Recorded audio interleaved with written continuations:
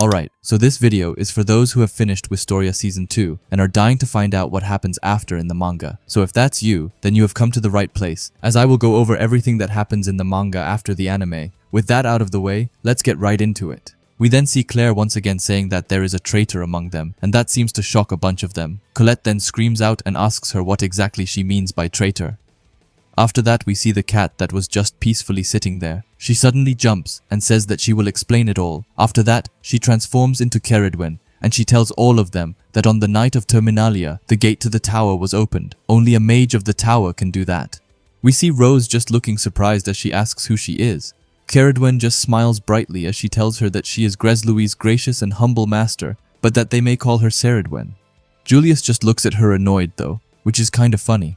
Anyway, Ceridwen keeps going as she says that, as they all saw before, the gate into the tower can only be opened by a registered high mage. The gate wasn't broken, it was simply unlocked, certainly not a feat any monster could achieve. She continues as she says that if Dinoboros, wielding the mage killer, had managed to infiltrate the tower, the situation would have gotten much worse. Add in a pincer attack from the Devander, and the lives of even the Magiavander would have been at risk, explaining that on that fateful day, Regarden was truly on the brink of collapse, but not by some coincidence. A nefarious actor brought Regarding the edge of ruin. This visibly shocks a lot of them, but Ceridwen says that thanks to Will's efforts, the assault was thwarted and the worst did not come to pass. But the issue remains. The gate was opened from within the tower, and senior leadership is determined to identify who did it. With that, we go over to Claire, who looks fired up as she points to all of them and tells them that a task they now pose to them. She hereby assigns all of them the following order. Infiltrate their respective factions and investigate anything and anyone they find suspicious. We then see Emma from the Wind faction as she asks if she is entrusting them with such an important task. Mike from the Dark faction also speaks up as he asks her if she knows that they just graduated from the academy after all. But we then have Sion, who is super cool, as he says that he assumes that they at least have an idea of who their would-be antagonist could be. Ceridwen starts to look intense as she tells him that they believe it to be the Tome of Ruin, Gohita. She continues and tells them that 10 years ago, their world was as close to annihilation as it has ever been. When the Magiavander were killed, the day of Doom's descent, the destruction organization Gohita was the instigator of the war that brought forth that terrible day. They suspect their remaining supporters are behind this, Will then thinks in his head, as he says the beast that he and Elfie fought 10 years ago. It was a mana creature that ran away from the war in the city, but he then starts to think about the headless mage and wonders if they were somehow connected to Gotia. But he quickly moves back out of his thoughts as Claire tells them that if they really are dealing with the remnants of Gohita here, they have to carry out this probe with the utmost discretion. As a mediator belonging to no faction, she, Kriela, implores them, for the good of their world, to find the traitor and remember every mage in the tower is a suspect. With that out of the way, we then see the gang walking as usual. Julius speaks up and says that it was not the order that he imagined that they would get so soon after joining their factions. Colette says that she is still in shock. She doesn't want to believe there's a so-called traitor lurking in the tower. Wignall is next up, and he tells them that he can't bring himself to suspect his own comrades. Besides, they elves are far too dignified a people to commit something so nefarious. Sion just tells him that it doesn't really matter if he can't, does it? Saying that unless he wishes to be an outliner, and the only one to skirt the order. With that, we head to Lihana and Will. Lihana just asks if they want her to probe the Thunder faction, and she looks practically dead as she says that. Will then tells her to start talking, and asks her what's the matter with her. Lihana looks super crushed as she says that he will soon find out soon enough. Just then, we cut to Colette rubbing her face and saying that essentially, they want them to play spy and root out this traitor. It pains her to have to pry into her faction's business, but they are the only ones they can trust to do the job. She then calls them Team Lihana and tells them that it's time for some spying, and after that, she just has a super bright smile on her. But with that, we go to the following day and to the tower and the second stratum Earth faction. Here we see Colette sitting on a throne. Someone says that at long last, their prayers have been answered. We then see a bunch of old people saying that Colette Loire, rightful heir to the Loire family, is officially one of them. We first up see Fulun audited. He screams out that earth magic is scant in the tower, and as they can see with all these geezers around, they lack a certain feminine touch. We then have Hammond Fossilis. He also has a smile on him, as he says that for 20 years, they have been rolling downhill, but not anymore now that they have got a young lady in their ranks. Then lastly, it's Worgen's prey night. He clenches his fist and says that better yet, this lass has the blood of a house that once produced a Magia Vander running through her. With that, he screams out to everyone that their time is now. He then turns around and says that, of course, to his Rose, his dear granddaughter, he will throw her this kiss for guiding Colette to them. Rose can be seen blocking the imaginary kiss while telling him that she didn't guide her to anything. She made the decision to enter the tower herself. We then see a super embarrassed Colette as she asks Rose what is going on. Rose tells her that they just expect great things from her. She is their brilliant Colette, their Earth princess. We then head into Colette's brain as she thinks that, forget being a spy, she feels more like the creator of some weird religion. With that out of the way, we head over to the third stratum and the Ice faction. Here we see Elfie curled up in her chair as she screams out for Will, explaining that she needs him with her here. Sarissa is by her throne as she tells Elfie that it's enough with the hysterics, telling her to get up and greet their new recruits like a real Magia Vander. We then see Julius, who looks a bit lost as he explains that this is why he told Will to join them. After that, he walks forward. He calls out to Elfie as he says that he has heard much about her from Will. By his words, she is a beautiful, kind soul for whom he cares very much. It is a shame. Will could not be here with them, but he believes that he would want her to present herself as the noble, dignified mage he knows that she is. Julius just then prays to himself that this will work, and surprisingly, we see Elfie sitting back up with a smile this time as she speaks up. She says that she offers congratulations to them all for joining the Ice faction. May blessed waters and brilliant ice always be with them. She continues and says that her recruits this year are some of the finest they have ever accepted. But Julius is perhaps the most promising, and they expect a lot from him. Julius just tells her, alright, and that he gets it. We then move back to Elfie, who says that now, if they would please lend her their strength and assist her in taking back what was stolen, help her reclaim Will. With that, we see Julius thinking that just maybe he chose the wrong faction. We then move on to the 6th stratum and the Elf faction. Here we can see Wignall bowing to Elena. Lefia told him that 6 years ago, he left Alpha Skoger to attend the academy. Filvis adds that he was unable to skip a grade and was thus left behind as the only elf languishing in a classroom. After that, he can hear the other members talking. They say that he's no smarter than a common Lizance, calling it hard to believe he belongs to the royal house of Lindor and that he is a stain on great Eleanor's name. Wignall looks to be close to his breaking point as he thinks that he can't take it anymore. He holds his chest as he thinks that he feels as if he is in an interview where he isn't allowed to speak, calling it pure torture. But suddenly something that looks round gets thrown to him. Wignall asks Eleanor what it is, but she just tells him to put it on. Wignall gets shocked as he asks if it's a gift and is about to thank her when she starts to look insane and asks him who said that it was a gift. She walks to him and gets creepily close to him as she tells him that it's a collar, as any fool could tell, telling Wignall that it's the perfect accessory for breaking in those who shame their people. She then just looks more creepy as she tells him that as long as he has that around his neck, he will not escape her, asking if he understands, and Wignall is just lost, wondering what is going on. After that, we yet again move on to the 5th stratum and the Fire faction. Here we see Cariot using his fire ability right at them, and it's massive. We then see Sion super damaged and on the floor. Meanwhile, Cariot can be seen just laughing as he then apologizes to them for the explosive welcome. But saying that this is the quickest way to test them, he continues and says that they may not understand it just yet, but this is an initiation by fire, one to weed out the cans from the can knots, so to speak. Cariot explains that they lost plenty of promising mages during Terminalia, Rog included. He had hoped this year's seedlings would make for worthy replacements, but it seems he was too hopeful. Cariot is then about to leave as he tells Logwell to take care of them, but before he can do that, Sion speaks up and tells him to wait. Sion still looks super hurt, but he tells Cariot to keep going. He even begs him to please continue with the initiation, telling him that he has to become stronger than Will, and that he will do whatever it takes. Cariot looks at him before he starts to smile, and says that perhaps he spoke too soon. This year's harvest may shape up to be the most bountiful yet. We also see Sion smiling as he heard that. Moving on to the 4th stratum and the Thunder faction, here we can see Guilford telling them to keep running, and that he better not catch them slacking, screaming at them to run until they drop. We then see Will, who seems fine. Meanwhile, Lehana looks to be close to her breaking point. Will then asks her if she is doing okay. Lehana tells him that she is fine and to just keep his eyes forward. We then head into Will's brain as he thinks that now he finally gets what Lehana was talking about. What faction makes their mages run non-stop as part of their training?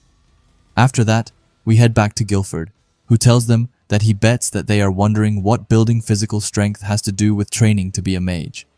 But they don't need to wonder anymore, as he tells them to listen up, explaining that from the mightiest muscles comes the mightiest magic. A mage with a flimsy frame can't even hope to call upon thunder as an ally. That is why they run. Run as their life depends on it, like they are running from a hungry beast. With that, we see someone called Milia Zaza. She calls out to someone called Olgano and asks him what lap he is on. Olgano tells her that he is on 80. He continues as he says that Guilford's getting on his nerves and that he is thinking of picking up the pace a bit. We lastly have Nanaru, who is just silently watching this. We then head back to Will, and he sees them dashing forward. He thinks that they've barely broken a sweat, and now they are picking up the speed. With that in mind, he thinks that he has to show that he can keep up with them. But just as he is about to lock in, he hears Lihana falling behind him, so he looks back at her. However, we see Lihana just being completely drained on the track. Just then, Guilford goes to her. He asks her if she is sleeping on the track again, telling her that it's not a good look. He goes closer to her and tells her that she just loves to keep her head down. Asking if she wants him to step on her now, Lihana tells him that it's not that, of course. But even then, Guilford goes and steps on her head. He tells her that he can see right through her. She came here to play the gallant knight just so she could flirt her way into Zio's favor. Lyanna tells him that she would never do that and that he isn't her type. But before she can finish that, Guilford already kicks her as he tells her that she better watch her tongue. He tells her to listen up. When he is in charge, nobody gets special consideration, not even her. Guilford then asks her how it feels to be treated like everyone else. We then cut to the other, and Olgano says that there he goes again. Torturing the newbies, screw the dungeon, the real beat lives on the 4th stratum. Melia adds that he's been going extra rough on them for a while now. Will just looks at them running away, and that makes him a bit upset. With that, he decides to take action himself, as he goes right in front of Lihana, and tells Guilford that he will run however many laps Lihana has left, telling him to please let her rest a bit. Lihana just calls out his name before Guilford laughs as he calls it a mess, saying that friendship is forever, asking Will not to make him puke. He then tells him, all right, and for Will to give him 100 laps around the track right now, and we then see Will, who easily does just that. Olgano admits that he has got spunk, and Nanaru explains that he is fast. We then see Guilford, however, as he tells Will that they in the Thunder faction are known for pushing their mages to their absolute limit. If he didn't know, then he is going to learn today. Telling Will to go ahead and do another 100 laps, Will tells him, alright, and he is then off when he is done. Guilford tells him to do 200 more, which is then followed up with 300. After that, it becomes 400, and lastly, we have 500 laps. I also like how it took so long that Guilford got out his beach kit as he was just chilling and watching Will suffer. We then see Will being down on the ground. Guilford comes to him and asks him what's the matter, asking if he is all tuckered out. Will apologizes but says that he is. Guilford then gets right to his face and tells him that Will thinks that he is some kind of hotshot just because he is a sword, telling him to think again because the truth is that Great Zio doesn't give a solitary damn about him, asking if Will can hear him. While they're going on, we see Milia stretching as she says that the newbies don't know that he makes them run until they drop, no matter what, so there's really no point in trying. Olgano joins in and says that he has to admit that he is something. It's the first time anyone's broken 1,600 laps. Nanaru says that it's a new record and calls it cool. Anyway, we then see someone familiar coming. Will is just almost dying, but Zio takes him by his shirt. He then holds Will high up to the sky and tells him that they will now spar, telling Will to make it fun for him, or else. While that goes on, we see everyone else bowing to Zio. Meanwhile, Will just wonders how he is supposed to be a spy under these conditions. Anyway, after that, we change to some very daunting table with a ton of masked men sitting around it. Someone asks how the plan is coming along. Someone else tells them that it's going quite well. They are beginning to pick up the slack from Terminalia, saying that Mars's and Headless's failure cost them precious time. To make matters worse, they're involved in another entirely separate plan. Someone else just tells them to leave them be, saying that it all serves one purpose, liberating the true sky. The mages hold the key to unlocking the heavens. He then says the name Baal and explains that they want to seize it. Suddenly, someone starts to walk towards them and laugh. They say that Shade likes the sound of that. It then seems like the person who we can guess is called Shade jumps up on the table and says that she guesses that what Gohita wants, Gohita gets, telling them to leave it to her and that there will be nothing left when she is done with them. And to be fair, she looks pretty scary.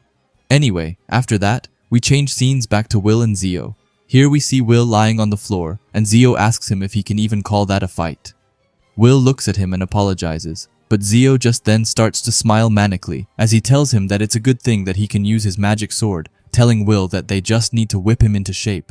Then he will be able to cut down anyone in his way when Zio is done with him. Zio then starts to walk away as he tells Will that he needs to come and find him whenever he is finished with Guilford's drills so that they can spar, telling Will that from now on, his days end with him. Will just looks pretty confused, but we can then see him grabbing the grass on the ground as he thinks that sparring with a Madhya Vander is brutal. After that, he tries to get himself back up, but he falls right back to the ground due to exhaustion. He looks super out of it as he thinks that faction training is rough enough. Now he has to add everyday sparring sessions with Zio on top of it, wondering how he is supposed to make time to spy. We then move on to the others, where we see Melia, who looks mad and says that she gets that the kid's tough, but she wonders why he gets to spar with Zio and says that it's not fair. We then see Nanaru on her side, who says that the new talent is talented. Olgano agrees and says that he sure is amazing, but he then questions Lihana. He continues, as he says that she might be the exact opposite, just hopeless. It's already been how long since the first bloom, and she's still running behind. At least she's holding up better than the other newbies. However, we then see Melia looking at her as she says that she is betting she dips out and runs straight for the upper institute, just like the other quitters. There is no use staying if you can't keep up, and we can clearly see how that makes her feel as she looks crushed. Melia then starts to walk away while explaining that this is the Thunder faction. The other factions don't hold a candle to them. Nanaru adds on that Zio is the strongest, which means that they need to be the strongest, explaining that Lihana is weak, calling it so much for the Knights of Thunder, and that really sends her into a state of shock. Anyway, after that, we head right into the Thunder faction men's bath. Yeah, a bit strange maybe, but here we see Will showering. He says that a whole day of non-stop training is finally over. He explains that these Thunder faction mages are maniacs, but he then tells himself no, and that he needs to think positively, admitting that they are hard workers, and there's not a single suspicious mage among them. At least he thinks there isn't. We also see Kiki showering right by, which was kinda cute. After that, Will gets up, and he hears someone else being there, so he apologizes for the noise, and explains that he thought that he was alone, but suddenly he gets super red, and his eyes widen. He then falls to the floor as he screams Lihana's name as she is also there, showering. We see Will closing his eyes, and also Kiki holding her paws in front of them, and Will asks Lihana if she knows that this is the men's bath. However, Lihana is long gone, as she just says that she is nothing but trash, a coward, and an actual washout. Will then tries again as he asks her if she is listening to him. Lihana even then continues as she looks lost, as she explains that she was an idiot to think she could ever help her family. She is what you get when you misunderstand your own worth. Will then once again speaks up, but this time he screams, saying that he doesn't know where her head is, but it most definitely isn't here. We then see him running in the next panel. Meanwhile, Lihana tells her grandmother that she has failed, but just then, when she is in her most despair ever, Will throws a towel on top of her. This makes her somewhat come back to reality. She then looks at Will, who is shaking his head left and right, explaining that he wasn't looking and that he didn't see anything at all. After that, he turns away in a nanosecond. Lihana is just super confused, which I can't blame her for, as she then starts to wonder why she is even here. We then see Lihana falling to the ground due to embarrassment, but just then, Will speaks up and calls out to her. He tells her that he just wanted to say this. She isn't trash, she isn't a coward, and she isn't a washout like him either. Lihana is an amazing mage and a model knight, someone he trusts and respects. Will continues like the goat that he is, as he tells her that she needs to believe in herself. After that, he just asks if maybe they should continue this talk somewhere else, asking if that would be fine with her, and we then see her just freaking out, which is super funny. We then skip a bit as they go to Will's room. Lihana is sitting on the bed as she apologizes to Will, saying that she is a piece of trash, and a pervert as well. Will just looks really lost as he tells her that it's fine and that she doesn't need to apologize anymore, just go back to normal. Lihana says that she can't imagine how disappointed her dear grandmother would be if she found out how she has been acting. Will just looks at her with a soft look as he asks her if her grandmother is someone important in her life, and as she hears that, it looks like she just starts to light up. She then explains that she's the only person in her family who ever had faith in her. Will asks her what she means by faith. Lihana then points to her eyes and asks if he can see how they are blue, explaining that in her house, blue eyes are a mark of inferiority, which completely shocks Will. Lihana continues as she says that the blood of one of history's bravest knights, Dua, runs in their family, so everyone's eyes are the color of thunder, except hers. They've been a sore point since she was a child. We then get to a funeral where the text tells us that members of her house live short lives. Her gallant sister was no different. She died 10 years ago, protecting her comrades. We then see them with the coffin, obviously. After that, we see a really young Lihana squeezing her hands as she then speaks up. She tells her parents to let her represent their house and that she will stand in for her. She will work hard and she promises. But sadly, her parents just look back at her with a cold expression. They then tell her that it's enough and that it won't be necessary, and we can then see Lihana crying as she hears that. She says that no one believed in her except her grandmother. After that, we see Lihana with a book in her hand and her grandmother tells her to come on and let her read. She sits herself right next to Lihana and tells her not to let it bother her, telling her that one day she will make a fantastic knight and that she knows it for a fact. Explaining that having the eyes of Roche the knight is no mere coincidence, and we then see her eyes light up as she hears that. We then quickly get back, and we see Will, who looks happy as he says the knight's names. He asks if it's the same Roche from the tale of Roche the knight. Lihana asks if he has heard of it, saying that she is surprised, as it's not a well-known book. Will tells her that Elfie has loved books since she was little. She'd read tons, like The Adventures of Demna and a whole bunch of other stories. He then looks super gently at Lihana and smiles while telling her that he can bet that she and Elfie would get along great if they met. Lihana just looks back at Will as she says that it seems that she and Elfie have something in common, saying that she used to read plenty of stories about knights when she was a child too. Lihana then thinks that it wasn't Roche's tale that truly captivated her. Roche was weak, but she used wit and good sense to gain the upper hand and protect others, including the princess. The story of Roche was one of her greatest childhood treasures. After that, we see her grandmother going behind her and putting a necklace on her. She then smiles at her and tells us that her grandmother saved her and gave her the portrait of a knight that she could strive for. Roche was who she wanted to be. Then, in real time, she looks at the necklace. Will asks her what it is. Lihana tells him that it's a misericord of the covenant. It's an amulet meant to bring a knight peace. Those who bear the name Owenzaus wear it at all times and continuously channel magical energy into it so that they may fulfill their vow as a knight with honor. Lihana then looks at Will and tells him that, just to let him know, she had planned to use it if he didn't get up during their battle with the Grand Duke. Will is amazed and asks if she is serious, and he then apologizes for that. We then head into his brain as he says that it seems Lihana's been battling demons of her own.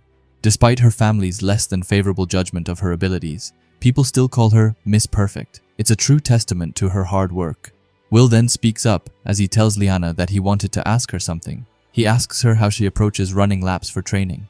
Lihana looks at him, confused, as she asks him what he means by how, telling him that she puts all her physical and magical strength into running as fast as possible. With that in mind, Will tells her that next time, try turning it down a notch. He tells her that he has been observing how some of the senior mages run, and he has noticed none of them are constantly channeling magic. They use as little as possible, as efficiently as possible. Lihana says that she sees that the true purpose of all the mindless running is to break them. Will then adds on to it as he tells her that what they really want to see is what they choose to do after they are broken. Lihana looks confused, but Will explains that they wonder if they will run or if they will give up. Will they rise? Like a gallant knight from a storybook, Lihana just looks more surprised as she says Will's name. Will then smiles and takes out his hand to her, telling her that he knows that she has what it takes, telling her that if she doesn't mind him saying this, then he quite likes her blue eyes, saying that they sparkle like jewels. Lihana starts to blush as she then smiles, telling Will that her first love said the exact same thing, and with that, they shake hands. After that, we move to the next day, and here we see all of them running once again. And like yesterday, Lihana is falling behind. Guilford calls out to her. He tells her that she is pulling the rear again. He calls Lihana an embarrassment to this faction, and while he does that, we only see her breathing more and more heavily. We then move to Olgano, who says that she sure is a mess. We also have Melia behind him, who says that it looks like someone's in for another day of torture. Under them, however, we have Will, who calls out to her, and just then, we see her starting to look fired up. With that, we then see her putting some magic into it, and then in the next panel, she quickly catches up with the others in an instant, which seems to shock them. We also have Will, who just smiles at her. Melia, on the other hand, wonders how she caught up with them so fast. Nanaru adds that she will be breathing their dust again soon. Olgano also says that she gets right back at them after every bend, wondering where she gets all that speed from. With that, we head into Lihana's head, as she thinks that she doesn't have as much raw magical energy as they do, and she can't maintain this speed as long as they can, but she can give herself a momentary boost, just enough to catch up, thinking that she is a Knight of Thunder, an Avenger, and that there is no way she will let herself be outdone, explaining that a knight's vow is as unbreakable as thunder is fast. No matter how many times she fails, she will still never give up. With that said, she once again puts the brakes on and starts to run forward. Melia looks at her and has a slight smile as she tells them to look at her go. But under her, it's Guilford who also has a smile. He thinks that this is what he wants. The Thunder faction is about pushing magic to its limit. The only way to keep up with Zio is to transform into thunder itself. They must become faster and stronger, fail to keep up, and they can forget about ever standing shoulder to shoulder with him. Telling them to control their pace and strike with purpose, only those who sustain their shine, no matter how dim it may be, are worthy of the title of Thunderbolt. Guilford then speaks up this time as he tells Lihana to keep on moving and to keep up the pace. With that, we see her side by side with Will, and both of them look super fired up as they run. We then move 3 days later, where someone tells them that it's time for them to go on a supply run, and Will and Lihana say that they are on it. Will says that they are making them do errands now, wondering if that means that they like them. Lihana tells him that, who knows. Either way, she feels ashamed of how relieved she feels about this break from training. Will then thinks that this reminds him. Each of the factions has spies working on digging up info, but what about the Upper Institute? Just then, however, we see that both Charles and Kreutz come from behind the corner. Kreutz calls out to Will and tells him that they will meet again. He then gets right up to his face. He tells Will that he will make him pay for embarrassing him, but he then scratches that and tells them to start over. He tells Will that he wields Wiz with such efficiency, such mastery. He says that he wishes to apologize for his unseemly behavior at the Bloom, but tells Will to please come to his lab. Will is just super shocked and confused, but Kreutz continues as he tells Will that he just received some wonderful tea leaves from the east, asking to treat Will to a cup of warm, sleepy tea. Will just asks him if it makes him sleepy, as that's kinda weird. Kreutz tells him that the way he will make it, yes, but not to worry. He can lie down on his lab table, and while he rests, he will open him and make everything better. If he is trying to be sneaky about what he wants, it's not working. We then see Charles trying to drag him away, telling him to go before he exposes himself any further. Kreutz just tells Charles to hush, saying that he and the other fools in the tower have lost their minds if they think letting this specimen go unstudied is the right course of action, explaining that sacrifices must be made in pursuit of progress. We then see Will, who tells him to stay back with a scared tone. Suddenly, Lihana gets in front of Kreutz and tells him to get away from Will and calls him a maniac. She continues as she tells him that if he lays a finger on him, then she will personally make sure that Zio hears of it. Kreutz just then screams out and asks if she has no self-respect as a high mage of the tower. Lihana just looks annoyed as she tells him that she doesn't. In fact, her pride was broken a long time ago, but she doesn't need pride to protect Will. After that, we see Charles finally dragging away Kreutz. Anyway, after that, we see Will looking around, and he spots Julius, goes to him, and calls out to him. Will tells him that his bag look is heavy, and asks if he is also doing a run for his faction today. Julius tells him that he is spot on, explaining that he can't believe that they are making him do grunt work. Will then tells him that while he has him here, he wanted to thank Julius, telling him that the only reason he belongs to a faction is because of him. It's a shame that he couldn't join him and Elfie though, but even then, Will has a huge smile on his face as he tells Julius that he really appreciates his helping Will out.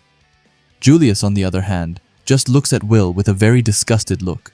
After that, he points his finger at Will. He tells Will that if he really wants to show his appreciation, then he should do something for him, telling Will that the next time they are in Elfie's presence, he should talk Julius up and give her a good impression of him, explaining that he needs to be on her good side if he's ever going to succeed her. Will just smiles at that as he tells him that Julius will make a great successor. Julius also smiles and tells Will that, of course he will.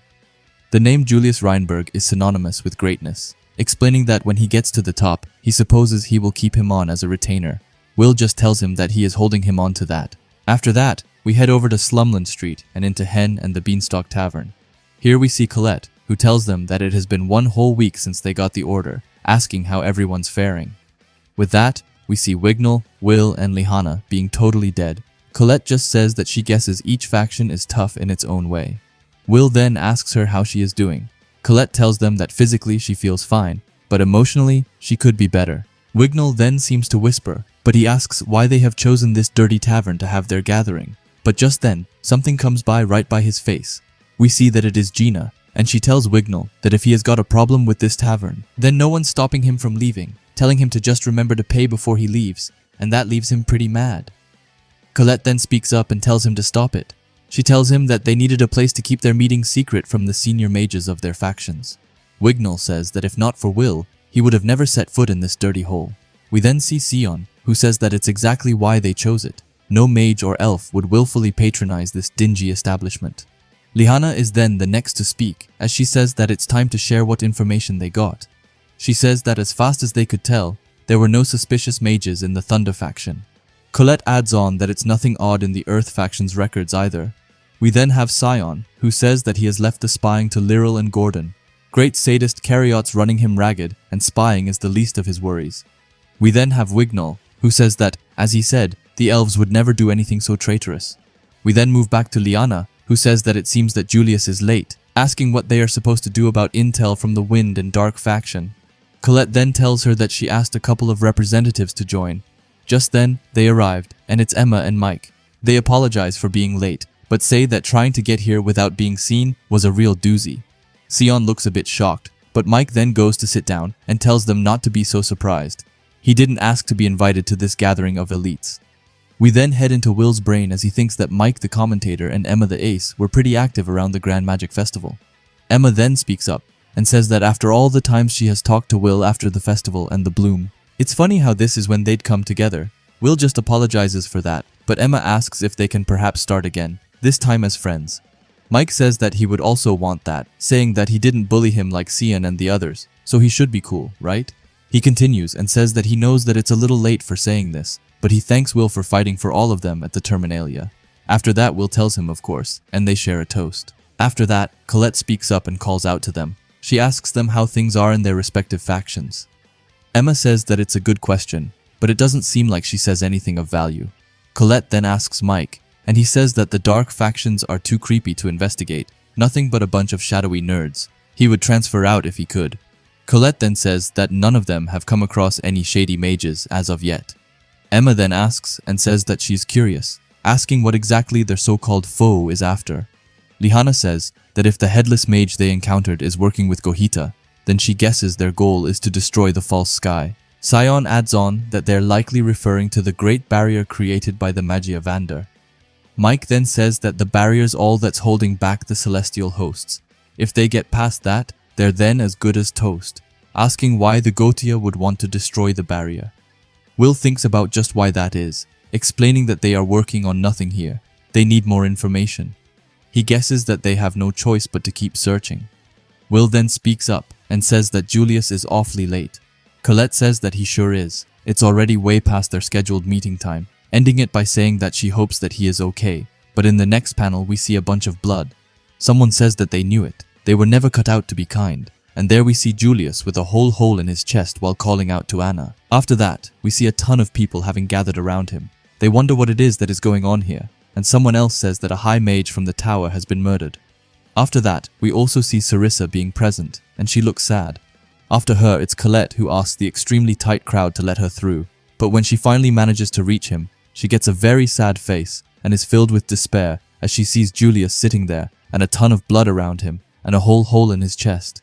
We then see his friends rushing with all that they can. They tell him to wake up and that this has to be a joke. Colette starts to hold her hands in front of her mouth as she says that Julius can't be dead.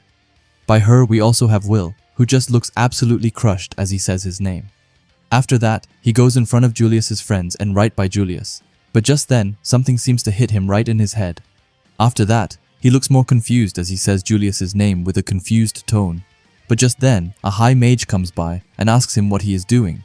He tells Will to get away from him, as this is an ice faction matter, telling Will that if they don't have anything to do with this, then they can scatter, telling the others to secure the surrounding blocks and close the gate to find out who did this. However, just then, we cut to Wignall, who wonders if this could be the work of Gotia.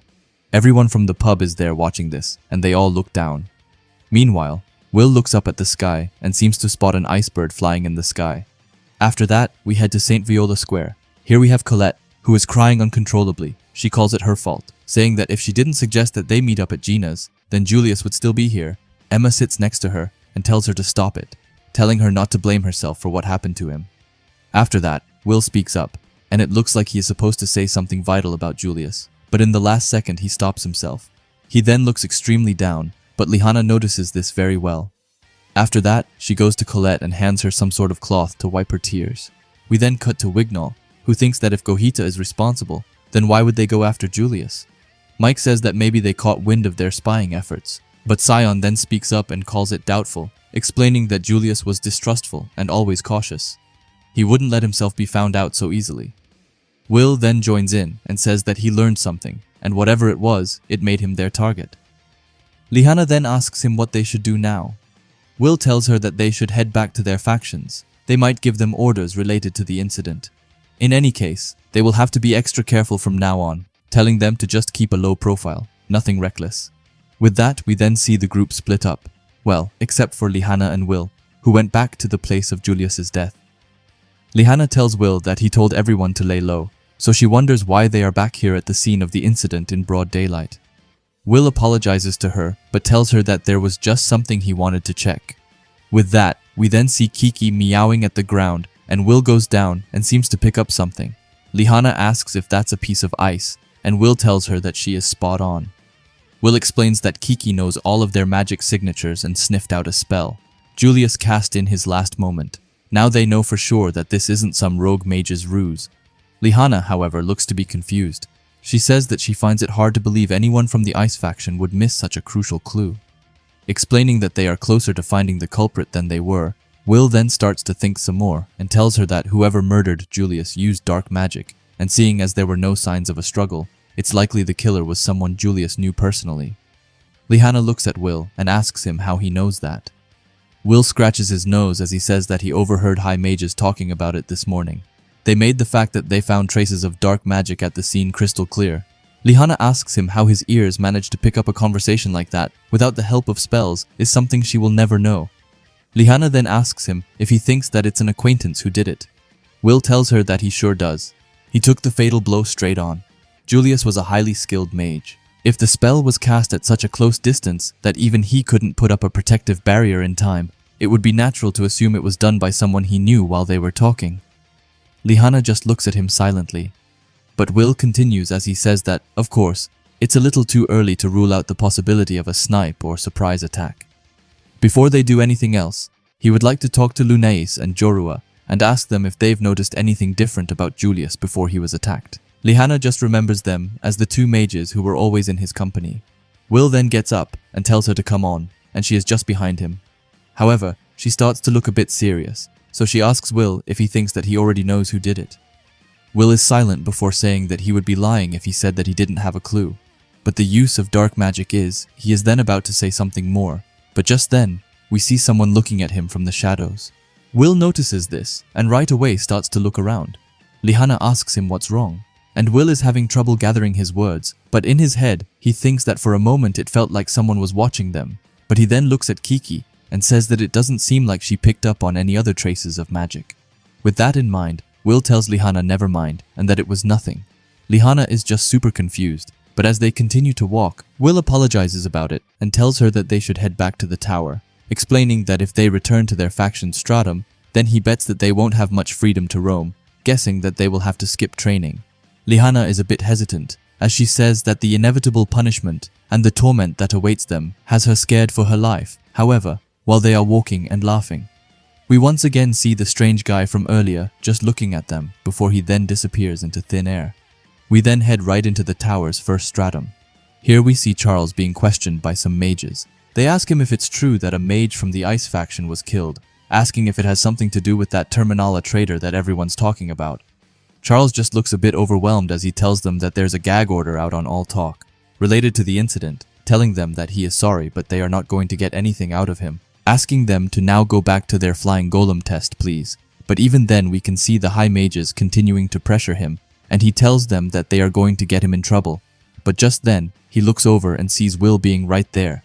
With that, we head right over to Will, who is with Julius's friends. He tells them that he knows that it's been rough, but he thanks them for taking some time to talk.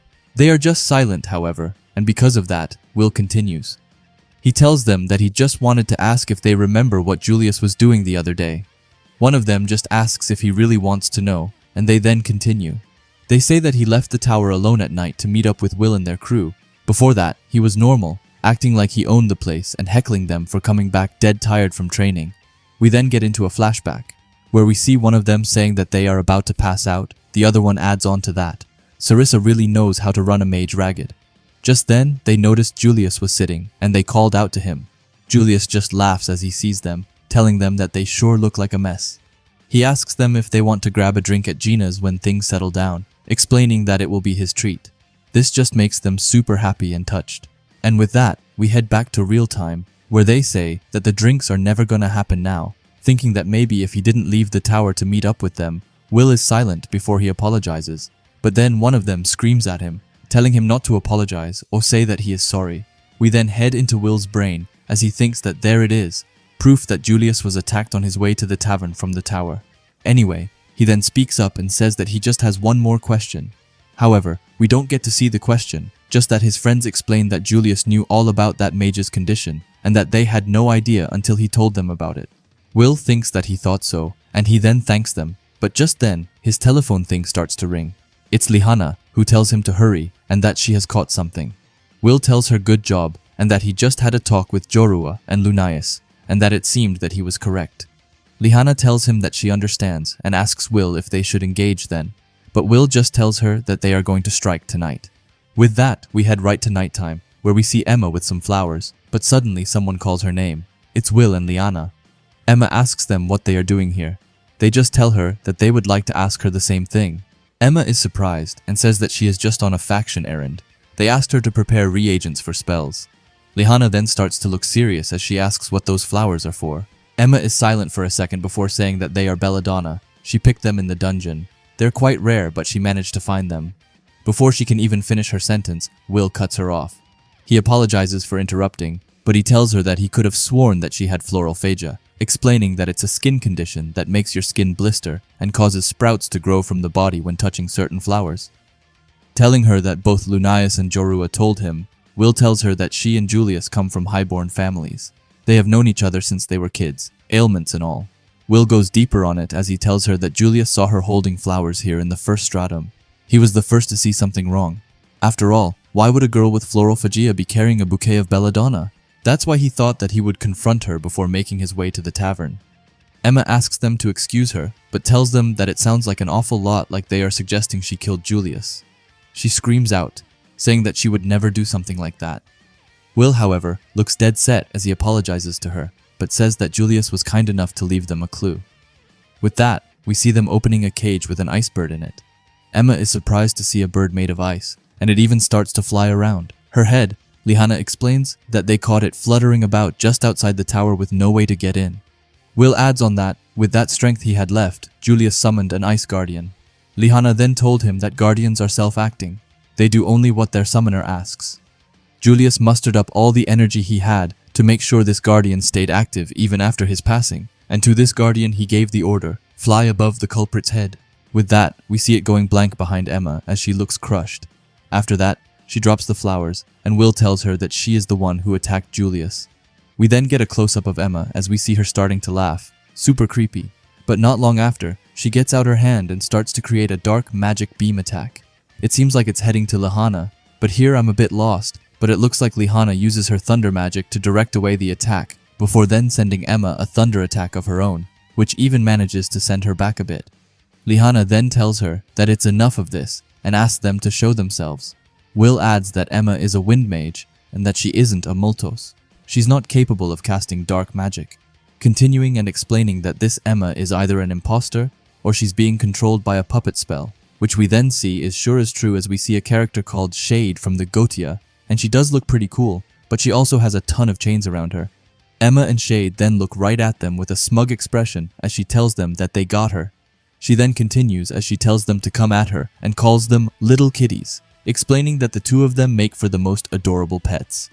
It then looks like we get into a flashback to Emma, who is shaking. She calls out to someone called Ian, saying that she tried and did everything she could, but in the end, she couldn't save them. We then see Shade slowly approaching her, telling her that this is what torment is for her, explaining that it's even pretty brutal for her to let your own brother die, so she could live on, spotless and untainted, even sickening, telling Emma that it's time to give up, asking if she doesn't agree. We then see Emma with a bunch of chains around her, as Shade tells her to surrender herself to her. She then goes right to her ear and whispers to her, saying that she worked so hard to get here, telling her that it's just too bad, continuing and saying that because of her, the tower and her friends will all be obliterated, and we then see Emma shedding a tear as she hears that. With that, we get back to real time, where we see Will thinking that he can smell the Belladors from here, explaining that he has no doubt in his mind that she's the one who's been making Emma gather those flowers. We then move to Lihana, who screams out. She says that puppet spells are a forbidden school of magic. All of its practitioners were supposed to be executed. Shade just gets super close to Emma and says that she then guesses that they missed one, explaining that you can't kill what you can't catch, and telling Lihana that she thought that she was the smart one, calling her a little Miss Knight, and all of that combined just makes Lihana look super annoyed.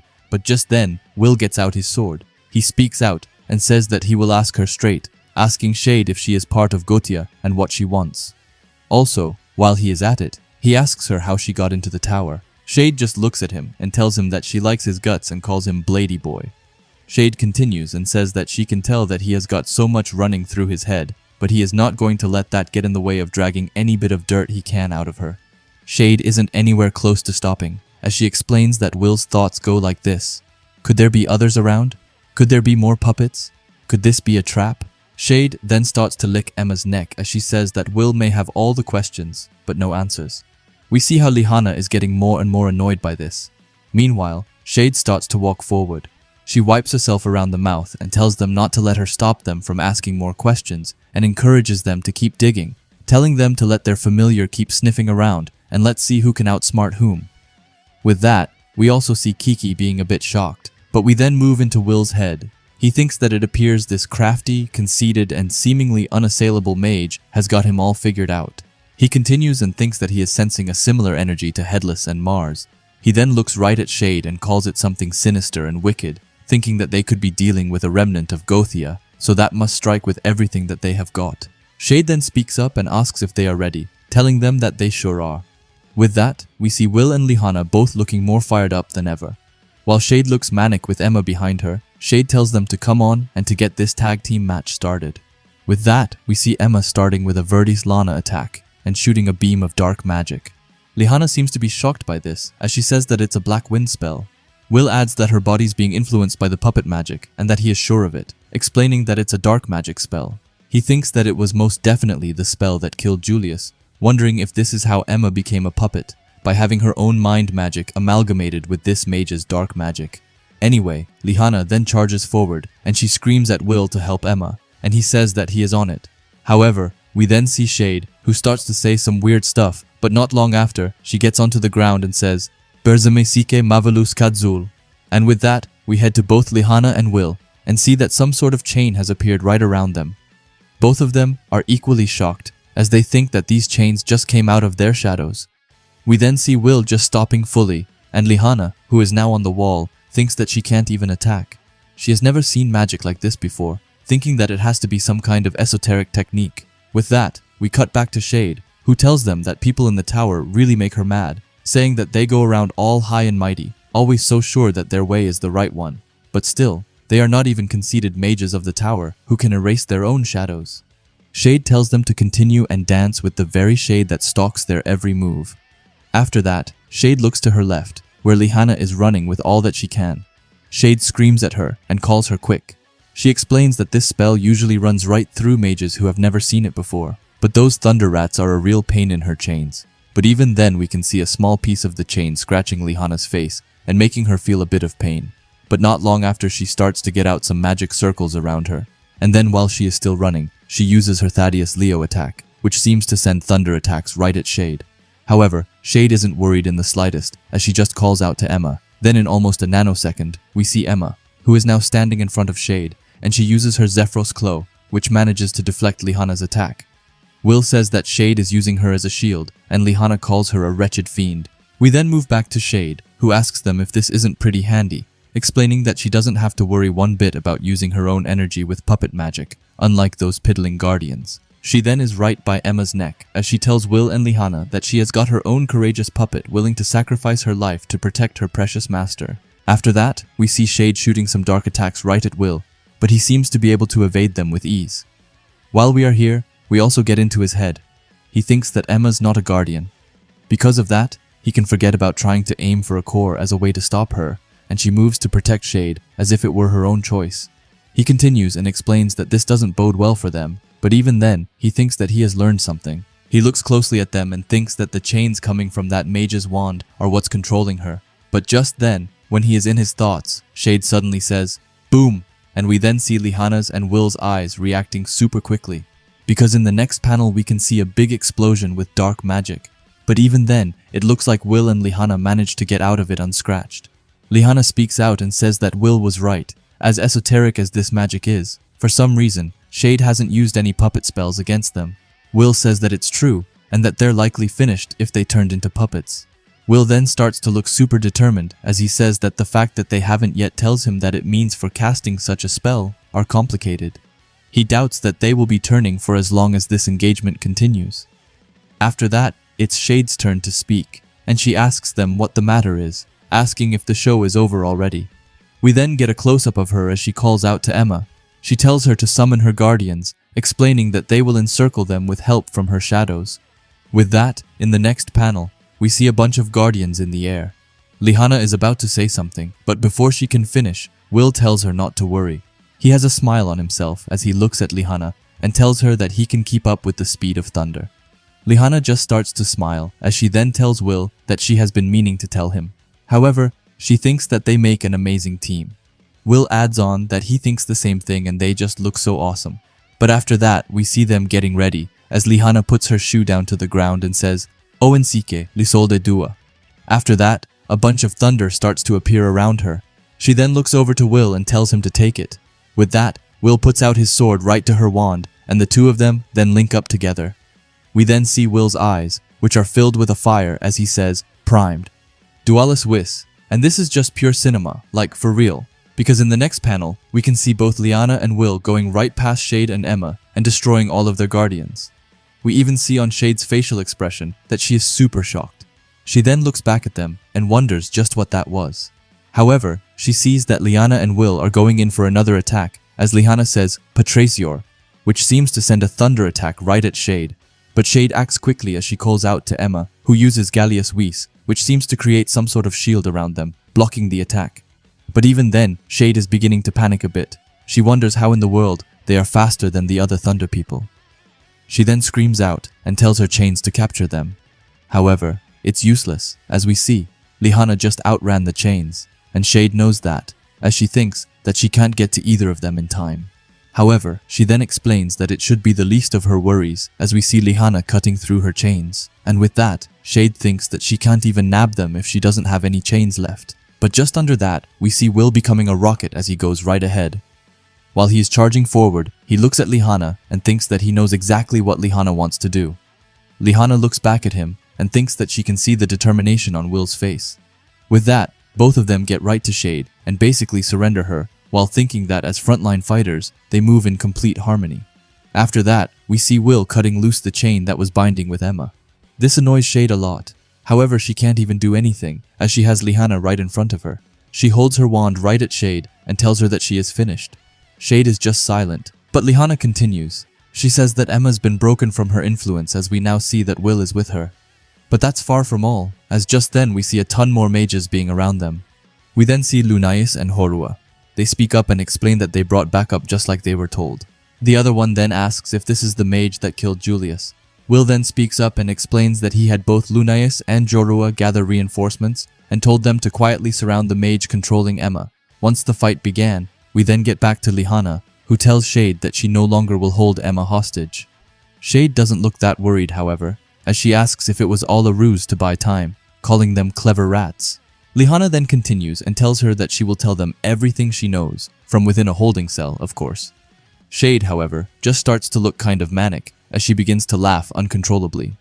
Lihanna gets surprised and asks her what she is laughing at. Shade then begins to get out a ton of magic circles and asks what else she could be laughing about, but their absolute stupidity. With that, we see Will's and Lihana's eyes go directly to Shade. But before anything else happens, the entire area that they are within gets filled with a dark mist. Lihana asks what just happened, but Will looks certain as he explains that the other mages are under the influence of puppet magic. Lihana is shocked and asks why, explaining that they haven't even been caught by the chains. But don't you worry, as our little friend Shade will explain everything. She tells them that they thought that the chains were the tricks to this, saying that they model students are as adorable as they are moronic. Now Shade didn't seem to give us any hints, but it's fine, as Will and Lihana seem to have figured it out. Lihana thinks that the heavy scent of the Belladors must be it. Will adds on that the chains aren't the key to puppet magic, but instead it's the scent. With that, Lihana then screams out. She says that she doesn't understand. How could this be possible? Those mages just arrived on the scene, so when were they influenced? However, Shade looks crazier than ever as she tells them that she has been working on this way before they all came to the tower, explaining that she spent so much time gathering puppets. Now she has her own wonderful collection of obedient minions, telling them straight up that the traitors among them stand before them already, but still it's too late for them to do anything about it. With that, we see all of the mages firing right at Lihana and Will, and while that goes on, Shade announces that with her magic, she will crush the tower down to its very foundation. After that, we move to Will, who has Emma behind him, and he's trying his best to deflect the attacks that are heading right to him. With this all in mind, he knows that he very well can't move from this spot since he has Emma behind him. But while Will is doing everything in his power to protect Emma, she suddenly starts to get up behind him. Will looks back and calls out to her, but Emma starts to slowly raise her wand, telling Will to just please run, as we can see her trying her absolute hardest to fight back against the magic. Will knows that he is in an extremely tricky situation, but he decides to use all of his power to deflect the attack from the other high mages. After that, he grabs a hold of Emma and pushes her down to the ground to make her and him avoid the attack. But even then, we see Emma's wand starting to emanate a dark spell of her own, and in the next panel, she completely fires it off right at Will, making a huge explosion. We see Will, who flies right past Lihana right into a building. Lihana looks back in pure shock as she can hardly say his name. Meanwhile, Shade just laughs a ton, explaining that Will got blasted into a building by the very puppet he was trying to protect. She then starts going more and more manic as she calls Will a maniac. Meanwhile, Lihana's face is filled with despair as she calls out to Will, who we can then see is sitting right in the wall without moving a single muscle. Lihana then continues to shout out to Will, and while that's a nice thing to do, she should have been more worried about herself, as we see a ton of chains appearing around her, and then in the next panel she is completely stuck and unable to move. In her head, she thinks that she can feel her magic energy being siphoned off. She continues as she explains that her strength is slipping away. We then get back to Shade, who tells them that those rats put up a good fight. However, she then starts to look manic as she tells them that it looks like she is the one who outsmarted them, and on top of that, she didn't even need any help to do it. But as she says that, we see the mysterious man getting ready to intercept, but before he can, Finn comes before him and tells him to hold it right there. The man is shocked, but Finn tells him that things are just starting to get good. He then gets close to the man, as he tells him that if he interrupts in any way, then he will make sure it's the last thing he ever does, and we can then see the man, who is just silent. After that, we go back to Shade, who says that it's time to wrap this up, telling them that she was kinda annoyed when they saddled her with the job of bringing them back as a puppet while destroying that infernal tower, but that was one incredible show Will managed to put on. She then starts to retract her chains, while telling them that making puppet spell work is a real pain. Gotta do a lot of digging in a would-be puppet's memory to find a proper patch of trauma to hook her chains into. Can't control them otherwise after all. Shade then just walks past Lihana as she tells her not to worry, telling her that she will take care of her when she is good and ready. Explaining that she just need to hang tight for now. She can watch as she ruins this boy and make him hers. But after that, she says that it reminds her, telling them that the way Emma fell was hilarious. Snot poured out of her nose as she cried, screaming for her to stop. This we can see is making Lihana pretty annoyed. But Shade then explains that she is going back to business, and to let's see what memories plague Blady Boy. Lihana then screams at Will to wake up and to open his eyes, but it's useless. She then tells herself to move, but once again that is just as useless. Anyway, Shade says dive, burrow, control, Burzim seek, and Mavelous holler, and with that, a bunch of magic circles start to appear right around Will. We then cut to Shade being in his memories. She starts to look around and thinks that she has managed to enter his mind. But what's up with this kid's memories? She is seeing a lot of dark spots. Her memories got to be shot. She then starts to walk forward as she says it's whatever. All she needs is one bit of juicy trauma. But just then, She starts to look surprised as, out of nowhere, a bunch of lightning-like weapons start going right to her. We then see Shade being pinned down in a super uncomfortable position as she then screams out. She starts to look worried as she wonders what it is that is going on, thinking that this has never happened before, but just then she starts to see flower petals around her, and when she looks forward, she can see this crazy witch woman again. We get a close-up of her eyes, which look like stars, as she then tells Shade to begone. With that, she takes her wand and sends a dark beam attack right at her. Shade starts to panic as she screams no again and again, but just then, it looks like she is coming back to reality, but even then she is questioning what is going on. We then see Will holding onto her neck, and she wonders when he broke away from her chains. We see Will, who starts to look really scary, and Shade questions if he repelled her magic, but she then says that he didn't. While holding it around her neck, she says that Will managed to eat her spell. We then see Will, and he looks colder than ever. He also has the same symbol on his eye as the crazy woman. Anyway, Shade thinks that this is insane, and wonders what kind of beast is hiding inside of him. Shade then starts to sweat as she asks Will what he is, and just then, she knows that she has to do something, so she takes her wand and uses some spell on Will's arm, which breaks her loose. Shade is then down on the ground again, but as she looks up, she just gets more and more amazed as she sees Will breaking her chain. And guys, seriously, what is going on? Will is so insanely cool, like this chapter is so sick. Anyway, Will then gets down on the ground. After that, he looks right at Shade while he starts to speak some sort of ancient language. Just then, some sort of dark blade starts to form in his hand, and he then says loudly, "Burst summon Melgitor." With that, we then see his star eye becoming a lot bigger, if you can say that, and after that, he sends his strike throughout the entire city, and just look at the pure amount of damage it is able to create, like it's going past so many houses and buildings.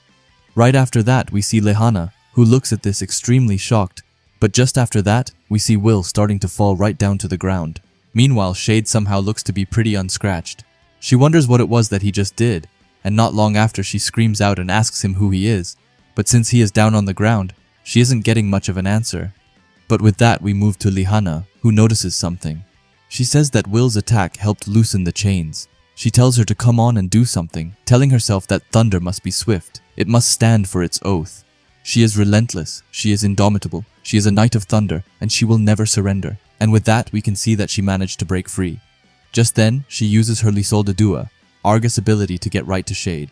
Shade sees her but notices her way too late, so Lehana manages to slash her with her thunder. She then tries to go in for a second attack, but Shade then managed to get some distance, and after that she uses her wand to make an ability called Nost. Now this ability creates a huge black mist around them. This makes it so that Lehana is unable to do anything. And while that goes on, Shade uses this to her advantage to flee up to a rooftop. As she is running, she curses them out, explaining that she will make them pay for this. She then smashes her hand into the wall and calls it ridiculous, explaining that it hurts so much, continuing and saying that the next time she sees them, they are surely dead. And we then see her with a pretty big cut. We then get back to Lehana. She wonders if her spell held her off, but she then corrects it and explains that she just ran away. Even then she can't believe it, a supporter of Gohita in the flesh. But then we move to Finn, who says that he was hoping he could get a little more use out of him, but he guesses this is the end of his road for now. He has a smirk as he says that he still has a long way to go before he reaches his origins. But while he says that, we can see the other guy just disappearing into thin air. After that, we move on and go to the 6th stratum, the Fantifirmary. Lehana asks Will if he really can't recall anything that happened. Will tells her that he can't. After Emma cast her spell at him, his mind went blank. He looks at his hand and thinks that he doesn't remember, but he feels like he got a glimpse of something after being hit with that puppet spell, wondering if what he saw could be connected to Wiss. But while he is in his thoughts, we see Claire, who goes to them. Will, in an instant, asks her how Emma is doing. Claire just signals them in, and she then explains that her injuries are bad, but her phlorophagia is worse. The prolonged exposure to Belladors is wreaking havoc on her body. Even with the elven curative spells, it will take a while to treat her, but even then, the good news is that she is alive. Her recovery is in the hands of the elves now. Thanks to the two of them, they were also able to save the other mages who fell victim to the puppet spell. However, they won't be able to move freely for some time, calling it an after effect of the spell. After that, it sure gets silent for a while. Before Lehana speaks up, she calls out to Claire. She tells her that the mage that they were up against used an esoteric school of magic called Berzemi Sik, asking Claire what she knows about it. Claire thinks for a bit before explaining that the Berzims were a clan of puppet magic specialists who attempted to take control of the western city of Taralis. As she is sure they are aware, they were summarily executed for plunging the city into chaos, but their use of Belladors as a reagent for their magic is news to her, explaining that if what they say is true, then there are likely more puppets in the tower than they know. She tells them to be on their toes if they smell Belladors. There's no telling where the enemy could be lurking. Will thinks for a bit before telling Claire that the mage used dark magic, asking if it is possible the traitor is from the dark faction. Claire explains that they can't say for sure just yet. What they can say is that no one by the description the two have given is part of the dark faction. Because of that, the so-called traitor could be hiding out in the tower. Claire is then about to say something else, but she cuts it short as she then tells them that they should talk about something else. She then puts both her hands on their heads as she tells them that she told them to spy, but not to have all-out brawls out in the open. Will and Lihanna then look at her and just apologize, but just then we see Arvin, the Wind faction, and also Monica, the Wind faction adjutant. They barrage in, and Arvin asks Claire if it's true that Emma was attacked. They get to them and ask them if she is okay. Will is about to say something, but just then, we can see that Claire speaks telepathically to both Lihanna and Will. She tells them to not say a single word. She explains that they don't know who's being controlled, and the enemy's eyes and ears could be anywhere. She suspects the wretch will be sending puppets to keep track of the two of them, or perhaps even make an attempt at their lives, telling them not to let their guard down for anyone, and to consider any who approach them as a foe first and friend second.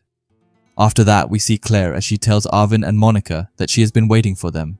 She tells them that she will explain everything and to follow her this way, but before she has fully left, she tells Lihanna and Will to stay close to Zio and Guilford, as they will be safer in their presence. After that, we see Lihanna and Will, who is super shocked.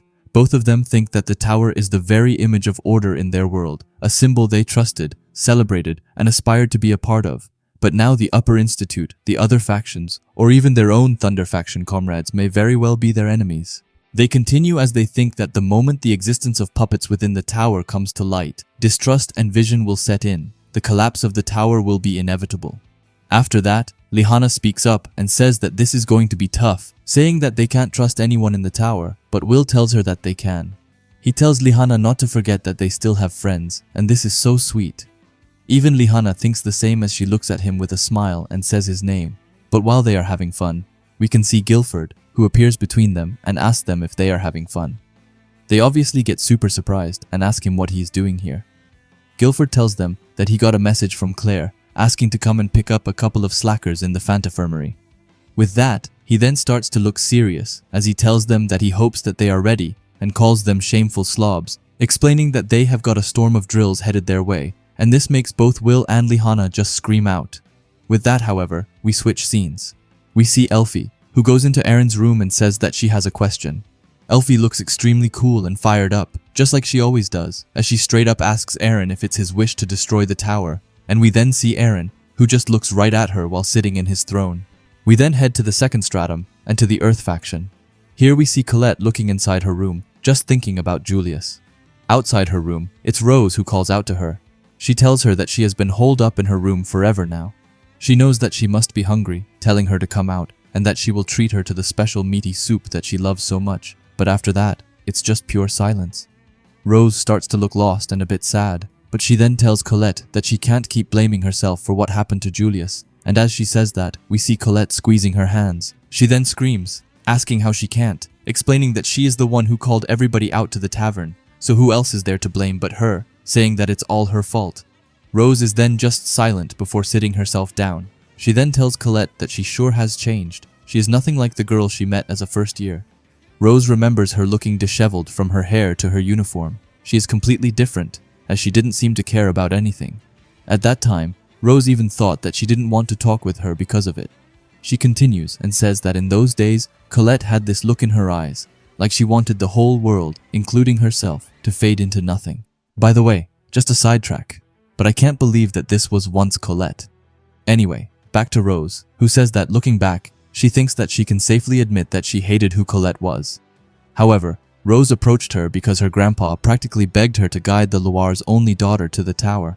But even then, she was scary and creepy. Rose didn't want anything to do with her, much less be her friend, and we can see how much that hurts Colette. But Rose continues as she explains that it all changed after that fateful day. We then see another flashback to this time with Cariot, who looks at a hologram of Colette before he then starts to completely go ham and use his magic and blow up a house. Now this is completely sending me left field, because why would Cariot want to kill Colette when she was a child even? Anyway, he didn't get his wish, as we saw. Will was holding Colette on his back while having a ton of injuries. Rose then says that when Colette became friends with Will, she changed for the better. She learned to treat others and herself with kindness, and she started to smile more, and now she sheds tears over the loss of another. Rose just wants her to know she loves who Colette has become. She then sees Kiki coming by, and she begins to smile. But after that, she tells Colette that she's going to leave her alone for now, telling her that if she's going through a hard time, then she is going to do everything that she can to protect her, as she loves her just that much, telling Colette that she will see her later. However, hearing that makes Colette fly into action as she jumps out of her bed and runs out screaming Rose's name. But as she goes out, she sees Kiki right in her face. Colette gets super scared. Meanwhile, Rose just smiles. She then tells Colette that she has finally shown her face, asking if she thinks that she could be an actress. Colette doesn't mind that, however, as she asks Rose why Kiki is with her. Rose just says that she is guessing this cute thing snuck down from the 4th stratum, with an adorable ribbon wrapped around its neck to boot. Colette then asks if it's a magimemo. Rose says that she thinks so and tells Colette to put enough of a specific magic into it, and the message should appear. She explains that it looks like Lihanna made it, but she bets the little one's owner is the one who wrote it. She then continues to read it, and she learns about everything from the puppet things from Emma being controlled. After having learned that, she starts to break down and cry. Rose asks her if something is wrong, but Colette just holds the paper close as she says Will's name. She thinks that Will might not be a mage, but his words are like a spell that gives her courage to go on. Rose then starts to smile as she says that Colette is finally back, asking what Will wrote that got her smiling. Colette, however, shakes her head and says that she isn't telling. She then looks determined as she tells Rose that Will and Lihanna are doing their best out there, so she had better start pitching in too. After that, she, of course, thanks Rose with a hug and tells her that she loves her as well. Rose just pats her on her back before she gets a smug expression and asks Colette who she loves more, her or Will. But Colette just tells her that she isn't going to answer that silly question. But with that out of the way, they look more ready than ever as they are heading out. But we then cut to Wignall. We see him losing concentration and being annoyed. But just then, Lefia tells him that once again, his concentration escapes him, telling him that he may be tired of hearing this, but allow her to refresh his memory. By joining the elf faction, he is expected to master the illusion of one of their homelands, Alheim, the Forest of Healing, and she then holds up this picture of a very beautiful forest. Filvis then adds in as she says that healing magic is their specialty, continuing and saying that light mages are capable of casting a kind of it, but a majority of Lysances are aggressive and therefore can't wield them reliably. Illusion magic is crucial to anyone hoping to protect their allies when they're hurt. Wignall then actually starts to look fired up as he says, "Of course," and calls out their names. We then head into his thoughts as he thinks that having to spy on his own kind and cast doubt on them is unbelievably frustrating, wondering how he is supposed to concentrate under this pressure, and that letter from Will only adds to his stress, a shadowy mage that uses abhorrent puppet magic, thinking that not only does he need to be conferred about a traitor, but now he has to find out if any elves are being manipulated. However, he then says that in any case he must act with caution until he has proof one way or the other. But just then, while he is in his thoughts, Filvis speaks up and says that he is so talented, yet so wretched. Apparently, 6 years at the academy is worth its weight in dust. Lefia joins in and says that ineptitude is in the blood of the Lysans. They couldn't be more different from those elves, saying that the obtuse mages of the academy have poisoned Wignall, condemned you to a failure's fate, and called it a pity. But as Wignall hears this, it changes everything as he screams out. He looks super determined as he tells them to take it back. He says that failure or not, he will always treasure the people he connected with at the academy. To elves, his time there might seem like a fleeting moment, but to him, it was an era of happiness as precious as 100 years of life. Elves swear upon their intangible nobility, asking why it is so hard to recognize that virtue in others. He continues and says that they aren't the only ones who are dignified, who never stop pushing forward. Even when they fail, they don't fear failure. They don't give up on their dreams. After that, he screams right at them, telling them that they're as worthy of respect as any elf, and he will be damned if he lets them speak ill of them. This just makes Lefia smile as she then calls it wonderful. Wignall, however, seems to be super confused by that. but Lafia tells him that he managed to learn a difficult lesson during his time at the academy. Filvis adds on that it's not to look down on others, a requirement for any insufferable elf hoping to break out of their shell. Wignall then asks if this means that they were just testing him. Lafia tells him that he is spot on. They wanted to discern what kind of ally he is, and Wignall passed with flying colors. He is able to set pride aside and trudge on, as well as stand up to his superiors. Lafia smiles right at him and says that it's an honor to be in the presence of an elf of such fine character. Wignall still is just super confused and out of it, but Filvis then says that if she may be frank, the elven sense of brotherhood and rampant elitism is exhausting for them introverts, asking how great it would be if they could just ditch the pride and get along with everyone. After that, the three of them just sit down for a tea party. Lafia then explains that Eleanor would do herself great service if she acted how she is on the inside, telling Wignall to go and teach her a lesson and show her how frightening the quiet ones can be when you push them too far. Wignall, however, tells them that he doesn't think that he is following her, asking if they think that he can teach her a lesson. But just then, Eleanor smashes in the door. She asks if they are making inroads in taming the disgrace. She hopes Lafia and Filvis get right up as they say that they are. Eleanor then looks at Wignall and tells him that he is looking awfully comfortable and asks if he is enjoying his break, but he is just silent. But we then have Lafia, who just says that they tried to stop him, and this makes Wignall think to himself that one thing's for sure, these two are neither traitors nor puppets. We then head right to the tower and the 5th Stratum Fire faction. Here we see Sion and Cariot having a face-off. Sion starts his incantation. He says, "Arise, flames of your suffering. Recall the fiery drama of the scorched earth." By the way, I like how Cariot is just simply smiling at him. Meanwhile, Sion looks to be furious. Anyway, back to Sion, who says with the flames of their sorrowful loss, he consumes his enemy. With that, some fire starts to appear right around his arm, and he then uses his inflamed Berdelion and sends a fire attack right at Cariot. However, Cariot isn't even moving a finger as we then see that he has a whole beast in front of him, which protects him. The fire attacks go at the beast, but it simply munches them up. This makes Sion really annoyed.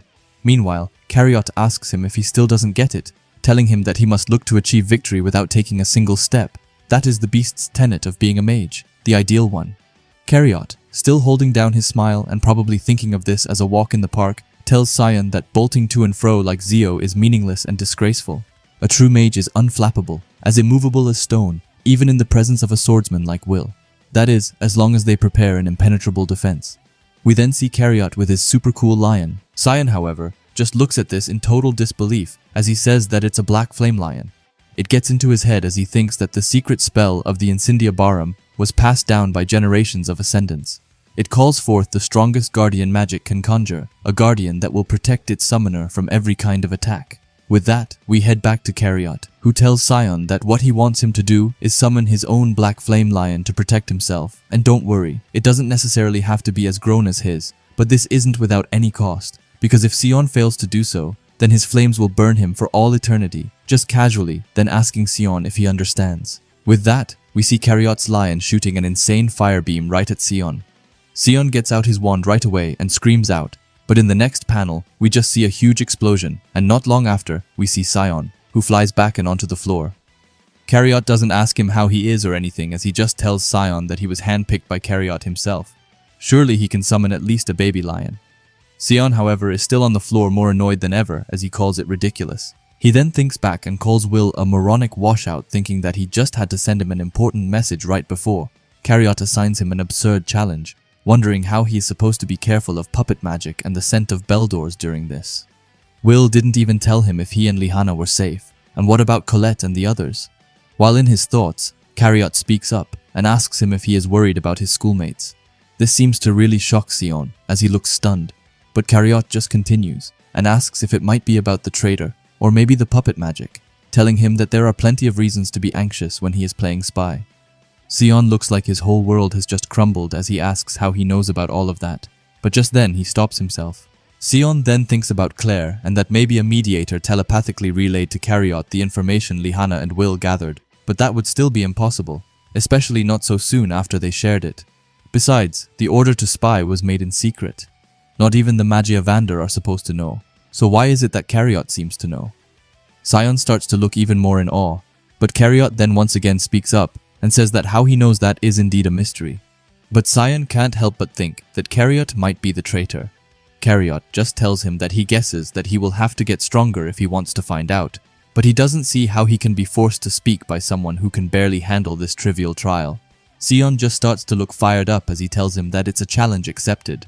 We then get to the Thunder faction, and now this is genuinely crazy, as we see a whole snake-looking beast just casually appearing out of some sort of portal. Everyone seems to just be natural to this. Meanwhile, Will and Lihanna are super confused. But we then get to 10 minutes prior. Here we see Guilford.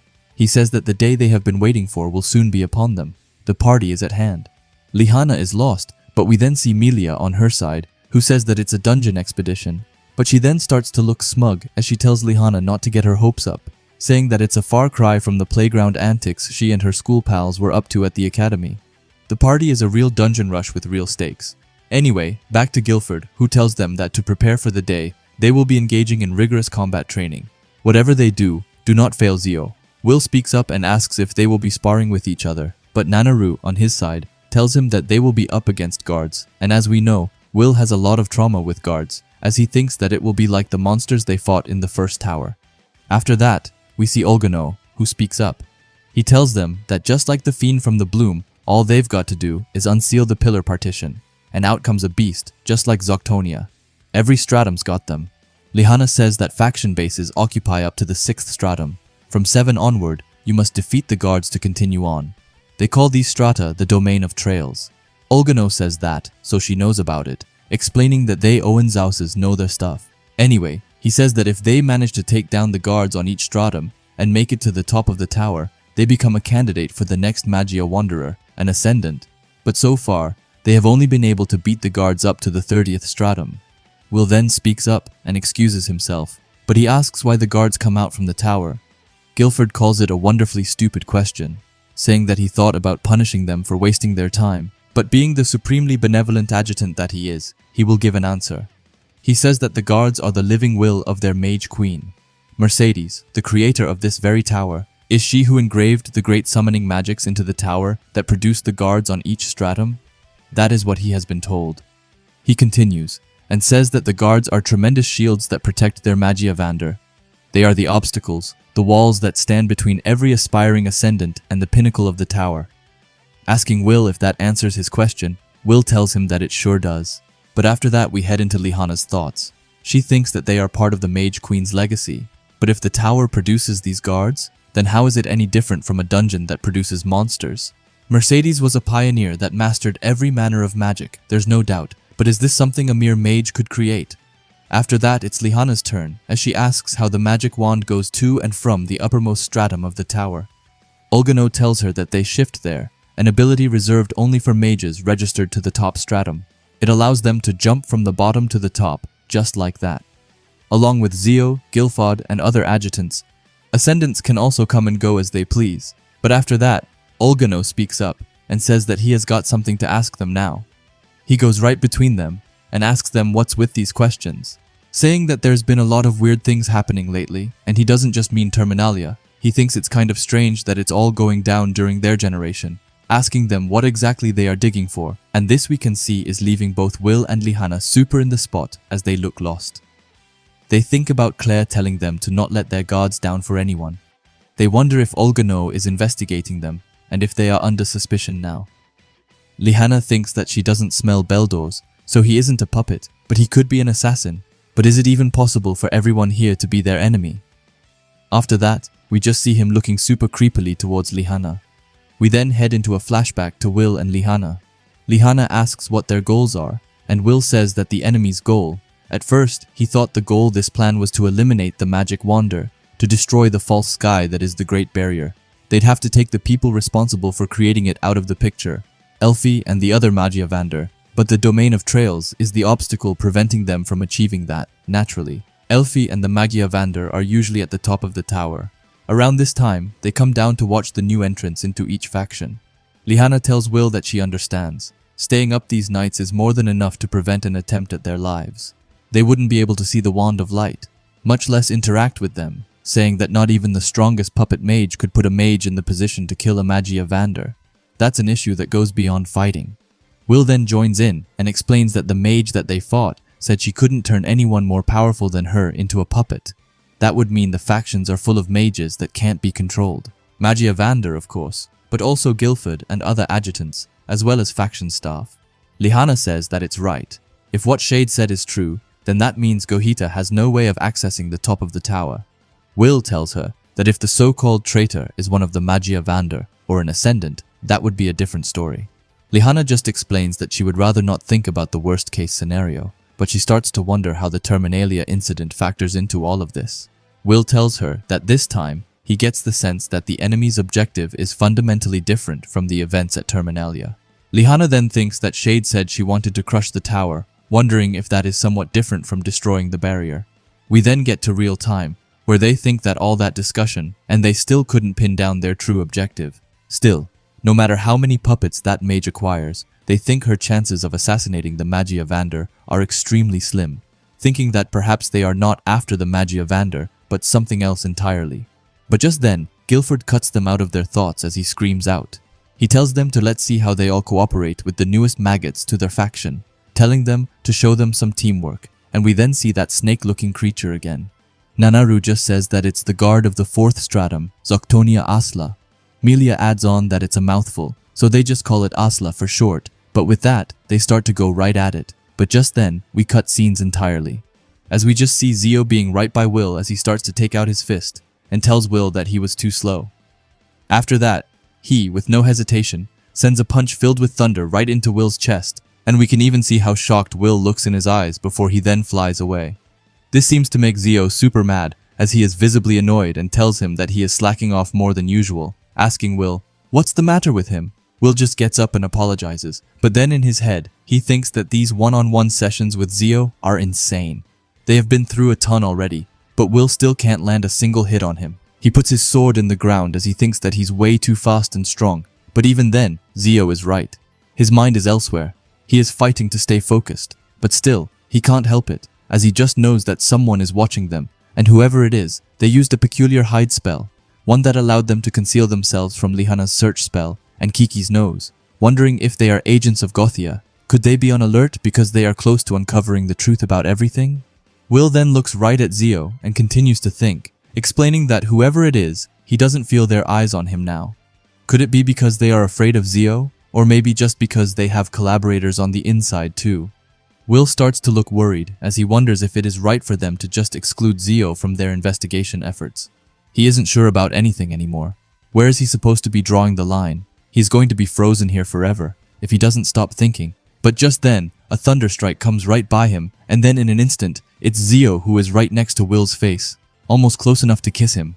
Anyway, Zio is mad as he tells Will whatever's going on in his head that isn't about him in this fight, telling him to get rid of it now, looking Will right in his eyes as he tells him that Zio is his enemy and that he is fighting him and no one else. After that, in the next panel, Zio just throws Will back on the ground. He tells Will that he has got a bad habit of overthinking, telling him that he needs to stop acting like he is a superior intellectual. Zio then starts to look manic as he asks Will if he knows what he is, telling Will that he is like Zio, he is a taker. This seems to shock Will, however, Zio continues, as he says that he takes from his allies and from his enemies. He takes, and after he is done taking, he takes again. Explaining that this is what he does with that sword of his. Will is even more lost and confused now. But Zio continues as he tells Will that he will take it until he can't take anymore, and destroy whatever beast stands in his way. That is the path he is on. When it's all over, once he has taken everything, then Zio is going to take him, and honestly, that sounds a bit weird, but also so cool at the same time.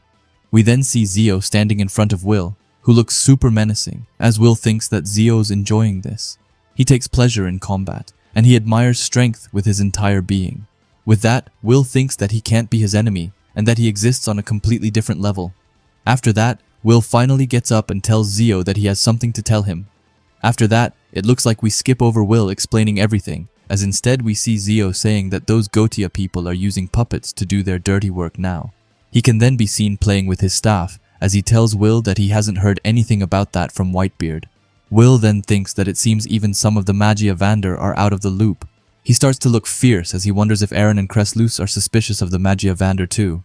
Anyway, Zio continues as he says that to tell Will the truth. He couldn't care less about all this spying Will and his pals are up to. He then catches his staff and aura farms like usual, before he looks intense as he says that if Will wants to know what those scumbags are after, then he might be able to help. Will gets super excited as he is first shocked, but asks if he can please tell him. However, Zio right away tells him no. He tells Will that if he wants it, then he will need to come and take it. He tells Will that if he lands one hit on Zio, then he will give him the info he wants. Telling Will to throw aside every useless thought in his head and fight him right now, he screams at Will to show him just how powerful he really is, how they are kin, admirers of might, one and the same, telling him to really come on. This seems to make Will's eyes light up before he then explains that it feels like it has been ages, but this isn't the first time this has happened to him, and he then thinks back to Edward. He then continues saying that again. He finds himself in front of an immovable pillar of strength, like he always does. The last time he was ridden with fear and tortured by misery, but now he feels thankful. He can see what lies beyond this pillar. With that, he looks serious as he takes on his goggles and explains that just past this obstacle is the strength to protect, and he will make it his. With that, he takes out his sword and says, "Prime Pathos, Dual Whist Reloaded," and he looks extremely dope. But it's not just him, as Zio looks equally as fired up as he tells him to come on. With that, both of them start to take the first step, and they are going at each other at a rapid pace. Their clash even makes a super huge explosion happen, but we then see them side by side, which is super insane. Will versus Amagia Vander is just pure cinema. Will, in his head, thinks that Lihana's esoteric magic is doing just enough to take the bite out of Zio's Wrathbolt, and he thinks that he can work with this. But just then, we see Zio creating a thunder beam with his finger. But even then, Will manages to read it and jumps over it. He is then above Zio, and thinks that he has already seen that one. But is he even above Zio anymore? As in the next panel, we see him right behind Will. Will starts to get worried as he thinks that this is a new one. And after that, Zio starts to send a ton of rapid thunder attacks right down at Will. Will then thinks that Zio's fighting style doesn't adhere to a pattern because there isn't one. He darts around like lightning, outlining a new path with every movement. He never attacks the same way twice. Zio fights with his own unique tactics like a wild beast. Because of this, Will explains that he can't figure him out, wondering what Zio will do next. But we then see what he is going to do next, as Zio is upside down in the air. He uses his Zalja Saga and sends a pretty big thunder attack right at Will. Will seems to have managed to put his sword in front of it, minimizing the damage a bit. While this is going on, we see Finn. He says that every condition has fallen into place. The question is, will he notice? Will he heed the call to expand the power of his Prime Pathos? And we then see Will looking like he took a fair bit of damage. But we then head right into Will's head. He thinks that he is up against Amagia Vander. There's only one way he could possibly best someone so unimaginably powerful. After that, the forest that was behind him looks like it turns to water. Will then thinks about the power Finn helped him achieve, wondering if he can do that, but we then cut to Finn, who says that he can't. In this moment, he has yet to fulfill the conditions required to access the fifth source. After that, Will thinks about the magic Lihana said he used, if he could just maybe do that again. But we then see this crazy lady again, who tells Will that he can't, not before he has traced his origins. This leaves Will pretty stuck. He wonders what is going to happen now. He thinks that he has power, but that he can't use it right now, wondering what he is supposed to do, and it then looks like he is inside the water now. But as he's going deeper and deeper into the water, he surprisingly goes into Elfie's arms, which catches him. Will is understandably shocked as he says Elfie's name with a shocked tone. Elfie goes right by his ear and tells him that she knows what it took for him to get here. But as he then tries to look at her, she suddenly disappears. Will starts to look around more and more, but he then sees a book in the water. As he goes to it, a ton of pages start to open up with a lot of his different moments. He looks at them all, taking in just what he has done to get here, just as Elfie said. With that, he finally asks himself what he is doing. He explains that no matter how great or unfamiliar a power, he will not let himself be led astray. He will stand up to his opponent and to himself. He has always given everything he has to protect the people he cares for and to follow his dream. He fought to get here, and he will continue to fight. After that, he heads to the two powers he mentioned before, but this time, he puts them aside and says that awakening will be damned. With that, he tells himself to think back on the story he has woven with his friends, of all the people who helped him get to where he is now, how he turned knowledge into wisdom, uncovered the unknown, and transformed thoughts and emotions into strength. He has accomplished it all, but even then, it's only just the beginning. After that, he suddenly sees Lihana and tells himself to open his book to the right pages. He then goes to Lihana, and the two of them shake hands. While they are holding hands, Lihana's hand suddenly starts to turn into a sword, and Will drags it out. After that, with his sword in his hand, he starts to speed up, once again going through his memories as he tells himself to read his memories and then bring them together. After that, he has Elfie behind him and Julius in front of him. He tells them to stand with him, thinking that he must reach deep into his history to retrieve every magical memory he has made, and after that, he has to bring them back to life. We then cut to Zio, who soars through the sky and says that it's another day and another victory. He then goes to where Will landed, and it's a ton of smoke right around there, but suddenly a sword starts to peek out, and we then see Will looking super fired up as he says, "Prime Pathos, revived." After that, he has both Elfie and Julius behind him as he says, "Glace was tactical reload." Zio, who is going right at him, wonders if he just changed the affinity of his blade from thunder to ice, but suddenly he starts to look shocked as he thinks that there is something more to this. Will, however, looks filled with determination, and Zio is right by him, but then in the next panel, we see a whole thing appear, and it was Will's Iceplosion ability. But it did seem that Zio managed to evade it. But even then, as he is in the air, he just laughs, saying that Will has got some tricks in his sleeves. We then head back to Finn, who says that the sheer speed of his Wrath Bolt style might have saved him, but he won't be so lucky next time, explaining that the tactical reload isn't just a simple realignment of his sword's affinity, as instead it's far more than that. We then see some lighting around Will's shoes, while he has ice around him, but after that he says Prime Pathos revived, and with that he starts to speed up right at Zio.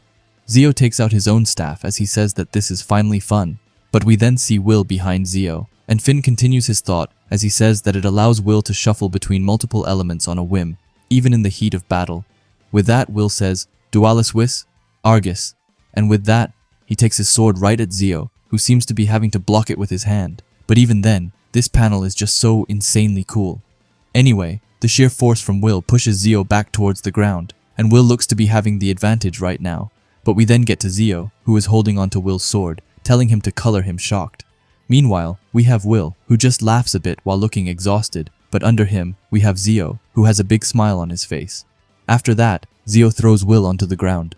Will gets up and thinks that priming his sword over and over again took everything out of him. He can barely move a muscle, but he wonders if he maybe did it. And we then see Zio holding out his hand with a cut in it from the sword and a ton of blood around it. Zio tells Will well played and that he finally got one on him. Will looks pretty surprised, but still happy. But then, once again, we head to Finn, who calls Cauldron a wicked witch, explaining that it's all happening just as she planned. But he supposes that when you are taught to find the solutions to problems on your own, this is what you get, an explosive combination of wand and sword. Anyway, back to Zio, who says that he is a man of his word, and with that, he tells Will to listen up. He explains that the Gohita goons are after the key to the heavens, Baal. Will is just super confused, but Zio tells him that it's the key to destroying the Great Barrier, and that it's sealed away at the very top of the tower. Will then gets into his head as he thinks that there's a key to destroying the Great Barrier, and it's kept at the apex of the tower. That would mean Elfie and the other Magiavander are protecting it, but he then thinks that he is getting ahead of himself. He thinks about Shade, and says that now that they know what Gotia is after, they don't want to kill the Magiavander. Their goal is to capture Baal. If the tower is the only thing keeping Baal secure, the destruction of the tower would be tantamount to the collapse of the Great Barrier. He knows that this is it. The pieces of this puzzle have finally come together. He then gets a slight smirk as he says that they just have to figure out how they're planning to destroy the tower. Colette and the others should be able to help with that. But while he is in his head, Zio speaks up. He tells Will that before he gets any funny ideas, he reminds him that they will be taking them on a dungeon expedition in a few days. Will is super confused, but Zio continues and tells Will that he landed a hit on him. With Will and Liana on their squad, they might be able to make some real progress. He looks determined and says that this time they are shooting for the 50th floor. They are going to crush Whitebeard's record, and Will is going to help them do this. Will, in his head, thinks that after everything he told him, Zio is still taking them on an expedition. Will then gets up and runs to Zio. He tells him that he can't be serious. Puppets could be lurking anywhere in the tower. It's a ticking time bomb, and the enemy will take advantage of their absence as soon as they leave. He is sure of it, but before Will can go any further, a thunder beam strikes a tree right next to him. This makes Will nervous, and he comes back to reality. Zio then tells Will that if the tower can't handle them being gone, then they don't need it. Telling Will to imagine if all it takes is a band of scumbags to bring this place to its knees, it would never stand a chance against the celestial hosts. Explaining that they need power to destroy the hosts, and there's no faster way to obtain power than by going on expeditions. Telling Will that it's happening and that he needs to be ready. With that, we then see Will being conflicted, left behind. After that, we see a cup flying across a room. It gets on the floor, and someone screams, calling them meddling brats, and saying that the next time they see them, their heads are theirs. And we then learn that it's Shade who said it. After that, another one says that the so-called sword wielder is now under the protection of the Wand of Thunder, continuing as they say that the Owenzouses and Guilford are on high alert and seem to have tightened their security. He is almost certain that Kreslos is behind this development. As it stands, they can't even manage to capture the boy as instructed by Headless, let alone manage to kill him, saying that it appears the tower is well aware of the puppet magic that roams its floors, but now that they know the fools in the Thunder faction are leaving on an expedition, a new opportunity has presented itself, telling Shade that they will carry out the plan as soon as they depart. Shade doesn't even let this guy finish their sentence as they scream out, telling them to shut up and that she already knows what to do, explaining that her puppets will make quick work of that stupid domain of trails, looking super fierce as she says that she will hit them right where it hurts, saying that the secrets of the Collis panel will be hers. After that, we cut to Kreutz and Charles. They ask someone called Tony Harvey what they are doing here. Tony looks back and is surprised, explaining that they just got lost and wandered into this odd place. But Kreutz cuts him off before he is done, telling him that it's enough of his babbling and calls him a puppet. Then in the next panel, we can see Charles using his wand to take Tony down. Kreutz continues and tells Tony that they can smell the Belladors on him. Charles thinks that he can't believe they managed to infiltrate this far. The tower's control system is but a stone's away. Suddenly, he starts to look shocked, as in his head, he wonders if they could be after the Collis control panel, explaining that this is the heart of Mercedes Collis. If the enemy overwhelms them here, they will have the tower in the palm of their hand. They could lose control over everything.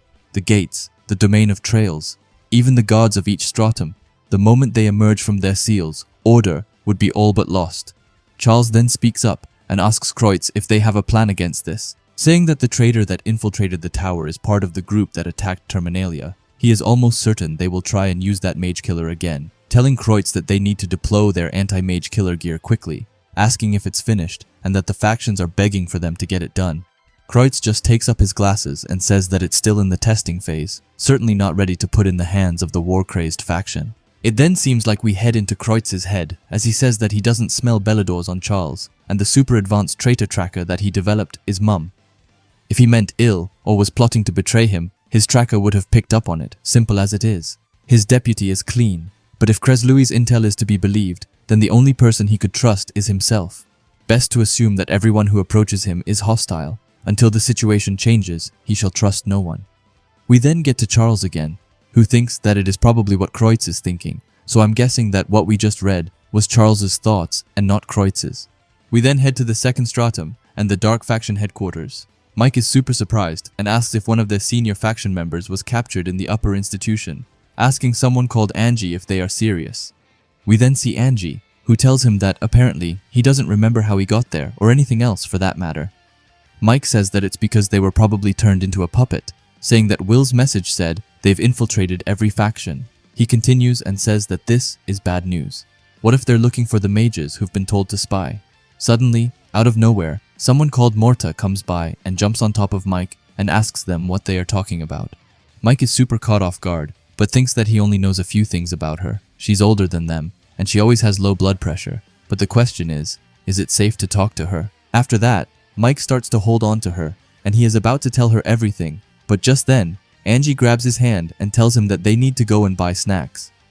Mike is super confused, but Angie continues to just drag him away, and Mike then tells Morta that he will talk to her later, but we then see Morta, who starts to get a blank expression. She says that puppet and spy were all she needed from her, explaining that Shade was right. Every one of these new mages is a mole. She puts on her mask and explains that she will report this to Walther later, saying that this is so annoying and that killing them would be easy, but they'd be much more useful as Shade's puppets. After that, we head to the Ice faction. Here we see someone called Mimily. She asks both Lunais and Jahora if Emma was really under control. They say that she was, and that they don't think they can ever forgive her for killing Julius. But the feelings they have for the evil mage that made her do it go beyond hate. They then start to look really serious as they say that they will get revenge for Julius, even if it's the last thing they do. Mimily just starts to look annoyed. She thinks that these boys are even weaker than Julius was, and they want revenge, calling it hopeless.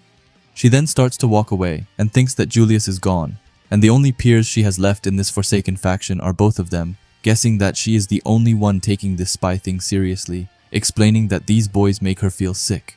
She continues and says that she just wants to go home. She would have been around her adorable little sisters and snuggled with them all day long. She would have never become a high mage if she knew she would be doing this, wondering if it is too much to ask for even the leader of this faction to be a leader for once. As one of their comrades was killed, she didn't seem to want to do anything about it. Just then, someone knocks on the door. Mimily opens it, and the guy says that the package is here for the Ice faction. Mimily looks at their colorless mage, asking if they are an artificer. She then continues and asks how they managed to get in here and what's in their package. But just then, he holds out something. Explaining that they are protective charms, he was instructed to deliver them by Elfie herself. Mimily looks at it and sees that it's her signature. After that, we see that it's the goat Rosti who is back finally. He looks super cool as he tells Mimily to pass it out to the other faction members and try to keep it on the down low. Anyway, having Rosti finally back is a true blessing. After that, we get to the Wind faction. We see someone called Terry saying that he heard that there was another mage from their faction that might be a puppet. Apparently, one of the colorless mages captured them. Callan says that then Emma wasn't the only one. The entire faction has been compromised, and the impact's only spreading. After that, they start to wonder if the traitor could be someone in their faction. But just then, they start to freeze as they hear the Wind faction chef Arvin comes by and asks them what the fuss is all about, telling them that they look awfully troubled. Arvin continues and tells them that whatever's bothering them, they are welcome to discuss it with him. He is quite the whiz at solving problems. After that, he just smiles at them before thanking them, but saying that they should be fine, and then telling them goodbye. We then see Arvin going into a room, and as he enters, he kind of starts to break down. He gets on the ground and says that yet again, the feckless shepherd fails to comfort his anxious flock, asking why he is so useless. He calls himself a fool, unworthy of his own title, and the worst mage of all time. But just then, someone called Monica comes to him. Arvin, in an instant, goes right to her and hugs her. He tells her that he can't do this anymore, that he quits, and that he can never be like Garzella. Monica just tells him that he can't do it with this attitude, telling him that he may be only pretending to be a leader, but that doesn't mean that he hasn't been trying his absolute best to make it work. Arvin then looks at her and begs her for some candy, telling her that he can't think without it. Monica, however, tells him no, not yet at least. She continues and asks him to wait a little longer, telling him that he will be fine and that she knows that he can do it, and she sure seems a bit strange. Anyway, we then cut to Lihana and Will, and Lihana asks Will what they are supposed to do now, telling him that letting this sit would only be putting the tower in danger. Will, however, assures her that he has a plan. We then cut to Finn, who is back on the roof. He says that the tower is mired in speculation, with nary a suspect to point a finger at. It makes you wonder who's really pulling the strings here. As they say, only time will tell. We then get to 3 days later, and to the Thunder faction expedition team. Lihana looks at Will, who looks down and asks him what's wrong. Will tells her that he was just wondering if it would be easy to access the peak of the tower from the outside. Lihana explains that it's not just hard but impossible. The apex is protected by an abundance of carefully crafted spells that would intercept any would-be interloper, and they're practically invisible to the naked eye. Only during special events like sky races and Terminalia are these spells, for lack of a better word, deactivated, but the magic is engraved directly into the tower. Anyone who tries to penetrate it would quite literally be obliterated, ending it by saying that, in short, it's without question that infiltrating from outside is extremely difficult. Will still looks a bit hesitant, but he then says that he understands. We then get to Guilford, who screams out. He tells everyone to have their eyes on him. From here on out, they will be departing on a dungeon expedition as the Thunder faction, telling them to slaughter every foul monster, triumph over every labyrinth, and show them thirst for power. Keep in mind the Wand of Thunder only wants one thing, and that is pure might. With that, he tells everyone on the expedition team to move out, but we also see Ceridwen looking at this. But it's not only her, as we also see Wignall and Colette in the shadows, saying that they can't believe that they are actually going. After that, we get a flashback to Sion as we see his father. His father says that the crest of House Ulster is the Great Falcon. With its keen eyes, the falcon hones in on its enemy, and then it descends, sharp talons first, to tear its target asunder.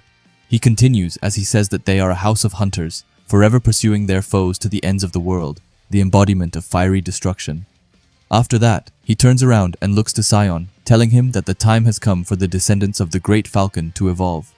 Sion just aura farms as he looks at him. Anyway, his father, who we learned is called Caesar, tells Sion that from their ancient beginnings as Berdalians, they were driven by vengeance, retribution, and rebellion. And as harbingers of fury and spite, they laid waste to any who stood against them. There is a history of immoderate destruction, of wanton ruination. However, even then that bloody history ends with Caesar. Caesar tells Sion that from now on, the falcon will not use its claws or its beak, but instead spread its wings to protect those it holds dear.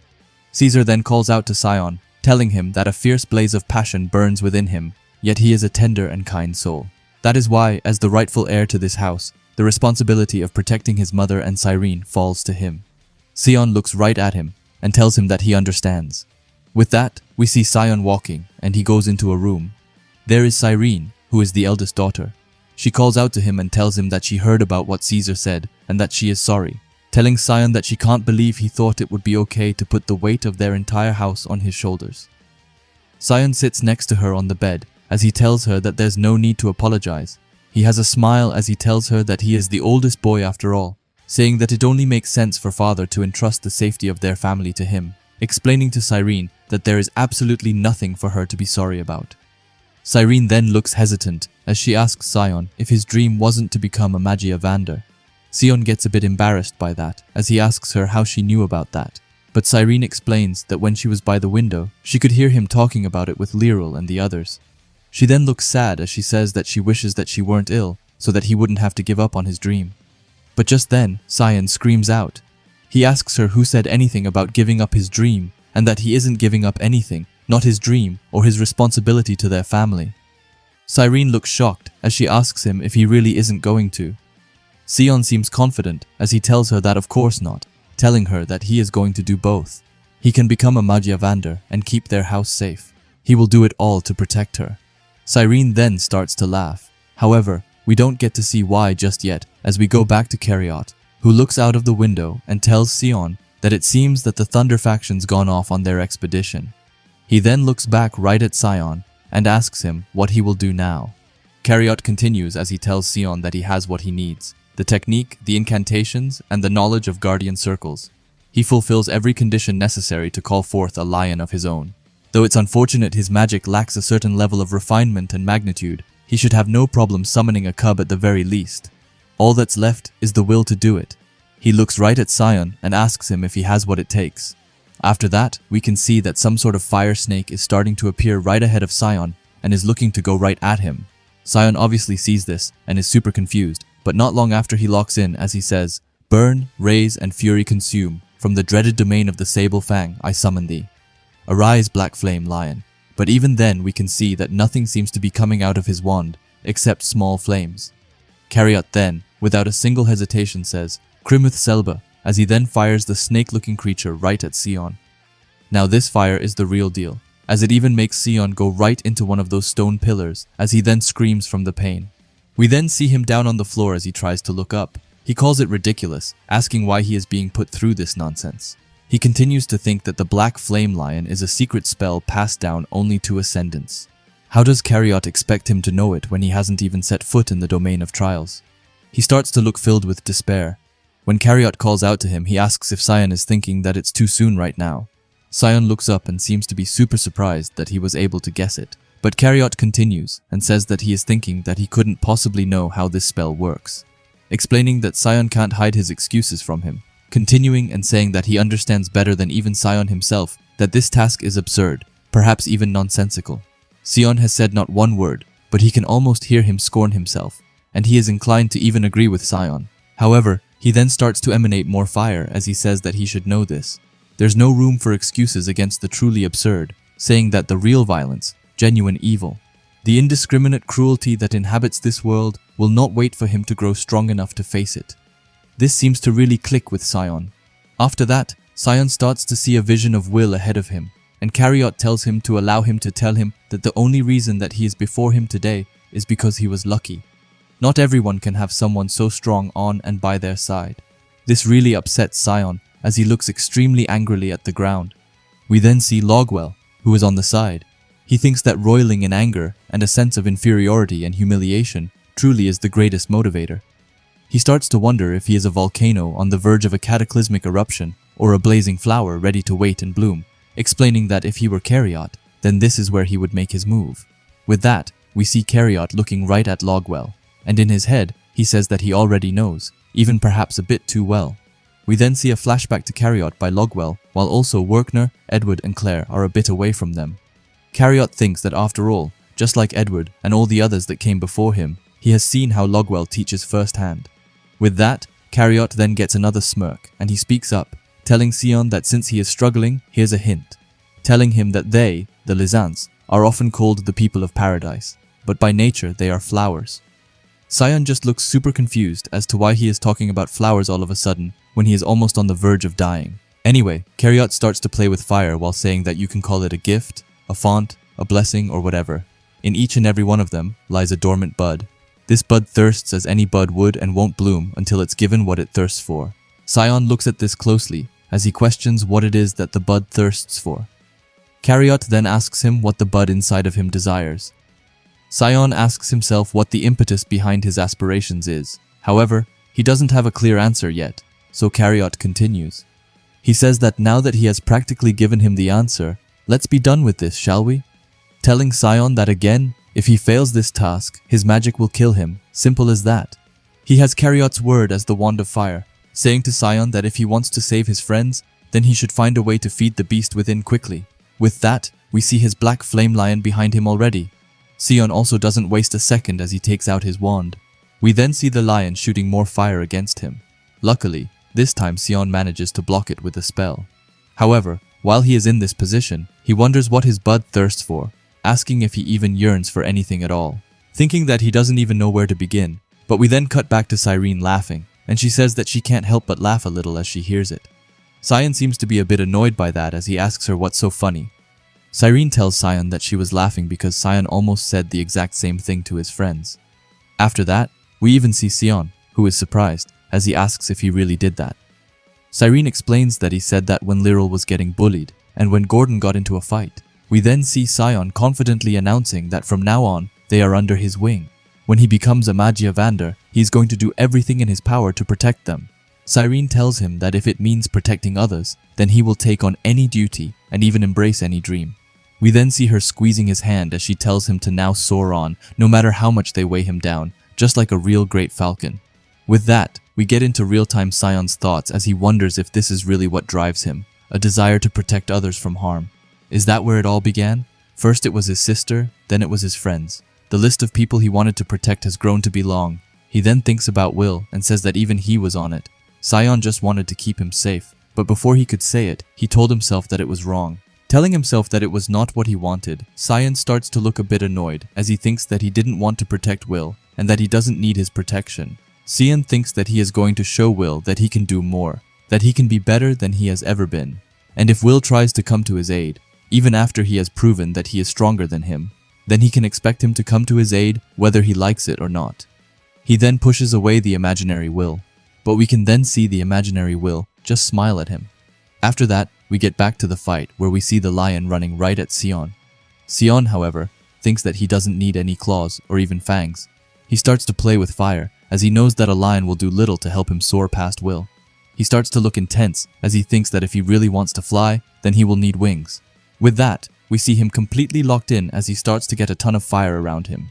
Then in the next panel, we can see him saying Incendia Halcon, and with that, we see a whole falcon bird by him. Cariot can't believe this, as he thinks that clearly it's not a black flame lion. He starts to wonder if Sion just created a new spell, but he later says that he adapted it and made it his own. Thinking that the Ulsters trace their origins back to the Great Falcon, the spell and his lineage merged together, giving birth to this new extraordinary beast. While this is going on, we have Logwell on the side, thinking that the wings of the Guardian shield them from all harm. And seriously, just look at this panel. This is just pure cinema. Like, this art in this series is outstanding. Anyway, back to Sion, who looks super immersed in this as he tells his falcon to surge forth, and he does so in an instant as we see the falcon going right towards Cariot's lion and giving it a taste of real fire. As Cariot sees this, he can't help but start to laugh uncontrollably.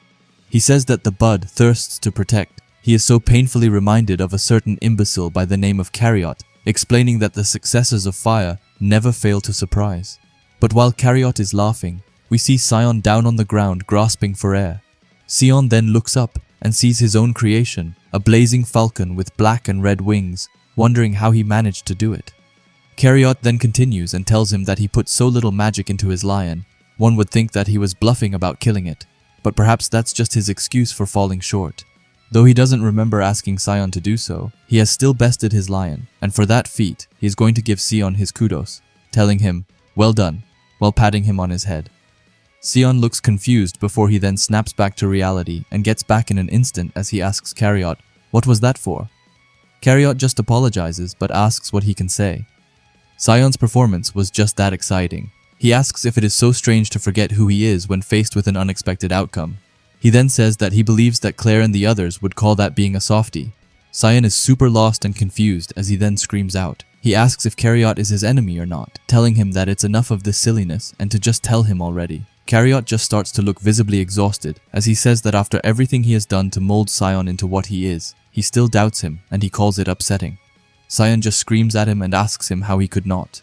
Cariot has done nothing but make vaguely profound statements. This entire time, Cariot tells him that he is merely vexatious to stoke his flame, telling him to try and keep it up.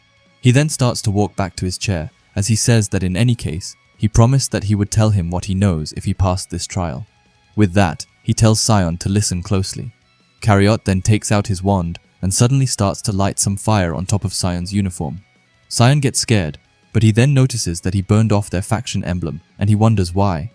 Cariot then calls out his name. He says that Sion and his friends have only just entered the tower, yet they are already marked. Asking if he doesn't think that it's odd, he tells Sion that they have been monitored, specifically targeted, and sacrificed in the name of accelerating this plot of puppets. He continues and tells Sion that it's as if whoever's behind this already knew that they were spies.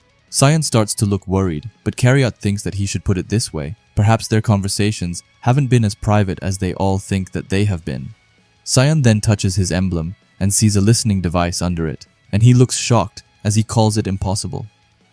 After that, we head to a weird room. Here we can see a mysterious guy who is listening in on all of their conversations. Suddenly, he speaks up and tells them to pay attention, saying that this is a message for all comrades. The Thunder faction is currently clearing the 20th floor with no sign of retreat, continuing as they say that the party is close at hand. Prepare to sing and dance. With that, we see one from Gotia.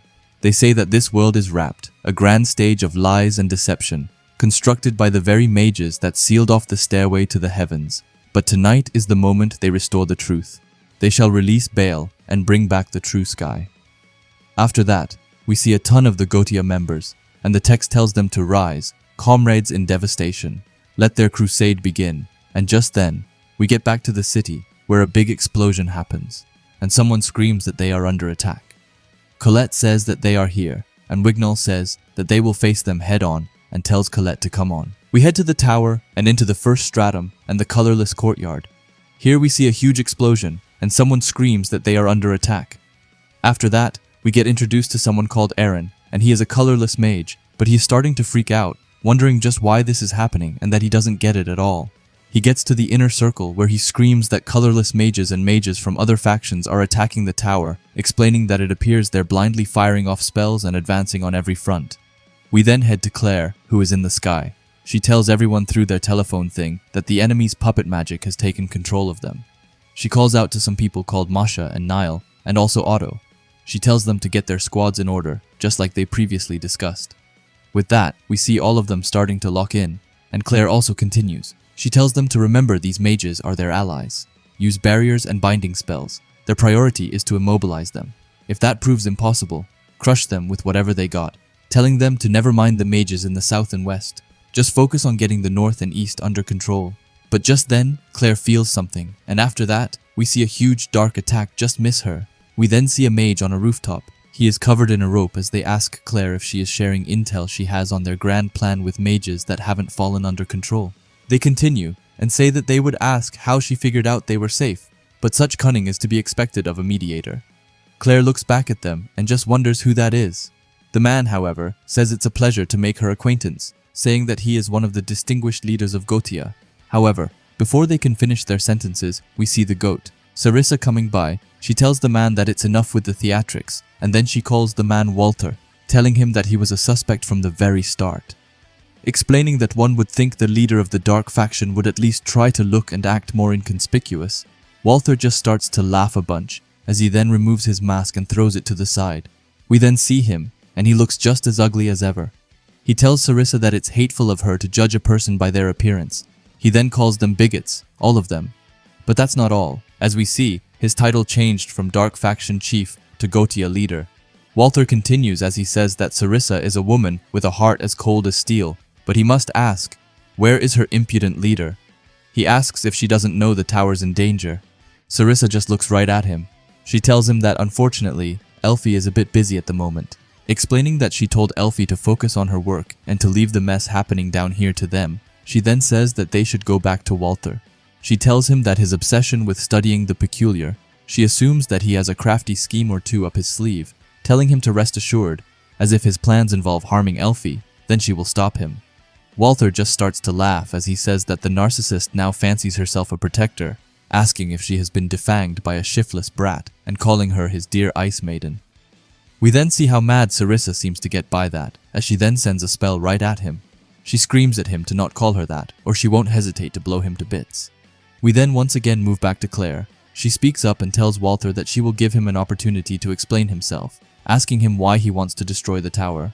She explains that if the tower falls, then the celestial hosts come back, and the world as they know it will be lost, telling him that they can't allow the lore to become their reality. But we then see Walther, who looks more creepy than before as he calls them fools. He then screams out and says that every single one of them is an absolute idiot. He starts to summon some spell as he explains that tethering themselves to a false fate will open their eyes. He asks them how they cannot see that this world is merely a diorama, a diminutive garden that belongs to the Mage Queen. Beyond the deception lies a world of truth where his dark magic will reach its zenith. He continues and says that by annihilating them, the vapid vassals of destiny, he shall ascend to the greatest heights of magic. After that, we see that his summoned circle has grown super huge, and he then uses the spell called Calcicul Metes. But we then seem to completely cut away from it as we get to the Eastern Reach and the Plain of Solitude. Here we see a bunch of the old people from the Earth faction. They scream out that they are the Colette Covercrops. They continue as they say that it's sad to see the Wind faction fall just as far as the Dark faction does. After that, we see them chasing someone from Gohita who screams at them to get away. However, the old people manage to get off his mask, and we then see that it was none other than Arvin, who was the Wind faction chief, and he is now revealed to be a Gohita leader. The Earth people explain that they were supposed to be Stratum mates, but then say that it's a shame on them. After that, we see the two other members from Gotia behind Arvin. They call them Dusty Earth Mages and tell Arvin to bestow upon them the blessing of Gotia. Arvin, however, seems to be freaking out as he doesn't know what to do. He starts to freak out even more as he gets into some sort of manic state as he just goes on about how trash he is. When he is done with that, he then screams out. He says that nobody understands him, nobody gets who he is, and the only person that cares is she. I'm guessing that he is talking about Monica right here, but it's hard to know for sure. Anyway, he continues and says that he is a hopeless babbling baby, and she's the only one who can guide him. With that, we see him holding something that he calls candy, and he then decides to eat it. As he crunches it and swallows it, he right away starts to get up on his feet. We then get a close-up on him, and he has got a totally other vibe about himself. He now looks scary as he tells them to scatter and calls them decrepit fools, saying that tonight is the night they uncover the truth hidden behind the sky. The truth they all fight so desperately to conceal, ending it by saying that it's glory to Gotia. After that, he uses a spell called Carvante Krugel, which seems to create a massive tornado around them. The Earth Mages tell each other to stay close. He then asks Aravan when he became a user of dark magic. Another one is in his head as he thinks that it's a cyclone barrier that mangles anyone who approaches and explains that he has got them trapped. We then move back to Arvin, who is on the telephone. He speaks out and tells someone that he has ensnared the Earth Mages and tells someone to release the Slime Brigade. With that, we move back to Main City. Here, we see a mage being sent back and screaming in pain. He wonders why their spells aren't working. However, as he looks closer at the members of Gohita, he sees that they aren't just puppets, but instead they are holding on to the mage killers, and that it's the weapon they saw at the Terminalia. With that, he finally understands that it's why their spells aren't hitting them. After that, we see another mage. He questions where their backup is, saying that if they had Worgen and his mage's earth magic, then they could at least put up a fight. Another one says that they're tied up on the eastern front and that they can forget about reinforcements. We then move back to another mage who gets sent in right to a building and also screams out. We then see that it was none other than Aaron. His vision starts to get blurry as he explains that this is it and this is where he dies.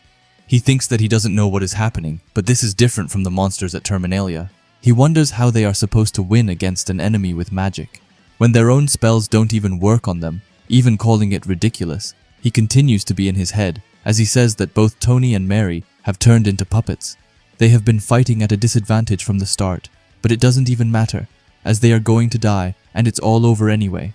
However, someone has something else to say about that. We then see Wignall, who gets out his wand and says, "Heed his call, O healing forest. Grow and flourish," he then says to Alheimringul. And he then actually manages to get out that spell as we get back to Aaron, who says that his wound is now gone. He wonders how a wound so deep could just vanish, and questions if this is elven healing magic. We then move back to Wignall, whom we can see is taking a deep breath. We then get back into a flashback. Here we see Lafia telling Wignall that he must realize, if he had mastery of their healing magic, many of the struggles he experienced would have been no more than slight complications. She continues and tells him that he could have aided his comrades in their hour of need, instead of watching them yield to their wounds. Lefia tells him to remember what he could have done, and Filvis adds on to let those thoughts guide him to becoming a beacon of hope to his allies, a supportive hand on the battlefield, and a healer. With that, we move back to real time, where he looks intense. He says that it's time to put his training with Master Lafia and Filvis to use, explaining that as long as he is standing, he can help the other mages hold the line. If they succumb to despair, it is up to him to shine light upon them. He continues as he thinks that, of course, his healing alone won't be enough to push the enemy back. They will have to devise a way to tackle the mage killers they're wielding if they want to turn the tide. But just as he says that, someone tells him to keep it up. We then see that it's Colette, who looks super cold as she tells all of them that she is going to take care of this. We then move into some sort of flashback. Here, we see her telling her old self that she hates her. She tells her that her hair's a mess, she looks awful, and she resents everyone she meets. She is a disturbing embarrassment. She breaks everything she touches, and that's why she is afraid of her. Her old self looks sad before she looks up to Colette and asks her if she knows something. She then gets a huge smile as she explains that Will said that she liked her. She continues and explains that her best friend in the world said that he likes her just the way she is. The older Colette then starts to laugh and tells the younger one that she is right. She then goes to hug her and asks if she doesn't want to help her protect their best friend and all the people they love, even asking her to please help her lend her the strength. And as she said that, we saw Colette looking a bit strange. However, she then says, "First seal, limiter unlocked." After that, we see her right eye starting to turn completely dark as she then says, "Loar Sika, Grantin Ibratia," and with that, we then see two huge stone-looking hands coming out. She then puts them in front of herself, blocking the attack from Gotia. The Gotia members can't believe their eyes. They wonder if these are the hands of a golem. Someone else says that they can't be, and that they are massive. The third one says that whatever they are, they blocked their spells. After that, we move back to Colette, who starts to look more and more insane as she holds out her wand and says, "Locked on," and her hands to crush them, which I just have to say is super cool. Meanwhile, the Gotia members see the hands going right at them, and they ask her if she is trying to use magecraft against them. They explain that the mage killer Sleem will devour that lump of earth faster, but before he is even allowed to finish his sentence, we see the stone hands going right into them and creating a massive explosion. We then cut back to Colette, who explains that these hands aren't magecraft, continuing and saying that they are a piece of the world itself. Passing through that gate that her body has for generations, from her mother to her grandmother and beyond, the magical realm has entwined itself with the lores, weaving their lineage into its very essence. Colette tells them that she learned something from the events at Terminalia, saying that you can stop magic, but you can't stop the world, and we then see her sending the hands right at them again. We cut over to Aaron, who thinks that there's no way, explaining that she just broke through the mage killers with brute force alone. Wignall on the side says that they are witnessing the true might of the Earth Princess. After that, he speaks up and screams at the others. He tells them that this is their chance on the offensive, telling them to get their wands out and to rally around Colette and drive the enemy back. But sadly, we then leave them for now as we instead go over to Ceridwen. She is flying around on her broom and thinks that that generation of disquiet is doing quite well for themselves. Not so long ago, they were just students. The academy would be proud to see just how much they've grown. She starts to smile as she continues and thinks that in any case, it's nice to know the front line has made progress. But now all that's left is the back line. With that, we cut to Monica, who is walking in a dark hallway. She then gets interrupted by Will, who asks her where she is going on. Lehana tells her that the only thing past this point is the Collis panel, but she is sure that she already know that. Asking if that isn't true, Monica just looks at them and asks both Will and Lehana what they are doing here. She continues and asks them if they aren't supposed to be out on an expedition with the rest of the Thunder faction. Will, however, tells her that he made a promise with Zio. We then cut back to after his and Zio's fight, where he told Zio to wait. He holds his chest and tells Zio that staying to fight will make him strong and that he is sure of it. It will give him the strength to protect the tower and everyone inside and outside of it. Zio then waits up, and Will continues as he explains that it will make him stronger than the entire Thunder faction, even stronger than Zio himself. Will looks more ready than ever as he tells Zio that he promises him he will have more to gain from staying here than going on that expedition, asking Zio to please let him stay. It then gets silent before Zio says, "You don't put chains on Desire, so now they share maxims too." After that, he looks back at Will and tells him that if next time he sees him, he has gone soft, then he is lighting him up himself. With that, we head back to real time, where Will says that they lent their uniforms to a couple of their friends and had Miss Ceridwen cast a spell to make them look like them, explaining that this gave them the freedom to come here, to lie in wait, and to watch for anyone looking to shut down the Collis panel. We then get to Monica, who starts to panic as she asks them if they think that it's why she is here, telling them that she just came here to see if everything was secure. However, both Lehana and Will don't back down as they tell her that if that's really why she came here, then she can leave, saying that they are all the security this area needs. However, Monica doesn't seem to leave, so Lehana asks her if something is wrong, telling her that she doesn't look so good. Lehana tells her that she is curious as to why she is here instead of on the front lines helping the other mages. Monica then starts to clench her hand. Meanwhile, Lehana asks her if they are perhaps wasting her time, saying that it wouldn't bode well for her plan and finally calling her a puppeteer. With that, we see her taking out a wand and starting to transform herself. She then takes off her rope and we see that it's Shade. She calls them dirty rats and says that they have got it all figured out, don't they? Explaining that she has had enough with the meddling brats and that it's time for them to say goodbye. But with that, we see both Will and Lehana starting to get ready and lock in. After that, we cut to the Thunder faction, who are at the 25th floor, and they finally learn that both Lehana and Will were spying on them. We see Olgano saying that he should have known that something was up, thinking that it explains why those two have been acting so fishy. Melia, on his side, says that she is now convinced that the tower's really messed up, saying that if they were the ones spying, why would the higher-ups tell them that there might be a traitor among the new recruits? But just then, Guilford speaks up, and he tells them that it was mutual surveillance, explaining that they were hoping to bring the traitors out by having them keep an eye on each other. Guilford continues, as he says that the enemy wouldn't be swayed by the tower's intel and that they moved according to their own agenda. Just then, Zio drops by and adds on. He says that by causing confusion by intentionally muddying the waters, it's just Whitebeard doing what he always does. He starts to walk forward as he says that, watching the chaos from above and reading every move as both sides scramble to make sense of things, explaining that as long as he's at the top, the tower isn't going anywhere. Just then, however, we cut back to Shade, Will, and Lehana. All of them are starting to get ready for a fight, and Shade starts to attack as she uses her Berzem Seek, Mavelus Kadzul. This attack starts to summon a bunch of chains around them, but luckily Will explains that he has already seen it, and with that, both he and Lehana manage to completely break them, and after that, it's their turn to go on the offensive as Liana uses her Owen Seek, Lisolda Dua attack, which first off looks sick as she seems to be bouncing off the walls with her lightning. Shade sees her coming scarily close, so she then uses an attack called Darge, which seems to create a barrier around her. We then head into her brain as she says that these narrow hallways aren't doing her any favors in dodging her stupid thunder spells, and as long as Will is around, there's no using whipping out a mage killer. She then starts to wonder if they actually managed to set them up. Shade thinks back and realizes that they've positioned the tower's forces out front, and those thunder dolts, who are supposed to be out in the dungeon, in the rear, giving them the option to catch her off guard. She then ends it by saying that they've been waiting to spring this perfect trap of theirs the moment she infiltrated, and just like that, Shade falls for it like a fool.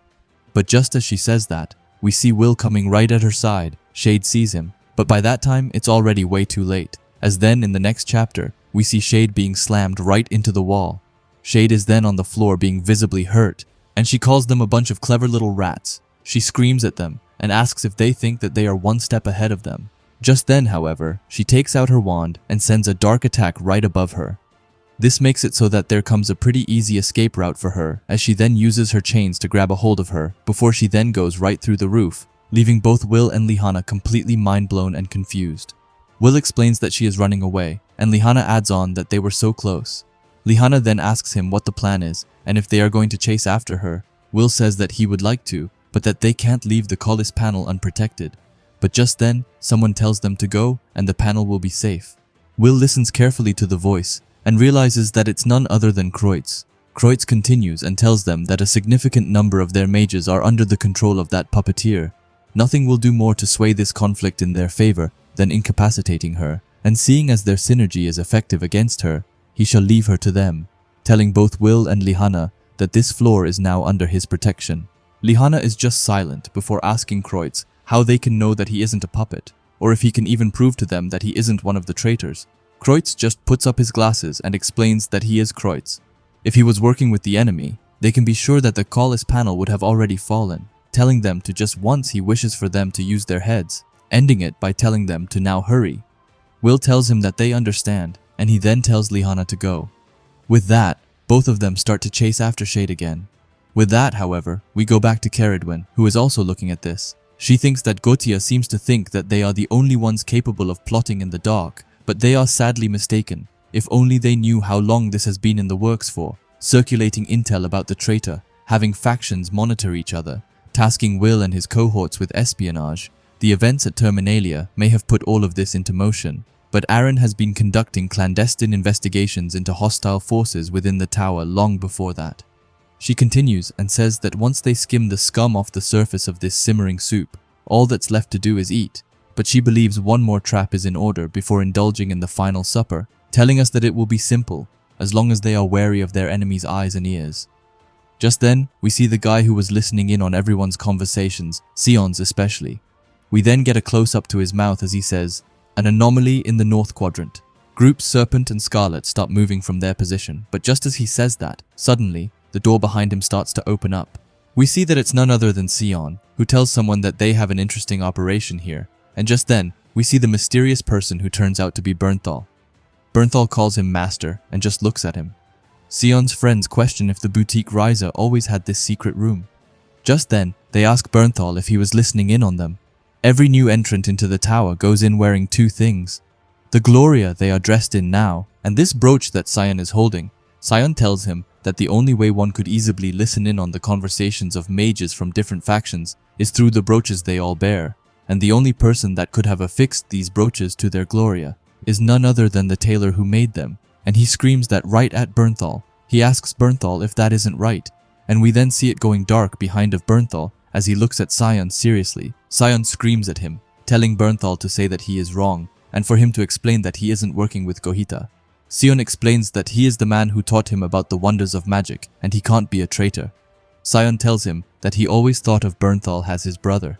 After that, Sion sure looks desperate, as he asks Bernthal what the truth is. Bernthal just starts to smile before he starts to look like a real villain, and he looks extremely menacing as he says Sion's name. But sadly, we get left on a cliffhanger there. As we head over to Kreutz, Kreutz is talking to a bunch of different mages through their telephone device and telling them what to do. But just then, Charles speaks up and asks Kreutz if he doesn't think that they should be doing more to help, explaining that the enemy has mage killers and that their mages are facing an uphill battle here, saying that if there's any time to deploy the protective gear he developed, then it's now. Kreutz, however, tells him that with the Earth Princess at the front, their forces are putting up a respectable resistance, telling Charles that they can help them by leaving them alone. Charles argues as he tells him that he can't be serious and calls him heartless. Kreutz just tells him to look at the board. They are playing a game of shadows, saying that attacking the tower, the home of Magia Vander, is a death wish. The enemy would not commit such a foolhardy act without a strategy. They are deliberately draining air resources to ensure whatever contrivance they have planned deals a lethal blow. It would behoove them to keep their cards close to their chest. We then only get into Kreutz's brain as he starts to think that these mage killers they wield have been downsized. And not only are they simple enough for the rank and file, they seem to be mass-produced. A far cry from the weapon they recovered at Terminalia, that pseudo-intellectual Walther is far too much of a fool to have accomplished that. He highly doubt that Arvin or Monica could do it either, excluding their obvious adversaries like Headless. Kreutz suspects that there is at least one more mastermind, likely with an intellect that mirrors his own if not greater. Kreutz then speaks out and asks where they could be. Where could the remaining conspirator be? But just then we see Charles behind him as he puts one of the mage killers right through Kreutz's body, telling him that he was right behind him. Kreutz looks back in total shock. Charles just says that he is ever the distrustful and cautious man. If only he weren't the paramount of the Upper Institute, they could have carried out this plan much sooner. Kreutz then starts to fall down to the floor. Meanwhile, Charles is just standing there. He tells Kreutz that it's curious. You would think someone as skeptical as himself would suspect their right-hand man, but he didn't, or perhaps he couldn't. Kreutz then looks at his tracker and asks why that didn't work. Charles just tells him that it was due to the Belladors. He has a smug expression as he says that he put them into these little crystal drop candies and hid them in his body. Can't very well smell them from inside him, right? Kreutz is shocked and asks Charles if he is under the puppet spell, and Charles tells him that he is sharp as ever. Charles tells him that Shade worked her puppet magic on him, and he became Charles, deputy of the Paramount. Charles continues and says that Arvin, the poor, unstable man, also ingested one of these candies, putting him under the influence of Shade. In doing so, he entrusted a part of his consciousness to her, and now he's the dashing and daring mage he's always longed to be. And then there's himself, a man bereft of even a hint of ill will, a meek mage with no desire to get ahead, an ever-loyal ally who serves his paramount, not out of duty but respect. Asking Kreutz if he didn't play his part well, Kreutz looks to be close to losing it as he screams Charles's name. After that, he starts to try and crawl away with all that he can. Charles tells him that he is amazed that he can still move. He is nothing if not persistent. Charles then smiles as he says that it takes great tenacity and brains to develop a counter to the slime and keep it under wraps from even his deputy. That was the one thing he wished he could have destroyed. Still, Kreutz just loves to make things difficult. Charles then holds out his wand right at Kreutz and tells him that he is Paranoia incarnate, a mage with more than just a potential to be a thorn in his side. Because of that, he is going to kill him first before exterminating the root of his unease. We then see a mage sign around his wand, and he is about to attack Kreutz. But just then, something happens around Kreutz. It's like a mud portal that forms around him and starts to absorb him. After that, we see him falling into the floor under him and being saved by this mud creature. Kreutz looks at someone and asks her who she is. We then see that it's none other than Rose, who says that she would rather be with Colette right now, but that her grandpa said, "Make sure that fussy man with the glasses is well protected." With that, we get back to Charles, who is completely stunned, wondering what that was just now. A new spell from an unknown pioneer of magic. He wonders if it was a transportation spell, but even then, it transformed the floor into mud to help him escape. He really looks annoyed before saying that this generation of disquiet is getting on his very nerves, but he then starts to walk forward and says that there is no use to dwell on it. He then calls out to Morta to be prepared to activate the circle. Morta asks him if he is sure and that none of the Magiavander is even here. Charles just tells them to do it, explaining that it's a message for all Gotia comrades, saying that in a short time he will release the mana creatures, telling them to watch for Morta's circle. As soon as it activates, obliterate the mages. All of them says that they understand. Charles then starts to press keys on the keyboard and says that it's now time to carry on with the plan. He tells Kreutz to run all he likes, because now there's nothing that he can do to stop him from turning this floating castle into his graveyard. With that, we also see him taking out his wand and firing off a spell right through the castle. Both Lihanna Will and Keridwen looks lost, meanwhile Claire calls out to Kreutz. Then in the next scene we see the castle completely falling down and getting crushed. But after that, we have Charles, who is floating the sky, explaining that stage 2 is now starting, asking them to see how long the tower can keep up this game of shadows. After that, however, we leave him and go to Emma, who is barely able to walk, but she looks determined as she says that she has to help them. We then head into her brain as she thinks back. She thinks that when they met, she thought that Julius was the warmest person she had ever met. But when they met again at the academy, she found that warmth had been replaced with ice. It made her sad to think that the boy she thought she knew was no more. After that, we get back to seeing Emma killing Julius. Julius, however, doesn't seem two-faced. He just says that this is all Will's fault, explaining that being good just isn't for him. After that, he looks right at Emma and tells her not to be like her brother and not to be like Ian. This seems to really shock Emma, and she thinks that Julius managed to prove her wrong. He never stopped being that boy. He helped her even after what she did to him. We then head to real time. where we see her going through the corridors. She thinks that the elves who treated her told her what Julius did, saying that if he hadn't cast this ice spell on her, then there would have been no saving her from her floralphagia. She looks serious as she thinks that she doesn't know who melted the ice that encased his heart, but she owes him her life, and because of that, she will make things right. Just as she is walking, however, she can see both Filvis and Lefia in front of her, and they call out her name. Filvis explains that there is no telling what might happen to her if you decide to fight alongside the other mages. Lefia asks her if she is sure that she wants to go. Emma, without any hesitation, screams that she has never been more sure of anything in her life, screaming that she has to fight for Julius. It then gets silent before Lefia tells her all right, saying that as her caregiver she gives her the permission to join them. Filvis and her have their hands tied with other duties at the moment, so they won't be able to help her. But with that said, she takes out a dagger and says that she hopes that Emma will find this useful.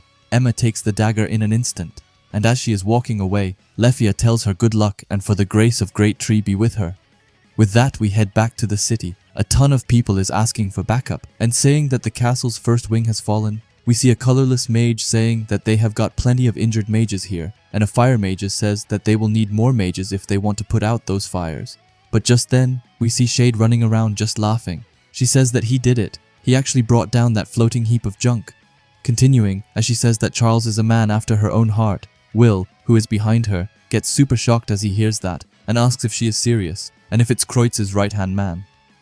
Lihanna just asks Shade if he was working with her the whole time.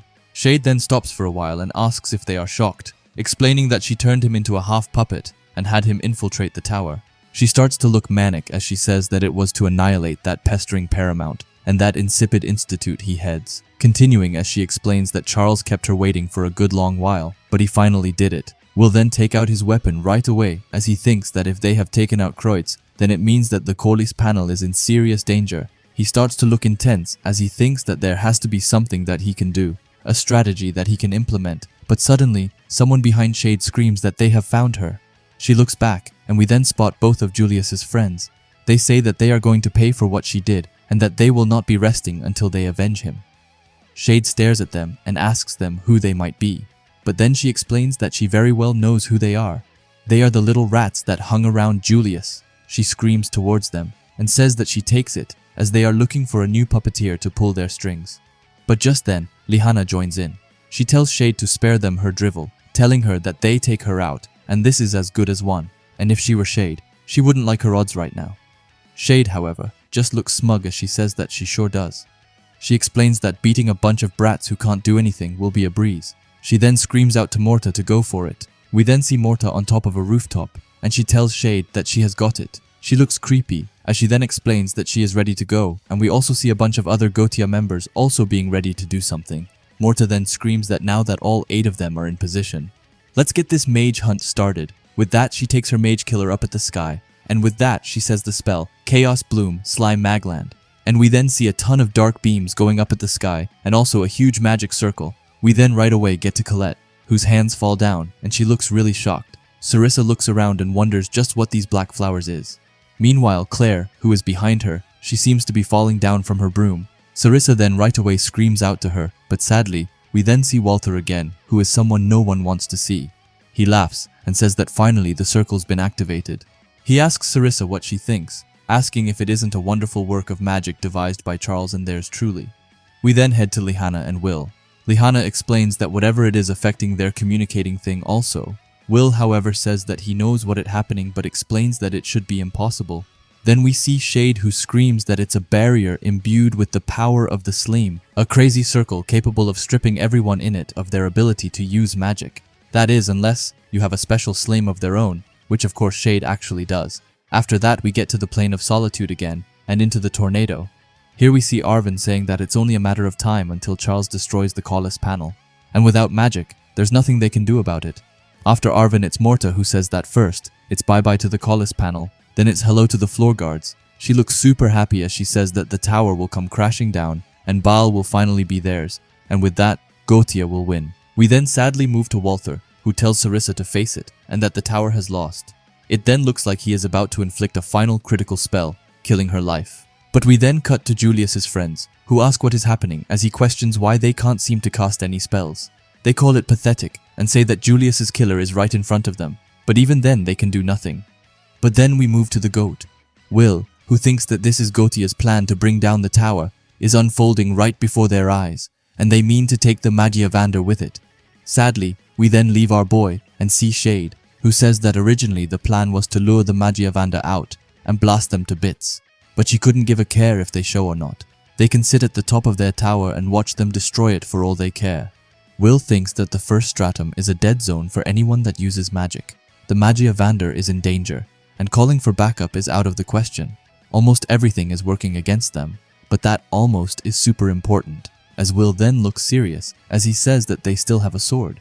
But just then, Shade looks right at him as she tells him that a sword's not going to save him this time. She brought just the thing to deal with him, explaining that it's all part of the plan.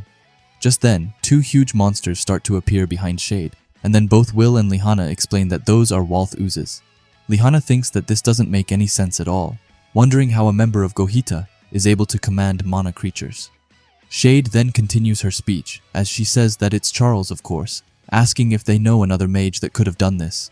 Continuing as she says that now that the castle's under their control, the creatures are free to roam and wreak all the havoc they want, and with that, we see the creatures going to attack Will, but seemingly missing. Shade then tries her best to send chains at him, but it seems like he is able to destroy them. He then thinks that he would try to use Prime Pathos, but this is just too much for him to handle on his own, explaining that he can't deal with these creatures and the enemy's magic, and at this rate, he won't have any room to protect Lihana and the others. He says that their spells cover the entire first stratum. Until he disables it, nobody's going to be able to fight back. Will looks up at the sky and says that it looks like there are 7, or rather 8 cast points. If he can get rid of just one of them, then they will be back in business. Shade looks at him and says that she knows what he is doing. He is trying to figure out where the barrier starts.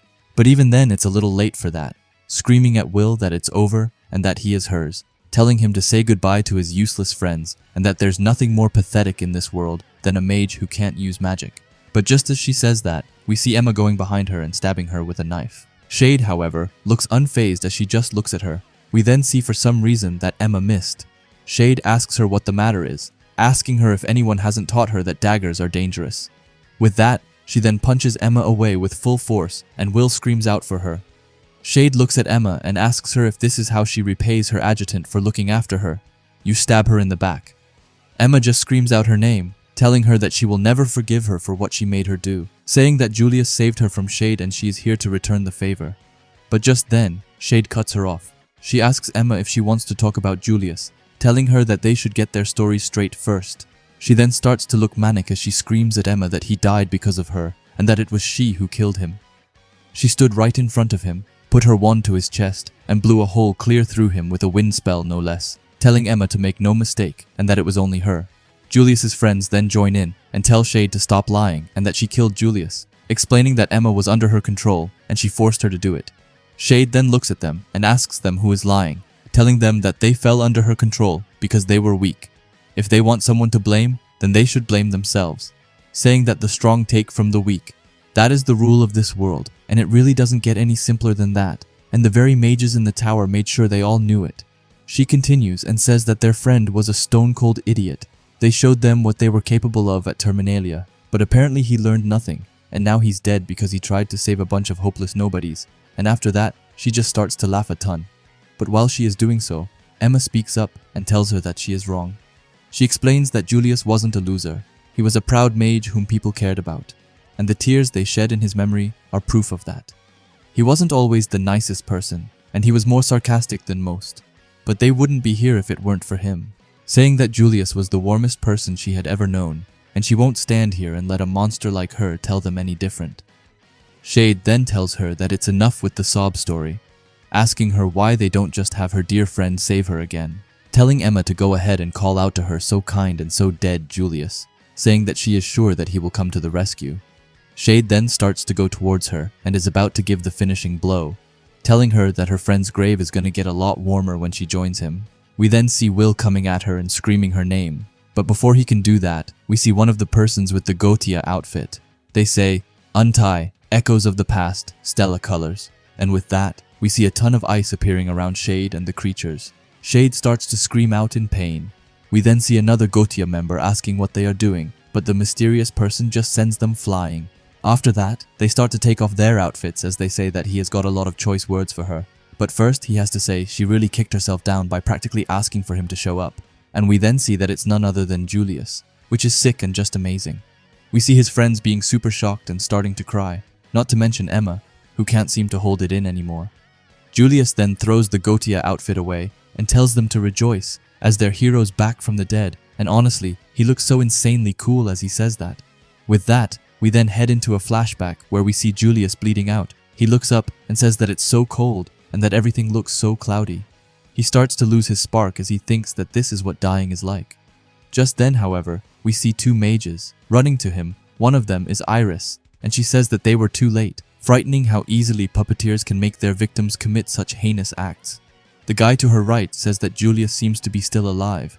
They continue and say that they must make sure few else know. He explains that they should stage his death with his mastery of art. Weiss will prove useful in catching their enemy off guard. We then get to Julius, who in his head just wonders who that is. But we then see that it was none other than Rosti who told him to bear with him, telling Julius that he will keep his talisman safe for the time being. After that, we get to real time, where Julius thinks that just like that, a random mage saved him from the blink of death. Next, when he awoke, he was on a bed, safe and sound. But still, he was sure that he had heard that voice somewhere before, but he couldn't think about it anymore, as we saw both of his friends holding on to him extremely tightly. Because of that, Julius screams out. He asks them how long they are going to cling to him, and for them to get off him already, but it's almost impossible, as they just look up at him and say his name. They all say that they can't believe it, and that he is really alive. Julius asks them if they forget that they are in the middle of a war, and that they need to get a hold of themselves. He then calls over to Mimily and tells her to do something useful for once and tell them to go away. We then see Mimily, who clenches her fist as she asks Julius why she should do it. But then in the next panel we see her with huge tears, and she is always super happy to see Julius alive. Julius just screams at her and tells her not to be like the others, but while that is going on, we then see Will, who says Julius' names with a smile.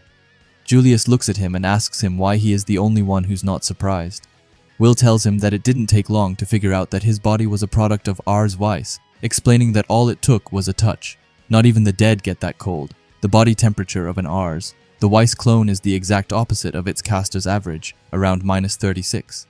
Julius just tells Will that he knows just about everything when it comes to Elfie, but Will then tells Julius that it wasn't the only reason. He then looks Julius right in his eyes as he tells him that he also believed in him. He knew that he would never let himself die on them like that he would come and help them in the end, and with that, both of them just smile at each other. Just then, however, Lihanna comes by. She says that Elfie helped fake his death, and to keep word of his survival from spreading, the higher-ranking Ice Faction mages covered it up. Just as Will wrote in his letters to Colette and the others, it seems his inferences were on the mark. She then has a super smile as she tells Julius that it's good to have him back with them. All three of them then start to laugh before Julius tells them that it's enough with the emotions. They all then start to look determined as he says that it's time to push back. We then see Shade just breathing heavily and being pretty damaged. But after that we get this super random panel with both Elfie and Eleanor looking super pretty and super cold as they just stare right ahead, with Elfie holding Julius's talisman and Eleanor holding the collar she gave Wignall. Anyway, with that out of the way, we then see Shade, who screams out and asks just how Julius. She starts to send a bunch of chains right ahead and says that better yet, how is he able to cast spells? We then see the chains already being right by them, but luckily Julius uses his Fraud Gardinas, and Will uses his sword, and with the two of them together, they are able to destroy the chains. Shade sees this, and thinks that it's not a fluke. He's actually using magic in the barrier. She then starts to wonder if Julius actually managed to find a way out of it. With that, she speaks up. She says that there are a bunch of dumbasses in the castle. With that, she tells them to release the creatures and all of them, and to let the massacre of the whole stratum start. We then see Julius's friend saying that more mana creatures are coming. Mimily, on his side, asks if they are crazy, and if they are letting all of them go. But just then, Julius calls out to her, and he tells her to use the gem. She asks him what he is talking about, but Julius tells her to use the protective charm that she received from the Upper Institute. He tells her to attach it to the base of her wand, and then cast it away. With that, Mimily takes it out, and does just like Julius told her to. After that, Julius just has a smug look as he asks Mimily to remind him what he just said. Mimily then screams that it's time for them to push back, and she uses Glace Itie, which seems to take the mana creatures out. All of them say that it worked, and that they can cast spells again. We then see some strange gas-looking thing coming out of the wand. Mimily thinks that the barrier's effects have been nullified, and that these charms actually work. With that, it makes her wonder if they could be the gear to counteract the effects of the mage killers. We then head to Kreutz, who is flying in the sky, and he says that they are using his anti-slay, Rose, on his right, telling him that he is looking awfully smug for someone who was just saved. After that, we cut to Ceridwen, who also has one on herself. She says that thankfully, they already assigned them to a select few mages, and she tells Kreutz to rest assured. They did it as surreptitiously as they could. They wouldn't want the traitors to find out about them after all. Kreutz, however, screams at her. He says that they were more than assigned. They were stolen by that impish ice maiden, no less. Ceridwen tells him that clearly, Gotia was getting on her last nerve, asking Kreutz if he can really blame her for doing something so drastic. But even then, she tells him not to worry, as the only mages that were given anti-slime were high-level casters such as herself, and of course, the entire ice faction. With that in mind, we then see Walther, who is screaming out of pain, and we see ice on his body. He screams out, asking what this is, telling Sarissa that she isn't supposed to be able to use magic in the first place. He starts to go manic as he screams that this is ludicrous, and wonders what in the world is happening. Sarissa, however, tells him that they figured out how to deal with this so-called wonderful work of magic they developed. She then holds her wand right at him and tells him that he would hate to hear how long ago they got it done. With that said, we then cut to another ice mage who uses an ability called Rotter Hires No. With that, we see a bunch of ice spears appearing around him, and with that, he then sends them right at the mana creatures. We see Colette on the side, who is super amazed, and she says that they are from the ice faction. Wignall on the side adds that they are taking out the creatures with magic. Just then, we cut to Morta, who is still on the rooftop. She says that this is looking pretty bad, wondering if maybe she should keep up the barrier or what. But just then, the goat Rosti comes behind her and asks if they can just take it down. He looks at her and tells her that he can't think of anything less charming than hunting mages. Morta just looks at him and calls him a cutie, which, to be honest, is pretty spot on. We then see a bunch of spells coming from the rooftop before someone says that the circle is fading away. The telephone thing explains that the barrier's been broken and that spell points are down, telling everyone that magic is back on the table, telling them to quash the creatures and subdue the puppets. We then see Wignall, who says that they are back in business and that it's time for a counterattack. Colette, on his side, tells him that she is on board. We also see Julius's friends, who scream that they can still win this war, but just as they say that, we see Arvin, who explains that he doesn't think so. He looks pretty cold as he explains that the game is over and they are the victors. With that, we then see a huge beam coming right down at the ground. Following that, we can see that the entire ground is starting to shake. Someone notices that it's coming from the tower, and we then see both Lihanna and Will, who both look up in disbelief. But before we see them anymore, we see Walther, who can't help but laugh a ton. He calls out to Sarissa and says that all of her efforts only mean absolutely nothing, saying that it must feel awful to know how hard she and her ilk struggled, yet still face utter destruction. Sarissa then looks up and notices something crucial. She explains that the illusion magic surrounding the first stratum is gone. Walther then continues his speech, as he says that their end is but an inevitability now that Charles has reached the Callis panel. With that, we of course see Charles as he is starting to advance through the tunnel, while he has a bunch of mages down on the floor. We then cut to Kreutz, who asks the garrison mages to come in and says that he demands an update, but he is getting no answer. He then looks pissed as he asks for the status of the Callis panel, but sadly we then see Charles, who is going right to it. He puts his hand close to it. After that, he puts his wand into it. This makes it so that a bunch of magic circles start to appear. He then says, Control Protocol Kana, Wall of Fire, Radel, Gate of Ice, Suja, Wheel of Wind, Selza, Chain of Light, Nor Touch of Dark, Alazel Fortress of Nature, or Shana Lock of Thunder, as he has said that he begins to look really creepy as he then says that there he goes. With him out of the way, we then move to Arvin, who calls everyone fools, saying that this war has been nothing more than a grand distraction, telling them that the longer they took to defeat them, the further they fell behind. He calls it embarrassing to be this utterly outplayed. Sadly, we then move away from Arvin and instead see Shade swinging in the air with her chain. She screams out and tells everyone that their time is up, telling them to see what happens when they take their sweet time and to now watch as they cut the tower before they can cut them. She starts to laugh a bunch as she tells them to enjoy the show, and to say goodbye to the seals while they still can, as after all, seeing the partitions for all the guards come down is going to be a real treat. After Shade, we cut to Emma, who asks if they are planning to dispel the guards' partitions. One of Julius's friends asks if they mean that the tower is going to start overflowing with the things that they fought during the bloom. Mimily adds on that it's not just the ones on the first stratum, but everyone until the 5th stratum, explaining that it's got to be thousands, maybe even tens of thousands of monsters, all rampaging to destroy them and the tower. We then head into Lihana's brain as she thinks that this is Gautia's plan to bring down the tower. Will looks up and thinks that they failed to stop them. But just then, we see a mad Wignall.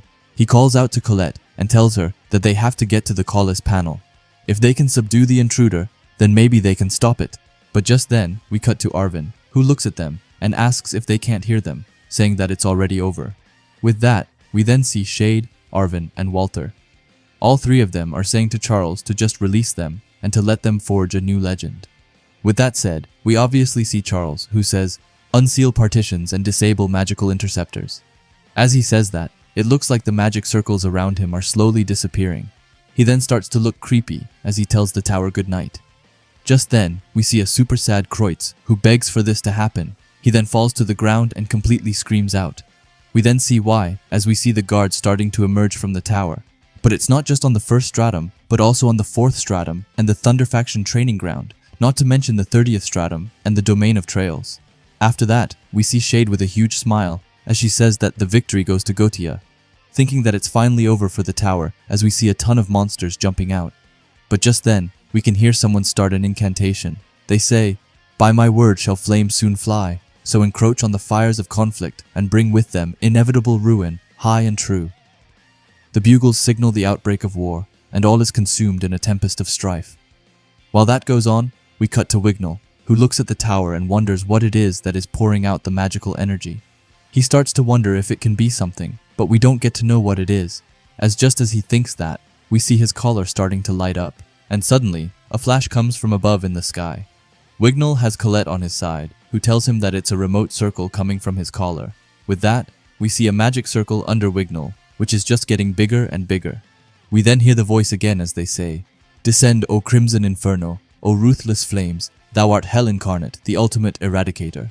Arvin seems to be super lost, but Walter seems to know what is going on, and Shade then finishes his thought as they think that it might be a spell by a Magiavander.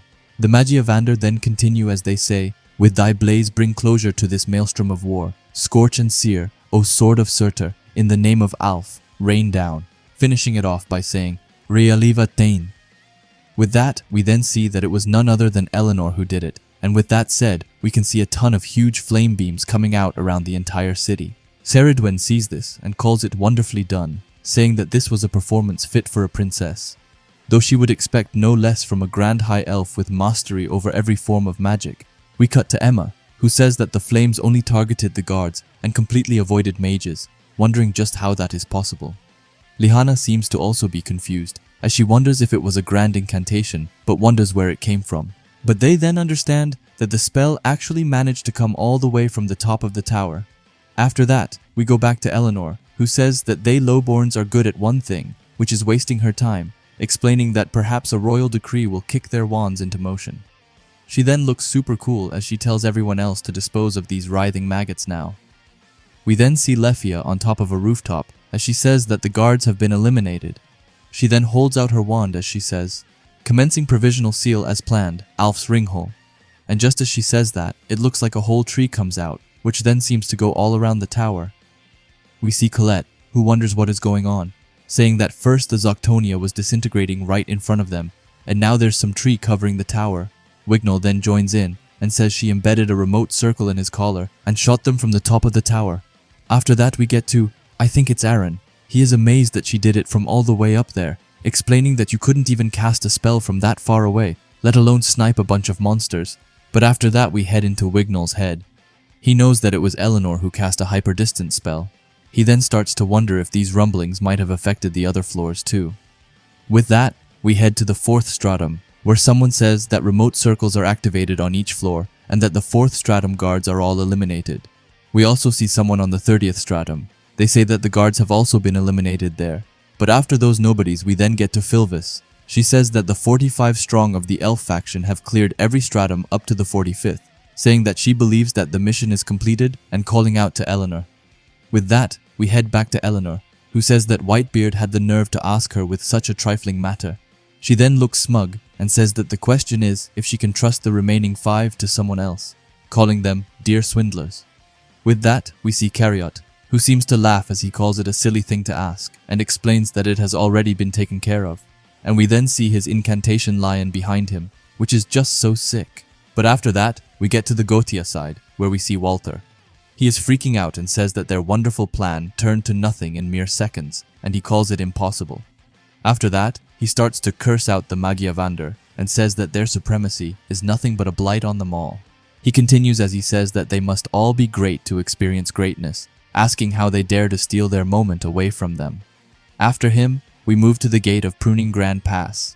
Here we see Arvin and a bunch of Godia members who say that the guards have been annihilated. They then turn to Arvin and ask him what they are supposed to do now. But hearing that just makes him get into a real spiral as he starts to go insane. He then gets a pretty awkward laugh before he then goes to grab a hold of Mary. He puts his wand next to her and tells all of them to not move, explaining that he won't hesitate to kill a puppet and trust him. They have got plenty of them, telling all of them there that if they value the lives of their friends, then they need to drop their wands now. We then cut to Wignall, who is amazed that he is taking in hostages and calls him a coward. Arvin, however, doesn't mind that and instead says that if a massacre is what they want, then he will gladly give them one. We then head into his brain as he thinks that the plan's a bust, but they still have Shade's puppets as long as the Magiavander doesn't join the battle. Then they still have a chance.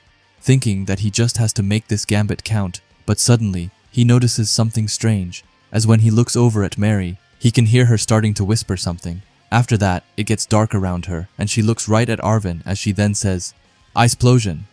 Arvin is super confused, but just then, in the next panel, we can see all of them being surrounded by spiky ice shards. Arvin starts to scream out and asks them what they have done.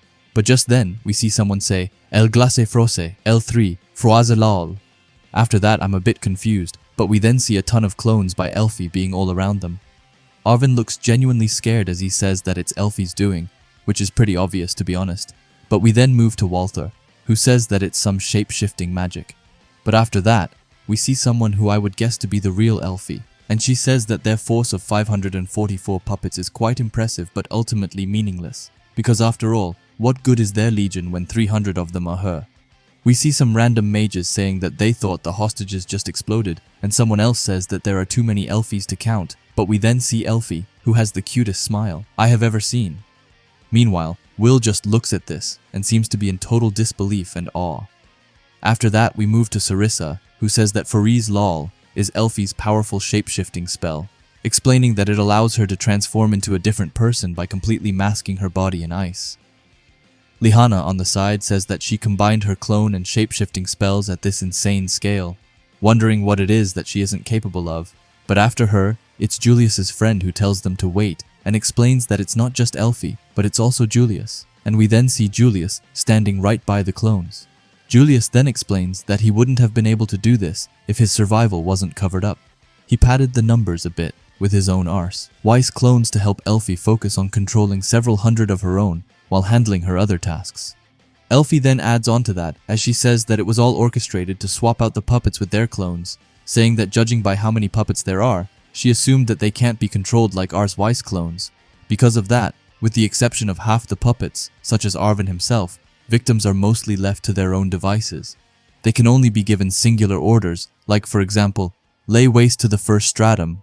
However, Elfie isn't done, as she says that what's more is how much of their perspectives can be shaped by their so-called puppeteer, which is limited, asking Shade if she isn't right, and we then pretty clearly see Shade being pretty annoyed by this. However, Elfie tells Shade that if she had such power over her puppets, she would have noticed that they replaced them a long time ago. We then get to Eleanor, who says that it is awfully haughty for someone who dumps her work onto others, explaining that their faction castle is practically overflowing with those puppets. But after her, we move to Claire, who says that this is why she told the others to ignore the mages in the south and west, as the puppets in those sectors were already replaced with Elfie's clones. Ceridwen then also adds on to that, as she, while flying in the air, explains that sadly, they couldn't take care of all the puppets before the hostilities started. But as long as they quelled the remaining ones in the north and east sectors, there's no way they would have been bested.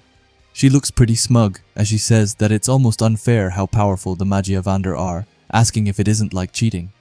But we then see Emma, who asks them to wait, saying that everything was carried out so swiftly. The only way it could have gone this well is if they already knew the enemy's strategy beforehand.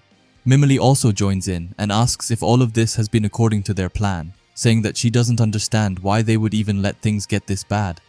But after that we see Iris, who looks serious and says that it was to force out every bit of corruption, explaining that the foul elements that have infiltrated the tower must be eliminated. Claire and a select few others were the only ones privy to this plan. Not even the Magiavander were made aware until the last minute, which, in hindsight, may have been a mistake considering Elfie's strong reaction, but she then says that traitors in the Wind and Dark factions were somewhat known to them. What they didn't know was how deep the betrayal went and how many there truly were. The mastermind in particular was a figure they couldn't pin down until the very end, explaining that to bring it all out into the open, they drew out their plan and made it look as if they were backed into a corner, and because of that, it was all a success, thanks to Will and his amazing friends, of course. With that, we cut back to Sion, and Bernthal has just told him that he was a secret agent of the tower, which seems to leave Sion and also his friends completely stunned. Bernthal has a smile as he says that he is at once the 10th generation owner of Boutique Riser and a covert operative of the first faction. He says that he hid listening devices in them and his friends' trappings at the behest of the tower. Trust it pained him to do so, but orders are orders after all. Sion's friends speak up and say that they thought that Sion figured something out, and they then call it embarrassing, but Sion then loses it as he tells them to be silent. Sion tells Bernthal that if what he is saying is the truth, then why was Cariot talking to him as if he knew some foul plot was afoot? Bernthal just tells him that he already knows Cariot and that he loves his dramatics. Sion then asks him what he has to say about that nasty smirk he just flashed at them. Explaining that it's not the kind of smile you'd expect to see from an ally, Bernthal scratches his head and explains that at that moment, Sion said that he thought of him as his brother. He was so overcome with rapturous joy. His lips may have crooked into a not-so-friendly grin that he is very sorry about. But still, at times, to fool your enemies, you must first fool your allies, telling them that his orders were not to spy on them, but to listen in on the enemy's conversations to ascertain the truth. Saying that, to be honest, they had expected some of them to become puppets, which would have in effect allowed them to infiltrate Gotia. We then see Sion's friends, who say that they always thought that it was kind of weird, and that who would give newcomers to the towers such an important task in the first place. Bernthal tells them that there were some protections put in place to keep them from harm, but nevertheless, they exposed them to all sorts of dangers. Saying that for that he offers them an apology on behalf of the underhanded, more grown mages in the towers. This really makes Sion mad hearing that, and his friends already know that, and we obviously then see a mad Sion tells Bernthal not to apologize, as they are also adults of the Institute just like he is, and Bernthal was only doing his job.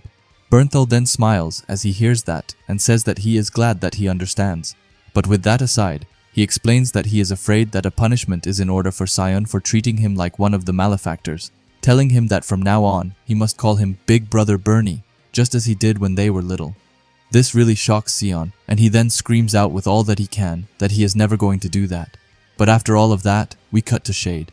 One of the Gotia members asks her what they should do. Shade, however, is just in her head as she wonders what to do. She thinks that there it is again, that awful feeling she got when she first met Will, explaining that she can't seem to believe it, and that the tower they have been in is in the palm of their hand. We then see Shade getting angry as she screams out. She tells Charles to do something, and that he is the one who moved up the timing of that barrier, but Charles has a strange tone, as he asks her why he should do anything. Hearing that makes Shade super shocked and confused, but Charles tells her to open her eyes, saying that the fate of their comrades is sealed. 100 members of Gotia, 500 puppets, and 12,000 guards, explaining that all those pieces needed to be forfeited to make room for the one to take the board. Charles continues as he allows him to thank her for playing the game just as he desired, saying that he promises her that he will not let their brethren's sacrifice be in vain. He then gets a creepy smile as he tells them that he shall be the one to unseal the heavens. But as Shade hears that she is anything but happy, as she right away gets sent into a state of rage as she screams out, we then see her smashing her fist into the rooftop out of anger and destroying it. While she is extremely angry, we see another one asking her what they should do now. Shade, however, just tells them to destroy everything. she starts to scream out with all that she can and tells them to bring out every last one of those vile beasts in the tower and drag their bodies across the streets. After that, we see a big explosion happening around Lihana and Will. Lihana looks at the Gotia members and explains that their movements have changed, saying that they're not organized like they were before and that it looks like they've lost all sense of self-preservation as they have gone completely mad. This really makes Will think, as he wonders what could have been communicated to make them act this way, wondering if they have broken ranks or if this could all just be a distraction to achieve their ultimate goal. But as he says that, it seems like something clicks for him as he then screams at Lihana to come with him, telling Julius that he needs to take care of things. Here, Julius firstly gets a bit happy as he smiles before screaming at him to do less talking and more moving, telling him that he needs to go and do what he has to do. As Will hears that, he also gets a slight smile before he then looks up at the tower and knows that victory for the tower's within reach. But Gohita can still win the day if they manage to seize Baal and break the Great Barrier.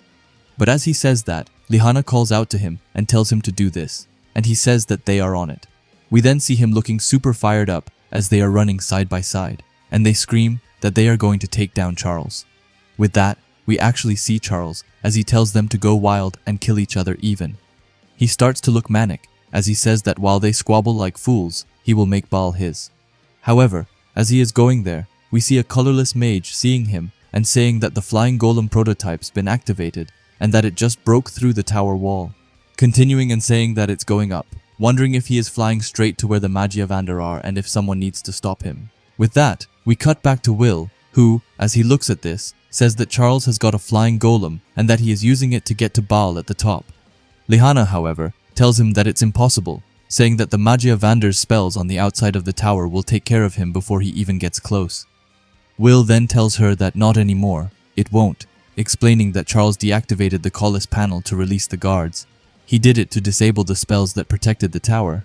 Lihana then says that weakening the tower's defense by forcing the Magiavander to deal with the guards was only a part of his plan, and calls him a devious snake, which actually goes pretty hard. After that, we get to Will, who thinks that it was all calculated from the very beginning, down to the smallest detail. While they thought they were one step ahead, Charles goes another step further. Claire and Saradwin have their hands full fighting the crazed Gotia mages. Lihana and he are likely the only ones with enough time to go after Charles. But just as he says that, Will suddenly stops and looks at some guy standing at a building. He looks closely at him and wonders if it might be the mage who's been watching them. He might be the source of the bizarre hide spell from previously. But then, this mysterious man raises his wand right at them. Then, in the next panel, he fires 2 magic beams at them. But surprisingly, it looks like they went past both Lihana and Will, and instead hit 2 Gotia members standing behind them. Lihana looks back in total disbelief and wonders what just happened. Meanwhile, Will looks at the guy and wonders why he just protected them. But we then move to the guy who starts to take off his cape and tells them that he sees that trouble still follows them everywhere they go. After that, we see both Will's and Lihana's eyes get huge as they then scream out Werkner's name, who was the mysterious guy. Will asks if, this entire time, he was the one watching them. Werkner jumps down from the building and tells them that it was less watching and more guarding, explaining that after what happened to Emma, it was decided in secret that the sphere of protection around their young spies would need to be strengthened. He continues as he says that there weren't enough mages on hand to take the job. As such, they were called forth. He would have been more thorough if not for one little problem, which, as we know, was none other than Finn. But Will seems to have caught on to something that he said, as he asks Werkner if he said them, and Will then says something more. But sadly, we then cut scenes and see a bunch of Gohita members, but 2 of them seem to be a bit suspicious. The others ask them what they are doing, and the 2 suspicious members start to take off their masks, as they say that it was quite foolish to unleash spies in the tower and assume that their ranks are impenetrable. Not even magic could cure such stupidity. With that said, we then see them being fully revealed, and they are Eliza and Edward, which is just so insanely sick. Eliza starts to laugh and says that she will never get over how creative Bernthal was with their codenames. Edward's was just himself, asking her if that isn't right, and calling him Viper. But just then we see Edward having a stone face as he tells her to be silent and calls her a leech, telling her that he better not hear another word from the blood-sucking abomination. This really seems to make Eliza snap, as even her veins start to pop out. She then starts to walk forward and tells Edward to call her that again, and it will be the last thing that ever comes out of his mouth. We then see Eliza starting to get ready and lock in as she says that they wouldn't want to upset Werkner by turning Edward into a corpse, right? With that said, we then see her use her Blythe Vanja attack, which seems to create a ton of dark spikes which pierces into the Gohita members. After that, we cut to Lihana, who asks if Edward and Eliza are also in on it. Werkner tells them that it took them some time to destroy that special barrier's spell points. They were late when they were needed most, and for that he is sorry. But even then, he has a bright smile on himself, as he tells them that the two of them did a wonderful job holding things down. Werkner then takes his hands and pats both Will and Lihana on their head, which is so wholesome and cute. He then continues as he tells them that he is sure that they have seen, but their enemy is prepared to fight to the very last. They must help ease the situation on the first stratum, or things will only get worse. With that said, he suddenly starts to make a whistle noise with his hands, and we then see his dragon landing next to him. And I have no words to be able to formulate how insane this is, but this is truly so sick. Just the way that the dragon lands, right by him. Anyway, Werkner tells them that as for Charles, he will leave the two of them to him. We then cut to Lihana, who looks exactly like what I did as she has stars in her eyes and is just in pure amazement. She thinks that it's the fabled Werkner's dragon, Lindworm. Explaining that she's so much cooler in person, Werkner then goes to hand her a pair of goggles. He tells her that anyone fast enough to smash his sky racing time should be able to catch up to him, asking Lihana what she says and calls her Miss Record Breaker. And this is just so sweet, because in the next panel she screams out to leave Charles to them, and not long after we see the two of them soaring high into the sky, Lihana tells Will to hold on tight, and he says that he has got it, and he then starts to grip around Lihana. This, however, makes her scream out in a matter of nanoseconds. Will, oblivious as he is, asks Lihana what is wrong. Lihana just tells him that he is holding her too tight. He is not even her suitor, and asks him if it would kill him to be a little more considerate. Will, however, just asks her what she is talking about and tells her to hurry up and that they need to go right away. But we then spot Lihana just being in a confused state as her eyes are spinning like never before while telling Will that she can't until he stops. But she will have to come back to reality quickly as we then see a ton of attacks heading right to them. Will screams at her to wake up, explaining that those missiles are coming right at them. Then in the next panel, it looks like we see them going straight down with Lindworm as both of them seem to scream out. We then get into Lihana's head, and she thinks that if she doesn't get herself together, then Will's going to fly right off. She tells herself that she is an honorable knight of House Owenzaus, not some doe-eyed lady. Lihana then looks back right at Will, and she looks rather strange, but she tells Will to hold on to her as tight as he can. Will just asks her if she is sure that it's what she wants. Lihana tells him to just do it already, telling him that she is Roish, the noble knight, and that he is her princess, Henrietta, once again telling Will to grab on. Will then tell her fine and go to get another grip. After that, surprisingly, it looks like they are doing alright, as they at least seem to be heading straight. While they are doing that, we see Werkner just looking at them from the ground and smiling. We then cut back to his and Finn's interaction. Finn told him that this is what he needs, telling Werkner to do as he says, and he may just give him a piece of the knowledge that he is looking for, about Will, swords, or whatever he wants to know. We then go back to Werkner's brain as he explains that there he did it. He sent Will to the top into sure peril, just as Finn wanted, thinking that as treacherous as it may be, he too knows there's something they need to see. Anyway, with that done, we head back to Will and Lihana, and they have just spotted Charles is ahead of them, and Lihana says that they are not much farther from the apex and that Lindworm will get them right up on him. But we then cut to Charles, who says that the generation of disquiet doesn't know when to quit. After he said that, we can see him taking out his wand and directing it back. After that he says, Shana, Lock of Thunder, reactivate. This leaves both Will and Lihana pretty scared, as they say that he's restoring spells he already deactivated and ask how that is even possible. But just then, we see a ton of magic circles in front of both Will and Lihana, and they say that here it comes. The might of the Magia Vander raining down on them at full force. And now they really mean the full force, as we see so many different attacks being headed right to them. Lihana is trying her absolute best to get around them, but even she says that there's no maneuvering around this one. After that, we sadly see a big explosion happening right by them. But surprisingly, as the smoke clears, we can see both Will and Lihana, who seems to be unscratched. And instead they look ahead of them, and they scream out that it's a guardian, and not just any guardian, but instead Sion's guardian. He then screams at them to not dare to stop, telling Lihana to go and take that flunky to the top. Under him, it's Bernthal who looks at this and says that now this is a form of the House of Ulster's falcon he has yet to see, saying that the power of friendship is great indeed and asking Sion if he isn't correct. This just pisses Sion off as he tells him to be silent, and that if he wanted his opinion, then he would ask for it. Bernthal just looks at him and asks him if he has already forgotten his punishment. This just makes Sion even madder as he tells him to yet again be silent, but this time he calls him Big Brother Bernie. Sion then cuts away from that as he screams that he has opened a path for them, telling them to now go and finish the job. Calling them thunderheaded buffoons, we then see Lihana, who says that she didn't know that he was capable of summoning such a powerful guardian. Will just thinks that it's amazing and that he has gotten stronger, and he has no doubt that his strength will only continue to grow, but that goes for him also, and there's only one way to go from here. With that out of the way, Will tells Sion thanks for the protection and says that they will make the best of it, and he promises that. With that, Lihana says that now up they go, and they have an insane speed behind them, which is just sick. But then randomly, we cut to Iris, who says that Charles was the mastermind, asking who would have thought that, saying that she prefers not to praise adversaries, but it's hard to deny the skill it takes to get this close to Bal. But unfortunately for him, Aaron has already anticipated this much. Iris then looks serious as she calls out to Aaron, telling him to bring his hammer of light down upon him, and that it's time to put an end to this dark chapter. But suddenly someone asks them what the rush is for. We then see Finn stepping into the room. Iris calls him Inves and asks what he is doing here. Finn tells her that seeing as she refuses to call him Finn, he refuses to give her an answer. But after that, he goes to Aaron and tells him that he is never tired of scheming, is he? But he then tells him that he has got a proposition for him.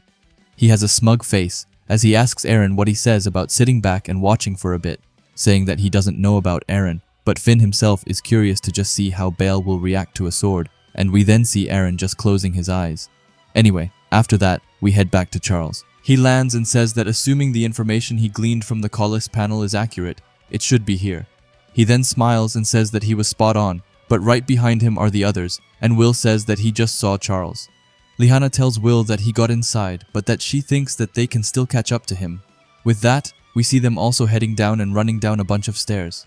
They then get to the bottom and wonder if this is some kind of hidden passageway. Lihana tells him that there is no time to think and that they just need to go as they are going. Will thinks that he has never been to the top of the tower before, but still, he can just feel that there's something off about this place. He looks a bit hesitant as he says that whatever it is, it's making his skin crawl. Suddenly, Lihana tells him to look and that it's light ahead, and with that, the two of them run to the end, but there they see a huge creature hanging upside down with a bunch of weapons on it. They then see Charles, who smiles and says that here it is, in all its glory. We see both Will and Lihana looking to be filled with despair, but Charles continues and says that the very key to the end and to the beginning is none other than the king of the celestial hosts and lord of destruction, Baal, and to be fair, he looks pretty sick. After that, we head straight into Will's head as he looks at the creature and wonders if this is really Baal and the key to the Great Barrier, but he wonders how this could be a key to anything. But while he is confused, we see Lihana starting to freak out, saying that she can't believe it. We see blood coming out of both her nose and eyes as she questions if this monstrosity is a celestial host. Suddenly, she falls down to the floor. Will notices her, but right then and there, she starts to scream as loud as she possibly can. Will gets to her and asks her what's wrong. We see that even Kiki is super concerned for her. Will even starts to look super serious as he asks her what's wrong, but as he says that, he can see some blood dripping from him. He then realizes that just looking at it sends their veins into a frenzy. Every drop of blood in their bodies is rejecting its existence. Will starts to look genuinely scared as he wonders what this thing is and if it's really a celestial host and their one true enemy. But just then, we see Charles, who is also bleeding like crazy, but he starts talking, asking if they can feel the fear, if they can hear their bodies screaming agony, explaining that it's the power of Baal. Charles just continues as he says that before they gang up on the bearer of truth, the very being, the magical world captured 5 centuries ago through sheer luck. He starts to walk closer as he explains that it is the reason why the tower believes the downfall of this world is inevitable, why they treat the lore as more than mere fairy tale, why do they continue to prepare for the day of ruin. But after that we see Charles raising his wand as he says that now they shall witness history as he releases Baal and replaces the false sky above their heads with a sky of truth. As Will hears that, he screams out towards Charles and tells him to stop, explaining that breaking the seal will doom them all. However, Charles is too far gone as he screams out, telling Baal to be free, to wreak havoc, and to bring this twisted world to its knees. But just then, out of nowhere, it looks like a bunch of blood starts to splash out of Baal, and it all drops on top of Charles, who is super confused. Not long after, he starts to freak out as it seems that he is in immense pain. Suddenly, his body starts to transform, and his muscles start to become weird before we can then almost not even see his face as it's starting to get covered up. It then gets dark in the room as Will and Lihanna can do nothing but watch. And not even that long after, we see this weird-looking monster being right in front of them and screaming right at them. We see the monster going to attack as they take their hand and start to fire it right at Will. Will, however, isn't sure what to do, so Lihanna has no choice but to gather her strength as she takes her wand and starts to circle around the arm with her lightning and destroy it. Lihanna then looks back at Will and tells him not to hesitate, telling him that this thing is no longer a mage, but instead it's just a straight-up monster. Just then, we see the monster slamming their foot into the ground. With that, we then get to Lihanna, whom we see is heading to a wall, but then, out of nowhere, we see some strange spikes coming out of the wall. Those spikes go right through her body, and she throws up even more blood, but it doesn't even end there, as the monster then sends her flying.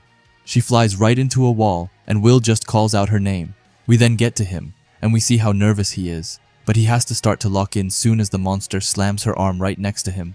But even then, Will thinks that something is different. He explains that this monster's not at all like the ones they fought before. He can feel the hatred he has toward it coursing through his entire body. He finally ends it by calling it a primal revulsion. He grips his sword tightly as he says that he has a deep disgust, but that he has to fight it, saying that no matter how much he wants to cry or laugh himself insane, he has to do this and he has to fight. Will thinks back to his friends and knows that if he hesitates now, then it will turn them all into monsters. After that, we see Will jumping up, and then we see the goat that he is actually slashing the monster's arm. Lihanna, who is on her knees, sees this and knows that she has to help, so she uses her Thaddeus Leo attack right at it. We see her attacking, hitting it spot on, and the monster then starts to scream out in pain. But after its little outrage, we amazingly see its entire body starting to regenerate and heal its wounds, which leaves both Will and Lihanna really shocked. But then, it surprisingly falls down to the ground. But it seems like it was just a trick, as in the next panel, we see it having a ton of dark magic circles around them, and it then screams out as they use some strange magic attack. We see Will managing to dodge it, and Kiki thankfully coming to save Lihanna from the attack. But it's just too many attacks, so in the end it doesn't help, and both of them get sent back. Lihanna wonders how it is able to cast such powerful magic with just a scream. Explaining that there wasn't even an incantation, Will also thinks that it's unbelievable, saying that whatever that was, it was stronger than most high-grade spells. But as they think about all of that combined, both of them know that if they allow this affront to mages, to all life, and leave this place, then their world is without a doubt doomed, and we see both of them looking extremely scared. But sadly, we cut scenes here and instead see an out-of-breath Sarissa explains that she never thought that Walter was willing to leave behind an arm just to escape, and we then see one of his arms stuck in ice, but him being nowhere in sight. But that's not for long, as we then see him running and saying that this isn't over, and that he won't allow himself to fall here. After that, he suddenly stops and looks around, explaining that he has not exacted judgment on the pinnacle of that tower and the entire magical world for rejecting him. But just then, someone comes by and tells Walter and calls it old delusions. We don't have to wait long before we see that it's none other than the goat, Edward, who looks super cold. Walter just screams out and asks him how he dares to confront him, saying that they are factions, brothers. Edward jumps down to him and tells him that he doesn't recall associating himself with a dogmatic simpleton. Walter tells him that he can deny him all he wants, but Edward fell as short as he did from becoming a Magia Vander. We then see Edward looking a bit sad as Walter tells him that he knows the hate he harbors for those gifted few, for the world that kept him from greatness, calling him a failure, a fallen mage turned educator, forced to teach remedial magic to little children whom he now defends. We then see a quick flashback with Cariot looking at Edward, who we can see done on the ground, and we see how filled with despair Edward looks as Walter continues and tells him that an ordinary man like him could never match his genius. He then screams at Edward and tells him that he will not let his purpose be belittled by an inept mage who ran from the tower with his wand between his legs. But just then, Edward cuts him off. He tells him that it's his understanding that he has yet to become an ascendant. Asking Walter if that is correct seems to leave Walter a bit shocked, but Edward continues and tells him that though it pains him to say, he will admit that his aptitude surpasses his own, but still, he has a question for him. He asks him how it is that an inept mage was able to reach the top, while Walter, a genius, wasn't able to. Edward starts to go closer to him and tells him that the answer is quite simple. He is lacking in tenacity, in strength of will, in the courage it takes to challenge the gifted. Edward starts to really look menacing as he tells Walther that he is a shut-in, a dour man who'd sooner spite the success of others than create his own. In protecting himself from a world he despises, he has become an imbecilic, irrational child, calling it utterly hopeless. This just makes Walther lose it as he screams out and curses. Edward and we then see him starting to get out an intense aura around himself, but even then it has nothing against Edward, who just swipes up his wand, and we then see Walther being surrounded by a bunch of magical circles, telling him that at the end of the day, he is not even on the level of the contemptible no talent. Walther is just in shock as he wonders when he had the time to make a chain circle, but he then thinks back and realizes he tells Edward that his long-winded lecture was him buying himself time. Edward just continues to go forward as he tells Walther that he shouldn't need more than one spell to take care of a mage of his caliber. With that, we see Edward using his Dax Darbican's attack to completely crush Walther. We see Walther starting to bleed out a ton as he says that it's just one single low-grade spell. He wonders how he could be bested by the Artless Ascendant, but perhaps he was a fool not to expect this from a mage who's driven him to insanity, from the notorious Viper of Perfection. And this panel right here is just pure cinema and pure art. But after that, we switch scenes, and we see Shade and Werkner. Shade asks Werkner if he enjoys this. She starts to look filled with desperation as she says that he is terrorizing the weak. Werkner looks sad as he calls her Monica and tells her to please stop. Shade, however, continues and tells him that she already told him when she was part of a faction. The tower is the zenith of the magical world. It is the arbiter, doing whatever it wants in the name of exterminating the celestial hosts. Dare to question its actions or just be different, and you are killed. We then see Shade looking extremely mad as she thinks that absolutely nothing has changed. In this world, it's always the weak that are left to suffer. We then see, from what we can guess, a younger version of Shade and her sister. We see their parents looking at them and smiling before her father gets a worried expression, followed by their mother, who gets the same expression. We then see a creepy guy in a chair coming in. He gives a book to Shade's sister. She then looks up and calls him Grandpa and is about to thank him. But it then looks like she gets possessed, just like the maids behind the grandpa. Not long after, the book starts to emanate some black aura, and her sister's eye goes dark. Not long after, we get to the town where the citizens are going crazy. The text then says that the House of Burzem is found guilty of causing insurrection in Taralis with so-called puppets, and members are sentenced to death. We then see a ton of people well being dead in the center city, while Shade just looks at this and can't help but cry her eyes out. After that, we cut back to real time, where Shade tells Werkner that he doesn't know what it's like to be punished for being a bearer of a cursed magic that was forced onto her, to have their entire family ripped away, and not gonna lie, but I do actually start to feel somewhat bad for her.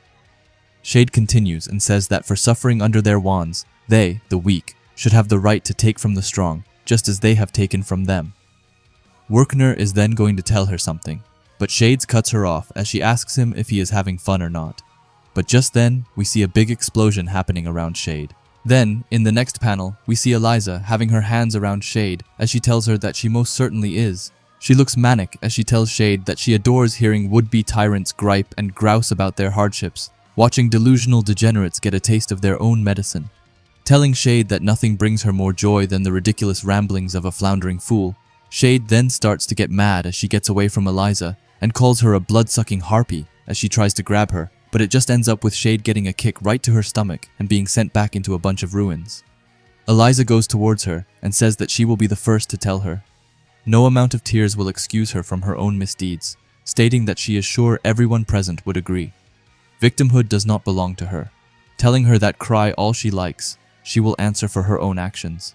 She then holds up her wand and says that she knows the perfect place where she can do just that, explaining that it's in a coffin. Silent and dark is where she will stay until she takes her last breath. We then see a bunch of chains appearing around Shade as she begs for them not to do it, and the last thing that she is able to see is Eliza's smile as she then gets completely buried in this coffin. Eliza then goes to Werkner and tells him that not every colleague deserves mercy. Being a bit older than she is, she thought that he already knew that. Werkner just looks at her and says her name, but she continues as she tells him to indulge a woman, and she may ask for more than he can give her. Eliza then goes right up to Werkner and puts her arm around his face and tells him that if he's going to be spoiling anyone, then let it be her and only her. We then see Werkner grabbing her hand before sadly taking it away from his face.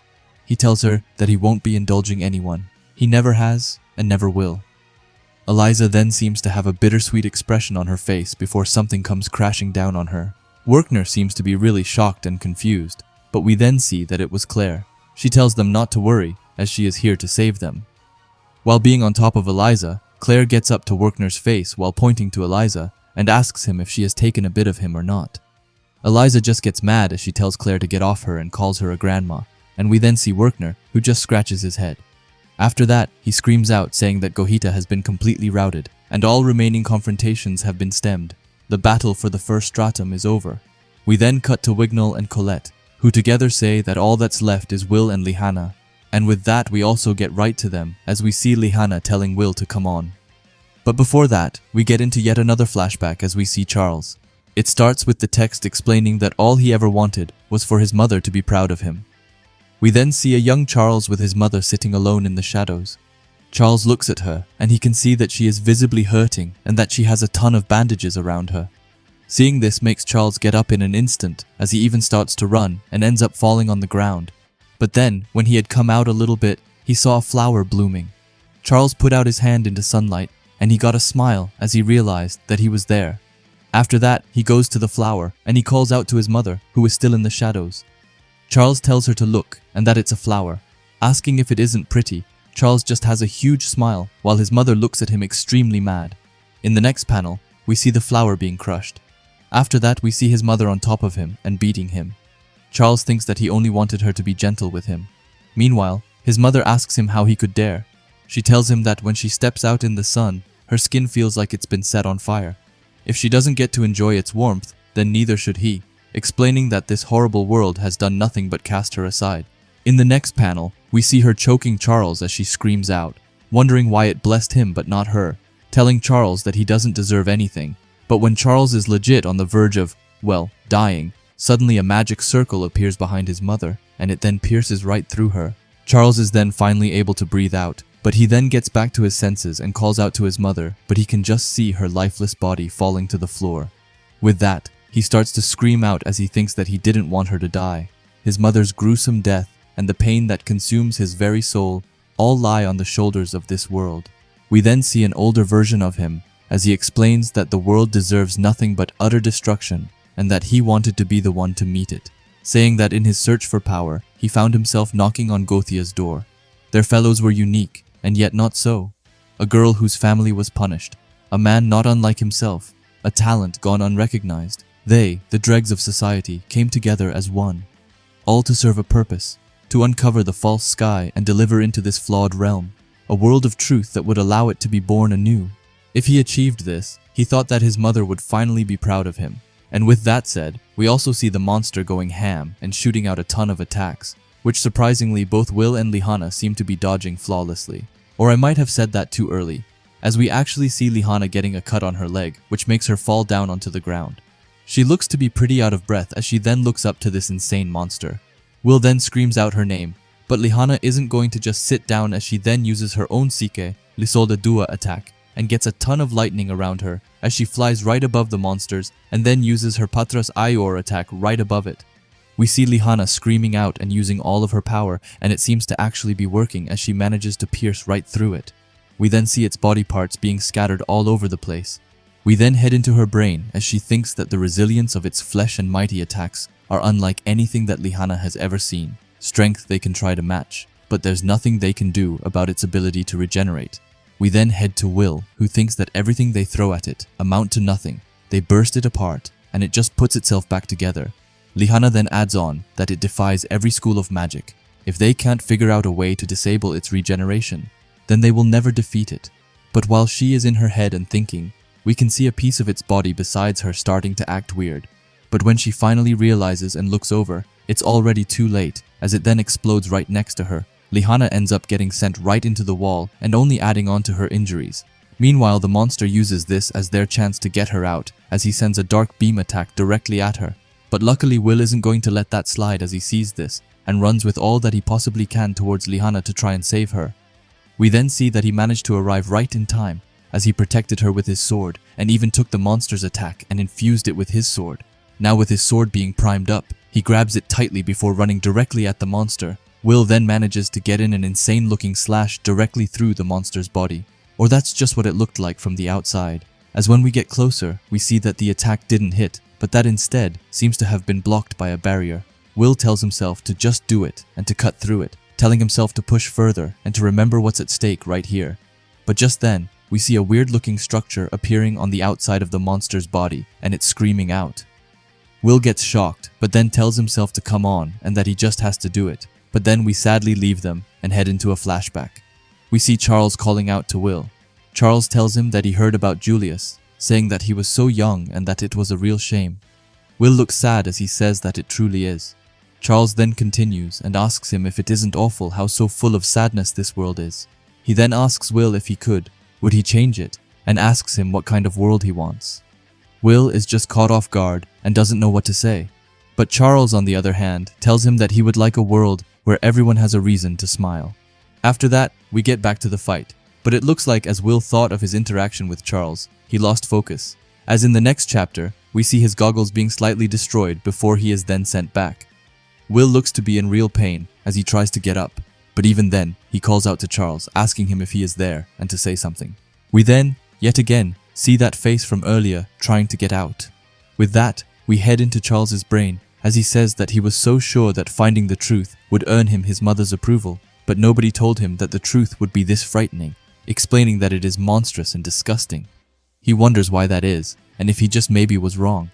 He continues as he says that it hurts, and he then calls out to his mom to save him, but he then scratches that as he changes it and asks for just anyone to save him, and we then see the monster seemingly transform yet again.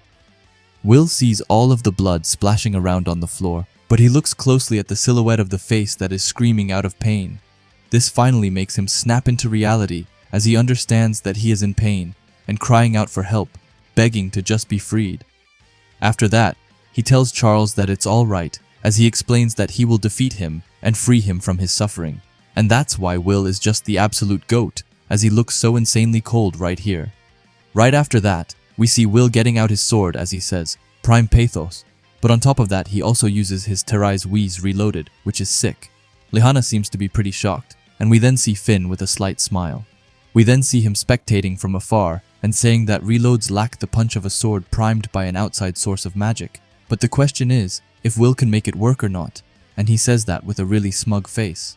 With that, we then head back to Will, who this time uses another ability. This time it's the Load Burst, El Glace Froce, L1, and Ars Weiss, and this is just insane, as we see that Will created clones of himself, which seems to leave both Lihana and even Finn surprised.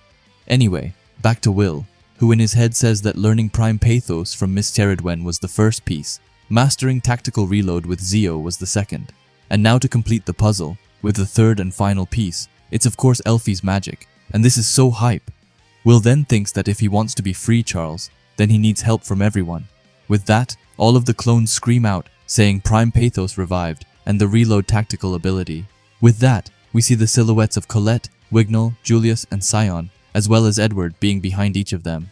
Lihana on the side says that she can't believe it, and that he's loaded his sword with just about every element save light. Finn looks extremely happy as he thinks that he isn't just rapidly shuffling between elements in the middle of a rapidly shifting battle, but that he's combined multiple techniques to do something even greater. With that, he tells Will to let him see it, and for Will to scatter his expectations and show him the unknown. And that's exactly what Will is going to do, as we see all of his clones advancing forward. First off, we see one of them using Colette's Fullbeth Whiz ability and sending an extremely powerful strike. But after that, it's Wignall's turn, as Will uses his Zephyros Whis, and that really seems to leave the monster hurting as it gets a bunch of slashes on itself. However, it's far from over, as Will then uses Julius's Glace Whiz and sends a ton of ice spears right at the monster. But I think that you already know by now that it's far from over, as next up, it's Scion, as he uses his Ignis Whiz ability and sends an insane fire sword strike right at the monster. But we can't forget about the GOAT, Edward, who is next up, and will use their Dax Whiz, which sends an insane dark magic strike at the monster. After all of those 5 extremely powerful attacks, we see that the monster is getting injured more and more, and seems to be on its last legs, but even then it's holding on. And Lihana is super shocked by that, thinking that Will put so much power behind his assault, and it's still not enough. But we then move to Will, who gets close to his sword and uses his Prime Pathos revived and the Dallas Whiz, a tactical reload ability. With that, he then looks back and calls out for Lihana. Lihana's eyes get huge as she hears her name being called out. She then looks right at Will and knows that he believes in her. He trusts that she will rise to meet this challenge. Lihana then grips tightly onto her wand as she thinks that she is a knight. And when a knight's companion calls her to action, by her vow, she must answer. And with that said, we then see both Will and Lihana being side by side as they scream out and charge at the monster. Will thinks that there's only one way to defeat an enemy that can regenerate. They must lay waste to its flesh faster than it can heal itself, and with lightning fast speed, they will overwhelm it, as only the Thunder faction can. And that sure is true, because just look at this madness. They are really going absolutely crazy on it. After that, they get some distance, but not for long, as they then head right back. But while they are on their way, we think back to Guilford. They imagine him telling them to run faster, harder, never forget their teachings. And that speed is law, explaining that they need to shine brighter and move quicker. Show the world how tenacious they are and calls them maggots, ending it by telling them to bloom loud, storm forth and become a thunderbolt. And with that said, we see the two of them charging right at the monster and seemingly cutting right through it.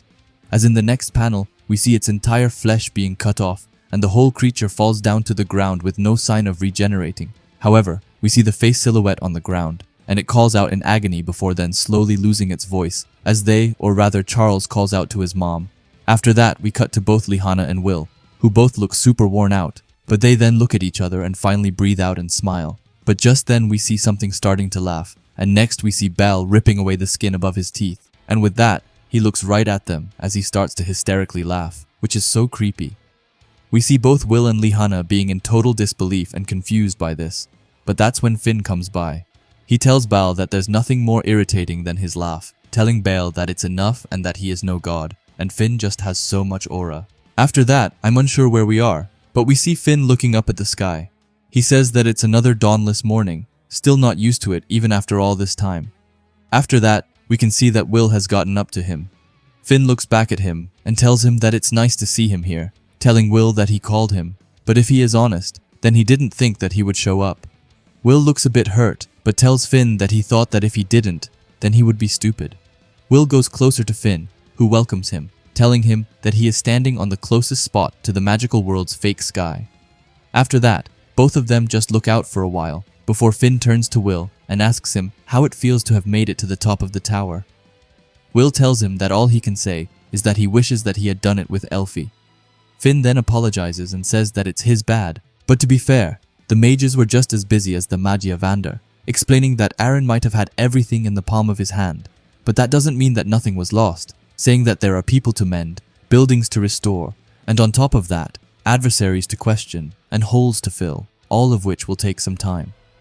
Will is just silent, so Finn continues asking him if he isn't interested in small talk. With that, he tells him, "Alright," and as a reward for submitting to Baal's cruelty, Finn will answer whatever question he has, but just one, so Will has to ask wisely. Will doesn't waste a single second as he asks Finn to tell him about the power that he has, and to tell him about Wiss. Finn looks at him and calls it interesting. He asks him if he is sure that he doesn't want to ask about Baal instead. Will tells him that Wiss and that thing are somehow connected, and that he can feel it. Because of that, he thought that an answer to one might give him an answer to the other. Finn tells him that he is very sharp, but also correct.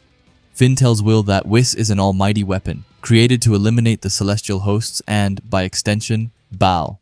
Will looks super shocked as he hears that, but Finn continues. He says that though it would be more accurate to say it's in the middle of being created, explaining that 5 centuries ago, with the help of the Mage Queen Mercedes and the original Magia, Vander, the denizens of Utopia, the Lysans, fought back the celestial hosts and captured Baal, but they soon found that Baal was undying. Neither wand nor sword could kill it. Will asks if not even the Mage Queen Mercedes or the Magia Vander could. But Finn tells him that not even they could. Because of that, they decided to try mixing the powers of a wand and sword, and hearing that really gets Will intrigued.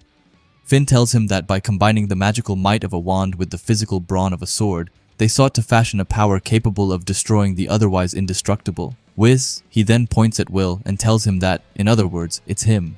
Will is super confused and asks if he is Wiz, and if he was created to kill that monster. Finn tells him that it's not him entirely, but the blood that runs through him. The interlacing of wand and sword's lineages began 5 centuries ago to integrate the anomalous sword into this world ruled by magic, saying that it was known that assessing the balance of both bloodlines to draw out their respective strengths and fully realizing the ability to prime magic would take time. That is the reason for the Magiavander's Great Barrier. It's no more than a part of a centuries-long plan to create Wis, the world's greatest power. Explaining to Will that this is Mercedes's legacy, a vow to weave a Wistoria of wand and sword, which is absolutely sick. Will is super confused and says that he doesn't understand. He says that he doesn't know anything about his lineage, wand or sword. He doesn't have parents. He lived in an orphanage with Elfie for as long as he can remember, asking how it can possibly be. Finn just looks at him and tells him that no thanks to a personal blunder, the bloodline of swords ended some 10 years ago. He thought that they would have to start the process all over again, but that's when he met him. A bearer of both lineages, their last and only hope. He didn't know who thought it would be a good idea to hide him from Finn, but he found him, and that's all that matters. Finn tells Will that it's about all that he has to share on Wis. Will is then silent for a bit before telling Finn that he still has questions. For example, he asks Finn what exactly he is. Finn just smiles and tells him that it's a secret. Will then asks about the celestial hosts, but Finn then once again tells him that it's also a secret. Will then gets a bit annoyed, but tells him to just answer him this. He asks Finn if he thinks that they can actually win against that monster. Finn then starts to smile a bit, before telling Will what he would like to say. It's possible, but as they say, only God knows, and with that, he laughs a bit. Will, however, doesn't stop as he tells Finn to wait. After that, Will starts to look super manic as he asks Finn just what he means by God. Finn then looks like he has just really messed up, but he then turns to Will with a smug face as he tells him that it was just a slip of the tongue, telling Will that, of course, what would a world abandoned by God know about God, right? Will isn't following along at all, but Finn says that you tend to forget something when you've been around for more than 5 centuries. This once again really shocks Will, as he wonders if Finn has really been alive for over 500 years, and he is then about to say something more. But just then, we hear someone using their explosion magic, and then a large ice spear comes at Finn out of nowhere. It even seems to hit Will a bit, but Finn takes the greater damage as he gets thrown away. But after that, we see that it was Elfie who comes running to Will. Elfie has a ton of hearts around her as she goes to Will and asks him if he is alright. Will, however, just asks her about Finn, who we can see is flying away from the platform and right towards the city again. Elfie is just then the goat as she, funnily enough, tells Will to try to forget about the tiny man, asking Will if he has any idea how much trouble he causes with his stupid tests, telling Will that she and Sarissa almost died on one of them. Will asks her if that's true, and Elfie looks annoyed as she says that he is bad news, explaining that every time she tries to get rid of him, he comes back with a vengeance, and she tells Will not to waste time worrying about him. Will is still a bit confused but says, "Alright," and then asks her how she knew where he was. Elfie looks serious as she says that Aaron told her and that she was so worried about him, but when she came to help, he was already gone, saying that he left her to go gallivanting who knows where with Lihana. Will is amazed that she knows that, telling her that if he had pulled away from the battle on the first stratum, then who knows what would have happened. Elfie then calls them excuses and asks him what about when he let Lihana into his room. Will asks her how she knows about that, but Elfie tells him that the genius detective Kiki here told her about it. Elfie looks super serious as she says that apparently he is cheating on her with Cyan, Colette, Julius, Wignall, and now Lihana, asking Will what he has to say for himself, and she is pissed. Will tells her to hold on, telling her that he is now convinced that she doesn't even know what cheating means. Elfie, however, starts to almost cry again as she jumps towards Will and tells him that he is only supposed to have eyes for her. She then gets on top of him, and Will tells her that 10 years have passed and nothing's changed with her. We then see that their faces are extremely close to each other, and then, in the heat of the moment, Elfie says that this place is as close to the sky as it gets. She starts to hug Will. She tells him that she wanted to be the first one to come here with him. Will just apologizes. Elfie, however, tells him that at least she got his letter and explains that what he wrote made her smile. With that, Will smiles as he thinks that it was lucky that he had Kiki deliver a letter to Elfie as well. We then learn that in the letter, it told Elfie that it's possible the Magiavander will be targeted, telling her that he will do everything in his power to protect her, and for her to remember that his heart is always with her, which is just so sweet. Will and Elfie really are just the cutest couple ever to exist. Elfie then tells him that his words are like a spell that warms her heart. Will then gets up and tells her that he didn't really get to protect her at all, saying that if anything, she helped him. Elfie just has a really cute smile as she tells Will that it's fine and that she prefers it that way actually. Will, however, tells her that he doesn't always have to be protected, telling her that he likes being the protector and that it gives him the chance to help the ones he loves and hold them close. After that, we see them sitting side by side, with Elfie resting her head on Will's shoulder. Will then asks her if she knew about Belle.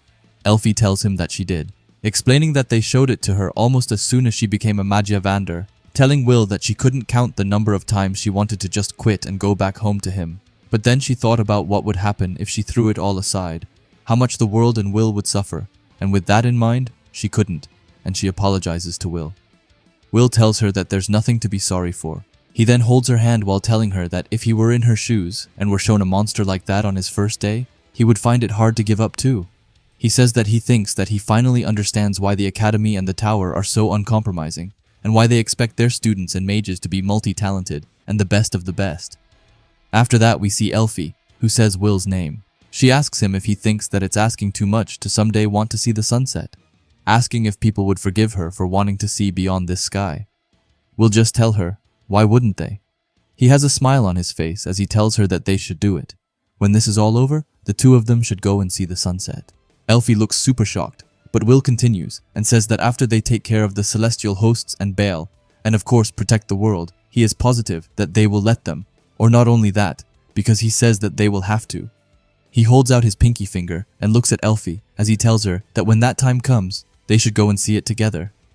Asking Elfie if she wants to do that promise, Elfie then gets the biggest smile as she tells him that it's a promise, and with that, the two of them make a pinky promise. But after that, we completely change the scene, and we see Werkner, Claire, and Edward in front of Cariot.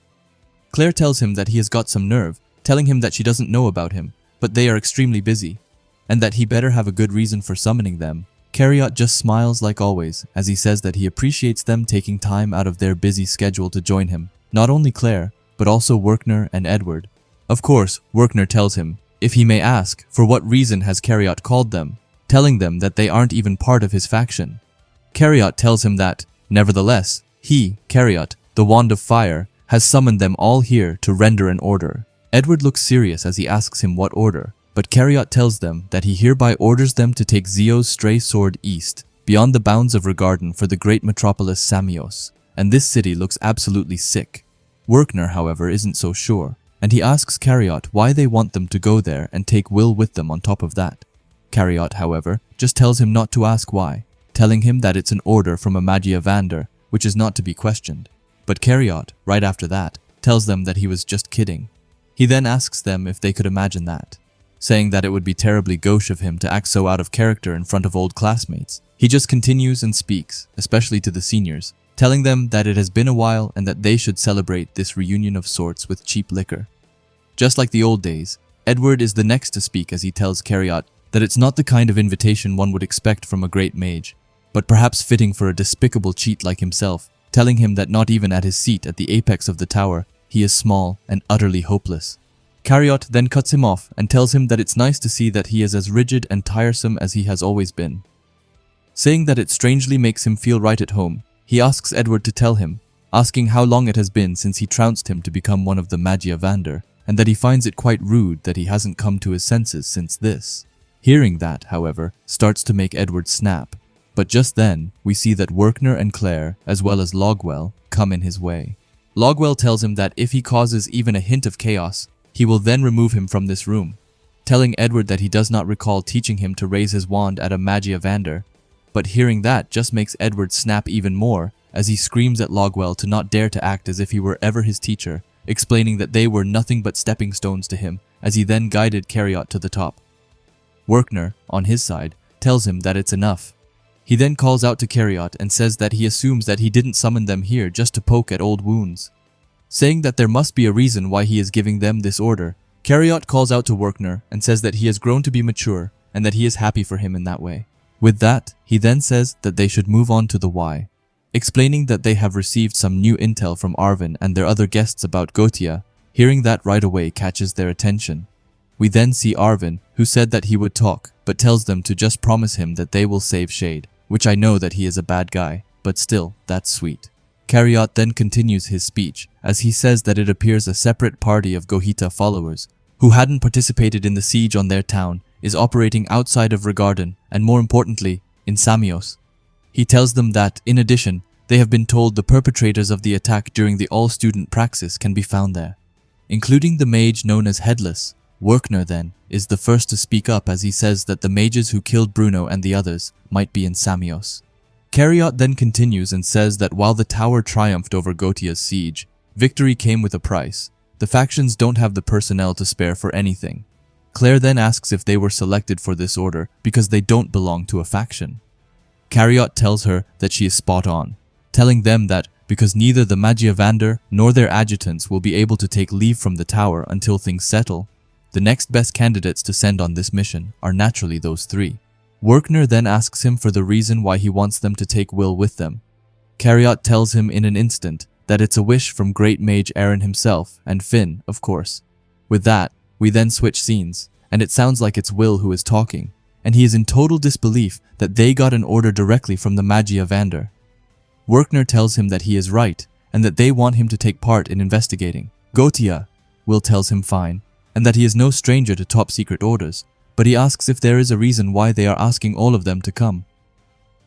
Edward then speaks up, and he says that the factions have little room to part with their higher-ranking mages after the attack on the tower, but to prepare for the unexpected, they thought it prudent to assemble mages from every element. We then spotted Julius, who said that, in other words, the lucky few just happened to pull the short stick. Sion on his side says that he understands that the tower is in dire straits, especially so soon after the Terminalia incident, but to be this short on mages is ridiculous. Colette then adds on and tells them that she thinks that it's a great opportunity for all of them. They will get to leave Regarden. It's kind of like a field trip if they think about it. Claire, on the side, just smiles and says that they are not being negative. She continues as she explains that they're just trying to hide how excited they are to have been chosen for a special mission, asking both Julius and Sion if she isn't right. This, however, makes both of them fly up as they scream at her to be silent. But after them, we head into Wignall's brain. He thinks that all of the mages they gathered, including himself, have one thing in common: their compatibility with Will and his sword. With that in mind, he thinks that clearly the tower's course of action has changed since the bloom. He admits that he is curious and wonders if they wish to make him the centerpiece of their tower. Either way, he highly doubts that Werkner would allow anything untoward to happen to Will. After that, we see both Sion and Julius looking mad at each other, but Wignall then tells them that whatever their individual feelings are about the order, they must brace themselves for the duty that they have been bestowed. Will hears that and tells him, "Well said," saying that they will make it work like they always have. Wignall just looks at him, and then, in his head, thinks that he may find himself in a predicament in the coming days, and he must make sure he is there to aid him. After him, we move back to Claire, who throws something on the table while telling them that it's time to get to business. We then see a super shocked looking Colette, who asks if it is a map of the world, which we surely see that it is, and I actually didn't realize just how large this world is. Wignall then tells them that they had a world map in their village, but he doesn't recall it being this detailed. Sion tells him that, naturally, ever since the Dwarven Uprising, the tower has made it a point to keep geographical knowledge under lock and key. Colette, on the side, just says that she is amazed and that this is the first time she has ever seen one. We then head back to Claire, who tells them that they will be heading east to one of the three great capitals of their world, which is, of course, Samios, which she then points to. She tells them that it's a metropolis bursting with bodacious beaches, delicious grub, and gorgeous scenery as far as the eye can see, explaining that it consistently ranks in the top 2 of those best places to vacay before you kick the bucket type lists. With that, she tells them to make sure to pack their swimsuits. Werkner behind her just asks if he needs to remind her that they are going for business and not leisure. After him, it's Lihana, who asks them how they are supposed to get there, saying that even if they travel in a straight line, Samios is still 1,000 kilometers away from Regarden, a distance that would be further complicated by the waters of Belmdeath just east of them. Colette then says that they say no one's ever come back from attempting to cross the frozen lakes of Belmdeath. Julius, however, says that not one. Everyone who's tried, either by air or foot, has gone missing, telling them that they don't need to be an ice mage to know to keep their distance from Belmdeath. But after him, it's Claire. She tells them that, as they all so delightfully put it, the frozen lakes of Belmdeath are a known obstacle for travelers heading east. Up until now, parties had to traverse the mountains in the north or south to get to their destinations. continuing as she says that these rigorous ranges aren't the best environments for magic, which makes crossing by broom or dragon difficult. Even with all things considered, getting to Samios would take at least a fortnight. We then cut to Julius, who asks if she's going to tell them how to get there, telling her that she is kidding herself if she thinks that he will tolerate going on a month-long trek with this bunch. Liana tells him that orders are usually urgent, so spending so much precious time traveling wouldn't bode well for the mission. But Sion is then the smart one, as she asks Claire to hold up and asks what she meant by up until now. Claire then starts to look super smug as she tells them that up until now, travelers didn't have the help of a certain big, huge, enormous tower-backed project that just wrapped. Edward, on her side, explains that to be precise, dwarves under the employ of the tower have recently finished opening a new pathway. Will, however, is just lost and says that he doesn't get it, but it then looks like someone tells everyone to get back to their rooms and pack their bags, as they will reconvene tomorrow morning at the new dungeon station. After that, we cut to Sarissa getting thrown a bunch of pillows on herself, as Elfie screams that she wanted to go. We see her crashing out in her bed, as she says that it's not fair, and that she also would want to go on a vacation with Will. Sarissa, however, just asks her in what world would it be fine for a Magia Vander to leave the tower while it's in complete disarray. After that, we cut to the other ice mages, also being super sad as they scream at Julius to come back. Sarissa then continues and tells Elfie that she can't believe that she would try to use her clones to get away from the tower, explaining that their entire faction already has its hands full without her making more trouble, telling Elfie that as long as she is here, she isn't going anywhere. We then see Elfie yet again, who looks sad and tells Sarissa fine and for her to have it her way, but explains that she will just send a secret agent in her place. After that, we cut back to the gang, who have just arrived at the dungeon station, and they are stunned, saying that this place is incredible. Sion also can't believe his eyes as he asks if that is a train in front of them. Wignall says that construction looks to be ongoing in places, but is still very impressive, asking who would have ever thought that this was being built just outside the city, and judging by how far they have descended from the surface, calling this a dungeon station seems good. Just then, someone calls out to Will. Will looks super happy as he says that it's Donan and tells him that it looks like he has got his own gang with him also. Donan says that he guesses that the secret is out, saying that they have been digging this tunnel here for the tower for who knows how long now. He then looks super happy as he explains that it's finally open for business and that the next stop is Samios. Will seems a bit lost as he asks if this tunnel goes all the way to Samios, asking how they managed to dig out an entire tunnel in the dungeon. Liana on the side says that she takes it that this is the tower's enormous project. Edward tells her that she is spot on, explaining that at the tower's request, the dwarves have been constructing a transcontinental railway here on the first floor of the dungeon, continuing as he says that the completion of this project is but one of the clandestine agreements mages made with them in exchange for permanent settlement, saying that a good many of the dwarves that live in Regardance were summoned here from their homeland of Garzaronso for the express purpose of working on this railway, and now a century after breaking ground, the route east to Samios is now open. Colette can't believe it as she asks if it took 100 years to build. Liana adds on and calls it unbelievable and says that this facility's been a century in the making. Julius asks them to let him get this straight. They want them to ride this thing all the way to Samios. Claire tells him that he is spot on and that they are skipping lakes and mountains and going underground, right through the dungeon. She then starts to go forward while telling them that it's just a skip and a jump to Samios and that they will be there in no time, asking if they are ready to shove off yet as she is getting tired of waiting. She then calls out to Kreutz. Kreutz tells her that preparing for departure involves more than just shoving off and calls her a fool, explaining that the Dungeon Express may be the grandest magic item the Upper Institute has ever created, but it is still in a testing phase. Colette then asks him if this entire thing is a magic item.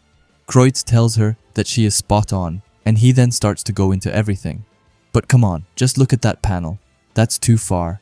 Because of that, Claire then tells them that there's nothing to worry about, and that the machine moves, and that's all that matters. We then head to Will, who says that he never thought that they would be riding a train to Samios. Julius, on his side, tells him that they're going to be on this thing for a while, telling him that their rooms better be plush and that he didn't become a high mage just to slum it. But just then, we see a familiar shadow standing in the train. They say that the interior's as comfy as can be. Trust him, no one's going to be slumming in it. Will looks absolutely in total shock as he doesn't understand anything. The person then apologizes to Will for being late, but he then changes it and says that he maybe should have said, "Long time no see," and it's none other than the absolute goat Rosti. And bro, I just love this. Rosti then starts to walk out. However, we can clearly see on Will's face that everything has just gone blank for him. Because of that, Rosti gets a bit closer and asks him if anyone is home. That's when Will finally comes back to his senses and then launches himself right at Rosti, which is so sweet. Both of them fall to the floor. And Will asks if it's really Rosti, asking if he isn't just looking at some ghost. Will then starts to cry as he says that he saw Rosti get killed after all.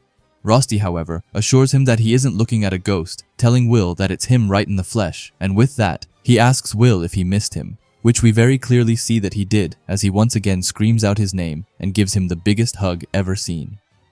While Will is breaking down after not seeing Will for so long, we then see Colette behind him, who asks Rosti if it's really him. She explains that they all thought that he had died at Terminalia, telling him that he even had Kiki fooled. Rosti says that he is sure that it seemed that way, but he tells them that the Rosti that all of them saw die at Terminalia was just a mirage. Colette starts to look happy as she asks if it was a mirage spell. Rosti asks her if she is surprised and tells her that he had to do something to escape alive. He explains that he wanted to tell them earlier, but his injuries kept him bedridden, and in fact, he only recently finished getting treatment, telling them that he got released just as the traitor debacle started rearing its ugly head, so they put him to work as a secret agent. After all, who would expect a dead guy to be making moves? But as he says that, we then spot Werkner, who, in his head, seems to be a bit skeptical about all of this. Rosti then gets up and goes to Werkner and gives him a letter. He tells him that speaking of work, he comes bearing a missive from Elfie herself, an extra order, he is told. Werkner opens the letter and reads it, and then laughs a bit. After that, he speaks up and says that he got the order. He tells them that by Magia Vander's decree, Rosti will join them as their artificer. Rosti smiles and tells them that if their gear's looking a little worse for wear, then they should tell him. But we then move to Julius, who thinks that this was the voice that he heard when he almost died. But sadly, we don't learn more about that as we get back to Will, who tells Rosti that he can't believe it, saying that he is really back and that it feels like he is dreaming. Rosti tells him that he feels the same way, and Will tells him that they need to talk the entire trip to Samios and that they have so much to talk about. But just then, Donan comes by and asks him what he means. He tells them that Dungeon Express needs magic to move, telling them that if they think that they are going to have any time to talk, then they have another thing coming. After that, we see that the train is moving, but someone says that they hate this stupid train. We then see all of them working extremely hard to get it moving. Edward says that when he heard it required magic to operate, he didn't think that the magic needed to come from them. Sion, on the side, tells Donan that this infernal thing is effectively mage-powered, and that they didn't expect them to keep doing this around the clock, right? We then move to Donan, who says that Kreutz told them back at the station, right, that this train was still in a testing phase, telling them that he plans to shove an engine up in her one day, but that day is not today, and telling them that the only thing that's going to get them to Samios is their blood, sweat, and tears. He then asks Will, who said that he could stop moving, and tells him to get that magic coal burning, and Will tells him that he is on it. After that, we move to Julius, who looks out of it. He says that he is trapped in a musty, sweaty hell, explaining that ice mages aren't built for this, and that he is calling it journeys over, and for them to turn around. Sion, however, tells him to get off his melting ass and help them. We then move to Werkner, who, from the looks of it, takes out some sort of magic creature. After that, he speaks with Edward. He says that he figured as much when they were told it was powered by mages, but he is a bit surprised to see it relies on manual labor for its defense system as well. Edward tells him that he didn't expect it to be a safe passage, right? Telling him that it is named the Dungeon Express after all. Werkner then tells him that, thankfully, they can at least leave the monsters on the tracks of the train itself. Edward tells him that he would imagine a collision with a colossal beast would likely bring this thing to a screeching halt. Without firepower from high mages, its chances of arriving at Samios unscathed are close to zero. After that, he takes out another monster while thinking that he may sooner perish before this contraption is ready for general ridership, thinking that it's utterly useless. Anyway, after that, we head to the central passenger car. Colette asks if Claire is sure that they don't need their help. Claire tells her that she is positive and that they have to give boys time to flex their wands. Colette just tells her that it seems like they're being made to do a lot more than flex. But after that, Claire tells them that since it's just them girls here, why don't they have a little girl talk, and asks if that wouldn't be fun. Lihanna, however, asks if she has forgotten that there's a boy here. Rosti, however, tells her that he has to be here. He is in charge of passenger car maintenance after all. Claire then says to forget it, and asks if they should start with who they are crushing on, which seems to freak both Lihanna and Colette out. Claire then says that they have a lot of handsome faces in their party, asking them which of them they are going after. Rosti is the first to speak up, as he says that he is going for Will. This makes Colette pipe up as she tells him that Claire said girls, and for him to come on. She asks him what someone like him even has to offer him, continuing as she says that Will is her top choice as well. Claire just laughs at that and says that she likes it. After that, she turns to Lihanna and asks her if there is someone she likes. Lihanna just tells her that she isn't awfully acquainted with those kinds of things. She plans to choose her partner based on who will best benefit her family's lineage. But Rosti then speaks up and says that Lihanna, she practically went googly-eyed watching Will at the second bloom. This makes Lihanna freak out as she asks Rosti what he is talking about. Rosti just laughs and says that he was there and that he saw everything. Hearing that makes Colette speak up and ask if she is also chasing Will and if this is getting a bit too overwhelming for her. But after some time, she tells them that she was not googly-eyed. It was just watching Will so gallantly fight through the bloom that reminded her of the story of Roche the Knight, which she just adores. And after that, everything just turns to chaos between them. But then, we switch to another carriage, and here we see a random person just sitting, and I can't wait to see who this mysterious person is. Anyway, we then move to the Magical Academy Faculty Hall and the long-distance communicator, Gio Mazer. Here we see Cauldron, who calls out to someone called Bertrand and asks him if he can hear her. We then see Bertrand, who is the mayor of Samios. He tells her that he can hear her perfectly. Cauldron tells him that she is sorry to contact him out of the blue, but asks if he is free to talk. Bertrand just laughs and tells her that his schedule is nothing but open to calls from the lovely city of Regarden. He then asks her what he owes the pleasure. Cauldron tells him that she just wanted to check in on how things have been in Samios, asking if he has noticed anything odd as of late. Bertrand thinks for a bit before saying that there's nothing as far as he can tell, continuing as he says that Samios is, as it's always been, a perfect portrait of peace, all thanks of course to the High Mages. The tower has so graciously dispatched to them, High Mage Garzella especially. Cauldron then tells him that it's good to hear and says that she almost forgot to ask, but she asks how someone called like Shebeleth is, explaining that the poor thing must be getting along in years. Bertrand then just asks her if she has forgotten his familiar's name and says that the name is Jukes. Cauldron asks him if that's true and says that it seems that the only thing here that's aging is her memory. Bertrand then laughs and says that he sure hopes that she is joking, telling her that Regarden is going to need her for at least another century. Cauldron tells him that he sure loves to run those mages ragged, but says that she supposes that there's nothing left to talk about, ending it by asking for the Mage Queen to be with him, and Bertrand tells the same back to her. But sadly, we then get back to Cauldron, who has Eliza on her side. Cauldron tells her to send a message to Werkner, explaining that Samios has fallen into enemy hands. She continues and says that Shebeleth was their code word. If Samios was truly safe, then they would have answered Algud, saying that she knew that something was wrong when Bertrand tried to correct her. Eliza looks serious, and Cauldron tells her that it means that either she was talking to an imposter or something else. After that, we move back to Bertrand, who is just silent, but we then see Mars, who goes to him. Bertrand asks if he thinks that she knew, and says that he has a good feeling that she knew.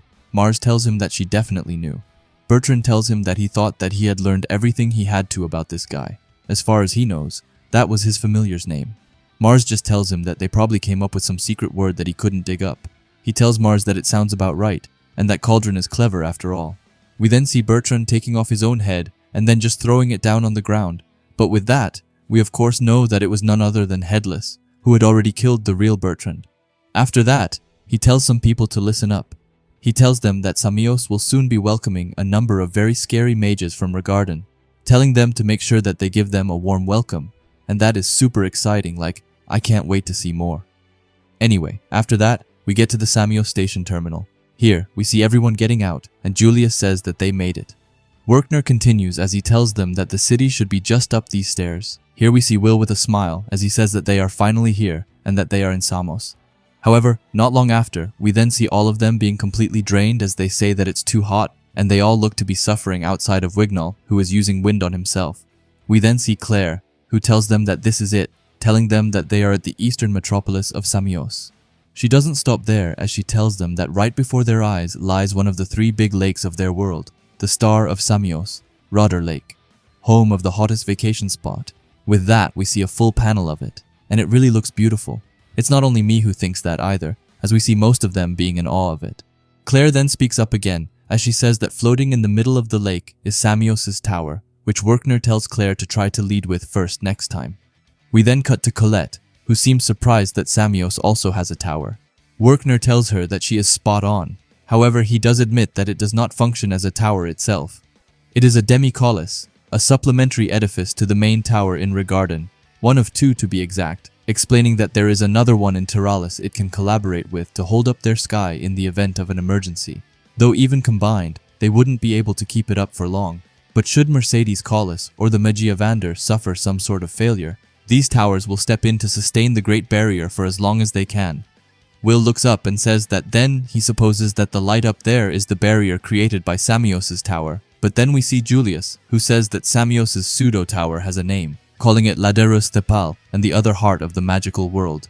He seems a bit annoyed as he continues, telling them that it's practically common knowledge and asks them if they don't know anything. But we then see Rosti coming by, and he tells Julius that, of course, he would know.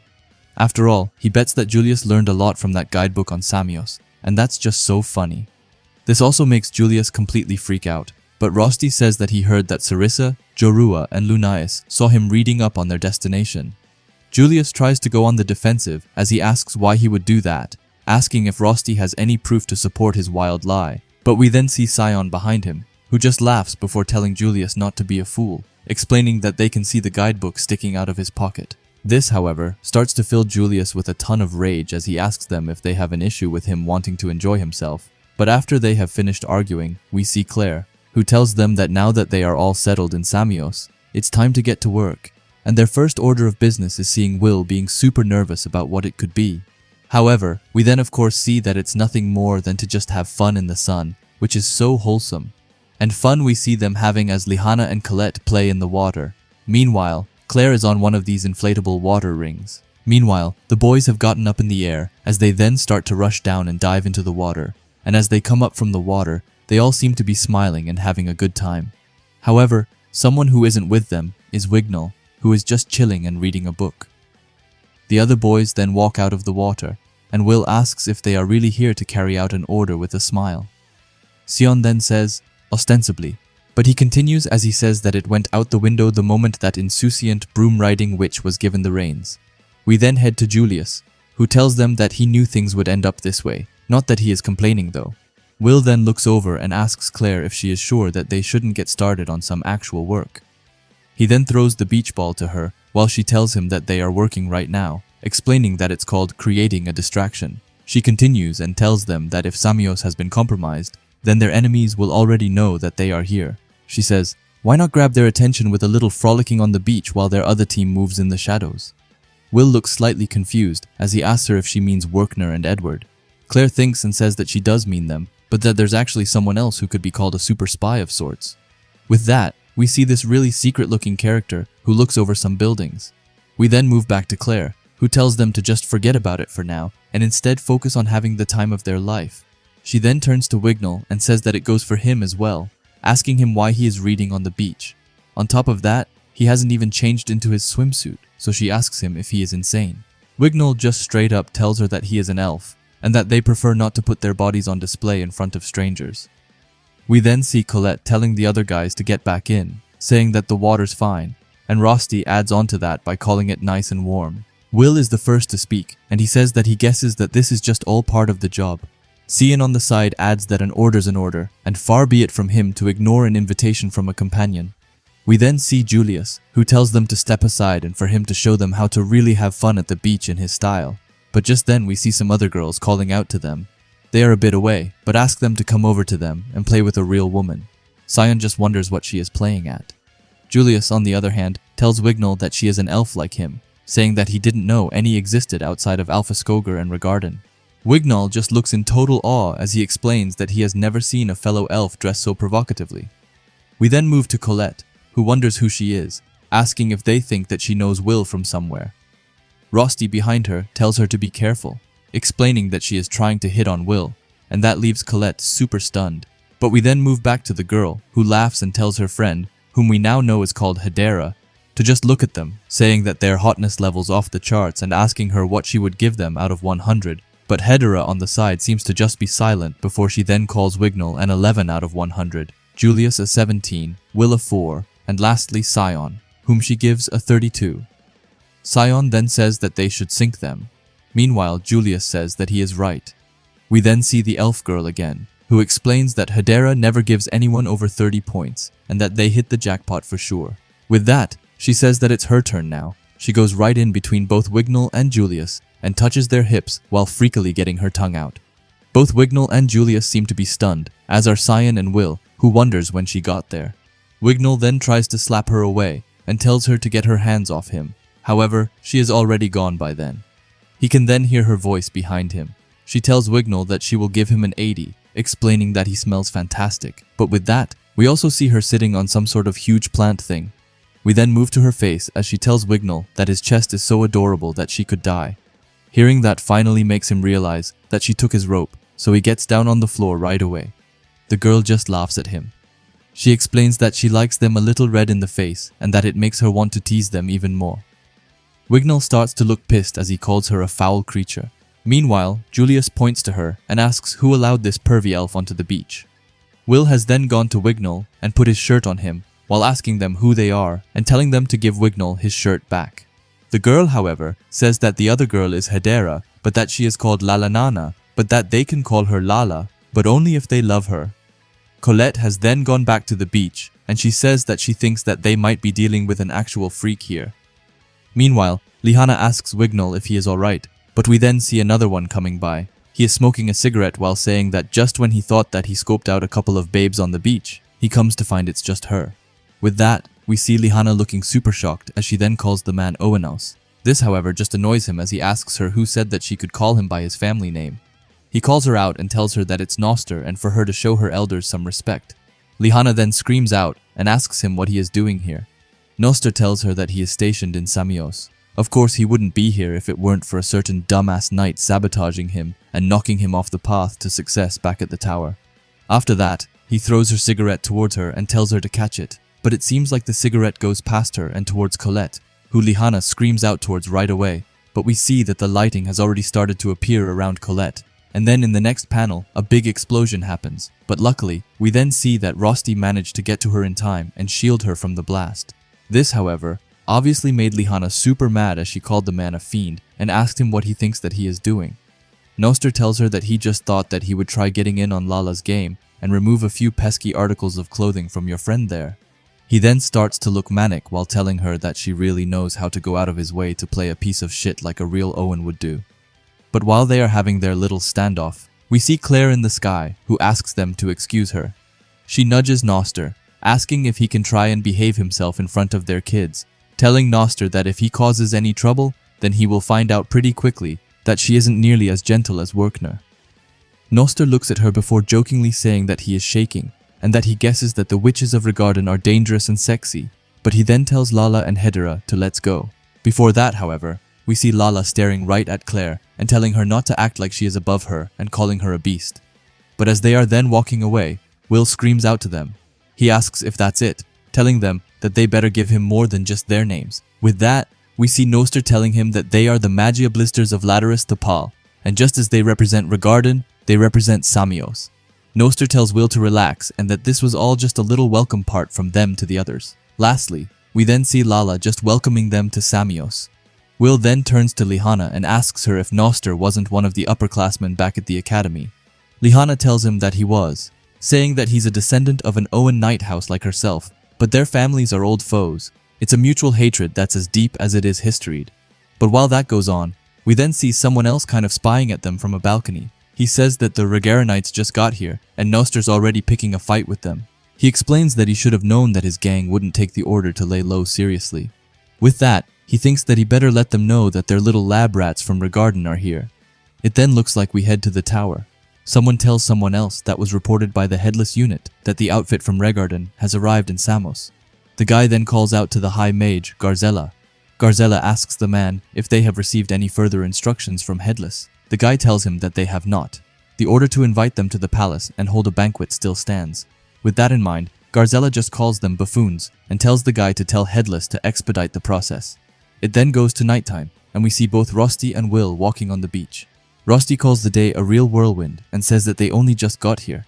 Will tells him that he knew there were high mages in Samios, but he wasn't expecting to meet any on the first day.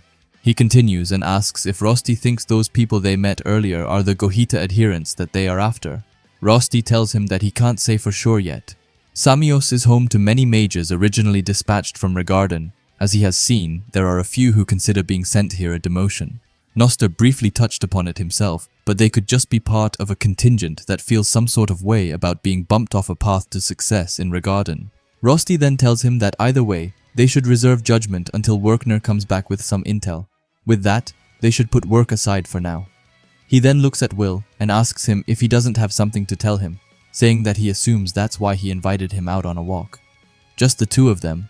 Will then remembers and says that he has been meaning to talk about a lot of things actually, one of them being how thankful he is for him. But to be honest, he completely forgot where he wanted to start. With that, Rusty asks him if they should start slow, one thing at a time. Will sounds shocked, but Rusty tells him that there's no need to exhaust everything at once. They can go slow, one thing per day. Will then smiles and tells him that it sounds good, saying that first things first, he thanks Rusty for coming back. Rusty then tells him that he has got something to tell him too when this is all over, but Will isn't even paying attention anymore, so Rusty asks him what's up, but we then see a mysterious guy in front of them, and Will asks who that is. We then get a close-up to his eye, and he looks pretty sick, but the first thing I thought of is that it has to be Mars.